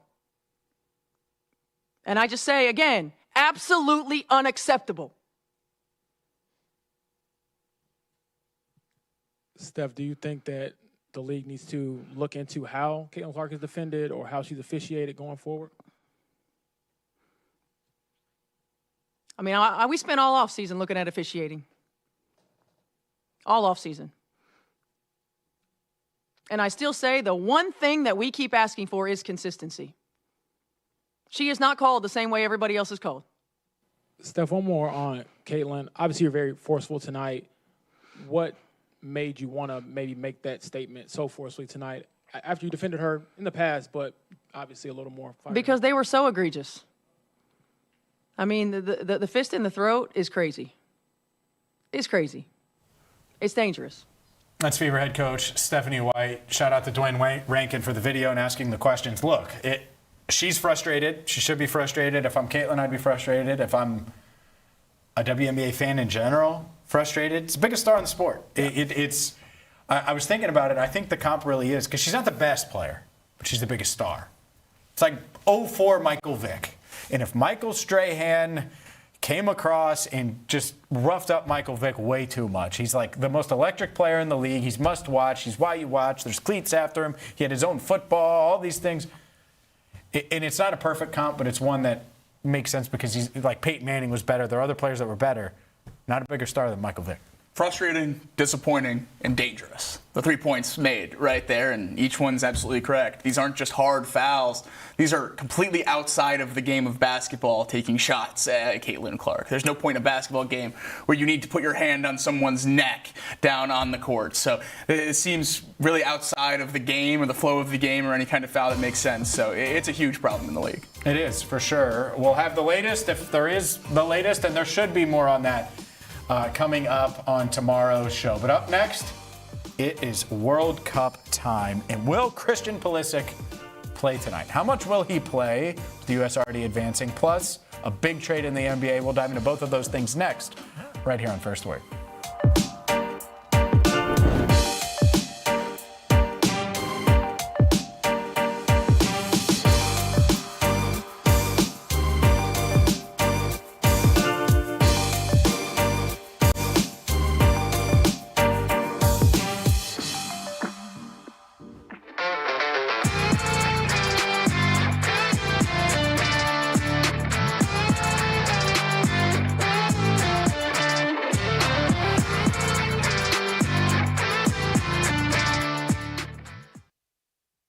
Emotionally, spiritually, like I love football till the death of me. Like this is I don't say it's what I feel like it is what I'm called to do. But last year it was hard. It was extremely hard. Like it was days where, like I said, like I'm in the building at 6 a.m. drawing up plays, preparing for the Miami Dolphins because they have a really complex offense. I'm just like, dang, I cannot figure this out. Because like they do a lot of stuff with their fullbacks, and like I said, I've never seen a fullback in my life up until last year. So last year was the hardest year of my life. But thinking about like where I am right now, it's like I said, it's night and day. But like I'm so confident because of what I went through last year, and like I would go home like last year. I'm just like, dang, like this is tough. But like I'm trying to be a leader. I'm obviously not trying to show that to the guys, like, because I love playing football. I love where I am. I love being in Cincinnati. I love the guys that I get to go to work with. But it was a long year, and I just try to show up every single day with the right mindset and be the leader that I was brought here to be. And but it was a tough year. But thinking about this year, oh my gosh, I literally. I have a smile on my face the whole time I'm in the building. Like, and that's gonna. I know it's easy to say in June, but I'm gonna have that until February. Truly, like, I'm so confident this year, so much more confident. So it's gonna be fun. still have a long way to go, but we're trending in the right direction.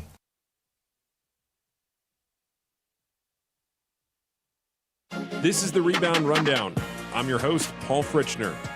Your home for college basketball in the Cincinnati area and across the country every Monday through Friday during the season. Previews, recaps, breakdowns, interviews, and more. You can find it all right here. Your one-stop shop for a quick dose of college hoops on your morning commute. Make sure to subscribe on YouTube and wherever you get your podcasts. Every morning, Cincinnati wakes up and gets to work. Companies are built, deals are made, restaurants open, ideas become careers, and every day the people behind it all sit down at the working lunch. Founders, CEOs, entrepreneurs, community leaders, the people building Cincinnati. The Working Lunch with Jack Crumley, weekdays, noon to 1, only on The Crown.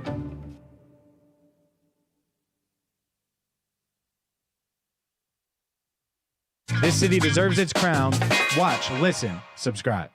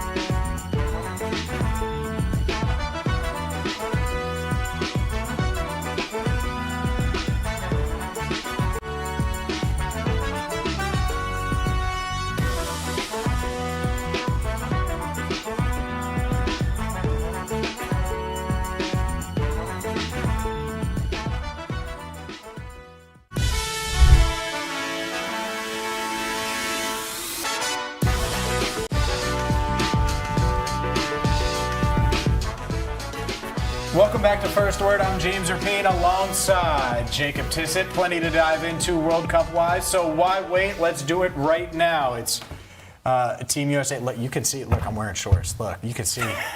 You can see. Look, I'm ready for the World Cup, baby. Let's go. Get them on the pitch. Let's go, baby. Let's go. And there you go.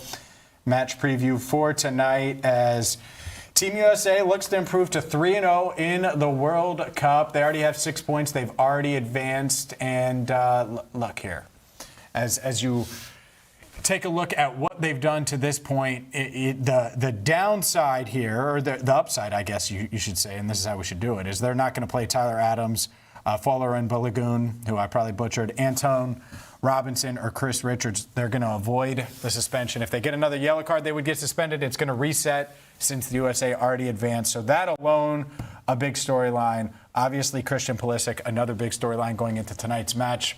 Will he play? Will he not? Well, it sounds like he's going to play. Here's what he had to say about it yesterday.